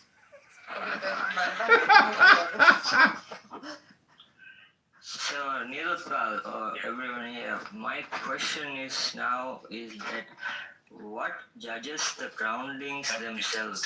Hello? What is the judge of the groundings themselves? Hello? What is the judge of Hello? proving themselves? I mean, you can just make some brute fact like God, Hello? or you can put some other brute fact like gobbledygook. All this gobbledygook. What is gobbledygook? The religious text that makes you believe. What is woo-woo? What is poo-poo? As soon as John gets going, turns into fucking Cornholio. I'm gonna use my shit right now. That's because you've been here for 23 hours. It's time to go to bed. Take your dog on a walk sometime, Narcis. My God, take your dog on a walk. You're on Clubhouse all day long. When did you go to the gym and make dinner? When did you do something productive? All you do is talk in incomplete sentences all day long. Do something with yourself. Come on, bro. You know, as long as Donald Trump is your president, you really can't be the judge of people's. Oh my God, here we go talking about President Donald Trump again. This is so pathetic. Oh, hey, Sen. Hey, Sam, what's up? Hey, come on, these guys are having a serious convo. What is the grounding you said, huh? Is that? What was the question? No, so You motherfucker. you said that the religious text, right, that makes people believe the book. It takes all the rationality out of context. So without it, people can make a So bizarre. ground for morality. So right? bizarre. So what is the judge? What's the judge? Yeah, who judges between those two? No, you fucking retard. They're not saying that they couldn't. They're saying they won't. So a lot of non-religious people, they are living in society fine enough, right? It's not like they're going around running amok, committing crimes and all sort of so-called undesirable stuff. So obviously these people are able to ground their morality somewhere. We don't need to give it a name. Like Mario for an example, when he's like using like, well, you have to understand nature, and through nature, like you can understand morality. And I'm like, well, where do you find this expressed in nature? Like, can you give me Nature's an law, example? for example, morality through You can't, nature's law. you can't give me an example of it, right? Yeah, so yeah. that doesn't tell me anything meaningful there. Nature never eats more What than he's what it really trying to talk about is ontology, right? The nature of being.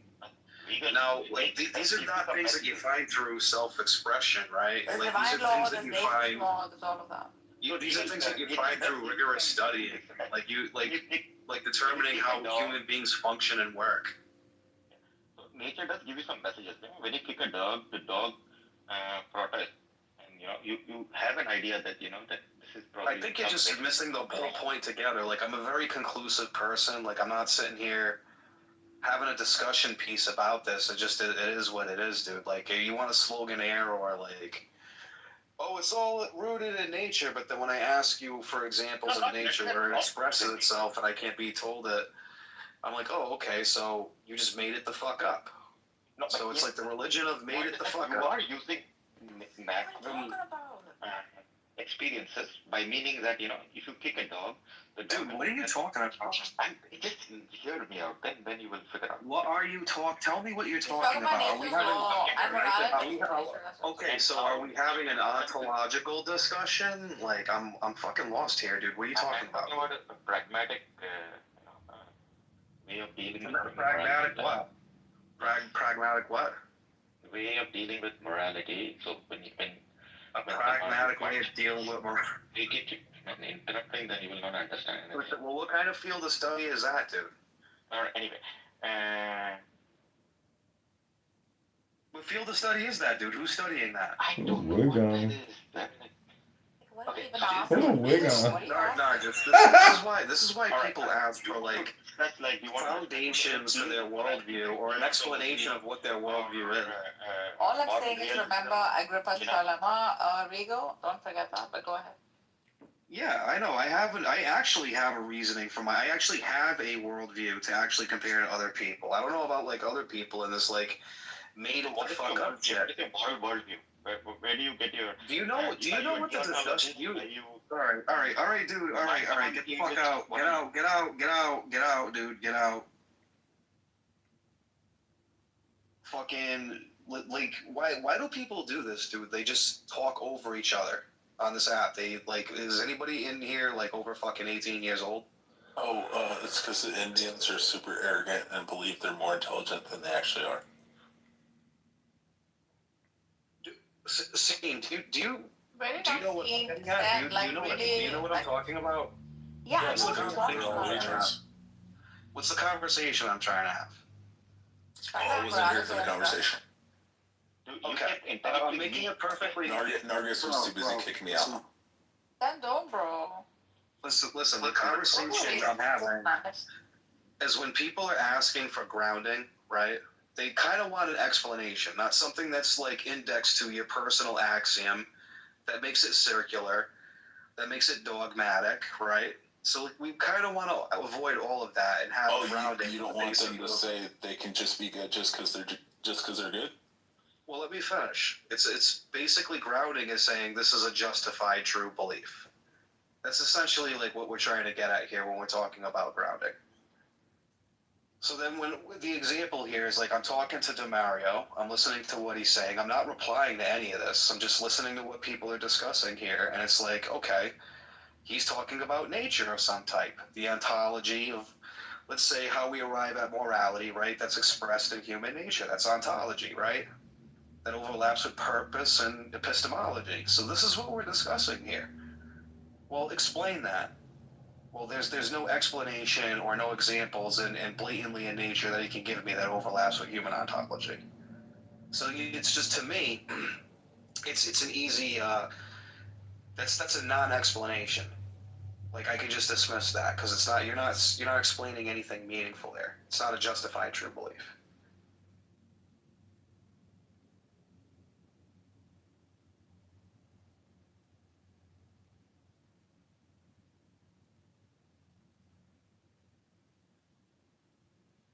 So you're saying nature is not true, right? That's what you're saying. No, that's not what I'm saying. I'm saying on that person's worldview, to Mario's for example, he's indexing this to like nature, right? You study nature and then you can come up with some examples of like morality or like how we run a society or interact with each other. We're talking about human ontology at that point, and I'm like, okay, show me in nature where this overlaps with human ontology. No explanation. I can go like better with that. That's circular. That's a circularity. That's a personal axiom. Yeah, I agree. Like obviously like he's like avoiding the whole dogmatic thing where he's like overly committed to it and it's like, oh, it can't change because of logical possibilities, but the point remains is that that's just circular and that's a personal axiom. He's asserting that. So can morality be posited like through logic and rationale? Okay. So how do we arrive at logic? You mean through logic or at logic? What are the preconditions that makes it possible? Formulate. That it does You validate 1 plus 1 equals 2. middle and non-contradiction, right? So as long as we maintain these three laws, then we can say that the case that we're positing is true. Yeah, but that's just brute forcing it. That's just saying it is because it is. Because we use it and it works, therefore it is, and that's a justified true belief when that's not. That's I'm sorry, brute how are force you is close to positing just what? Is how are you positing God? You know, like I don't have to posit a God. I'm just asking for like a justified true belief based on the assumption.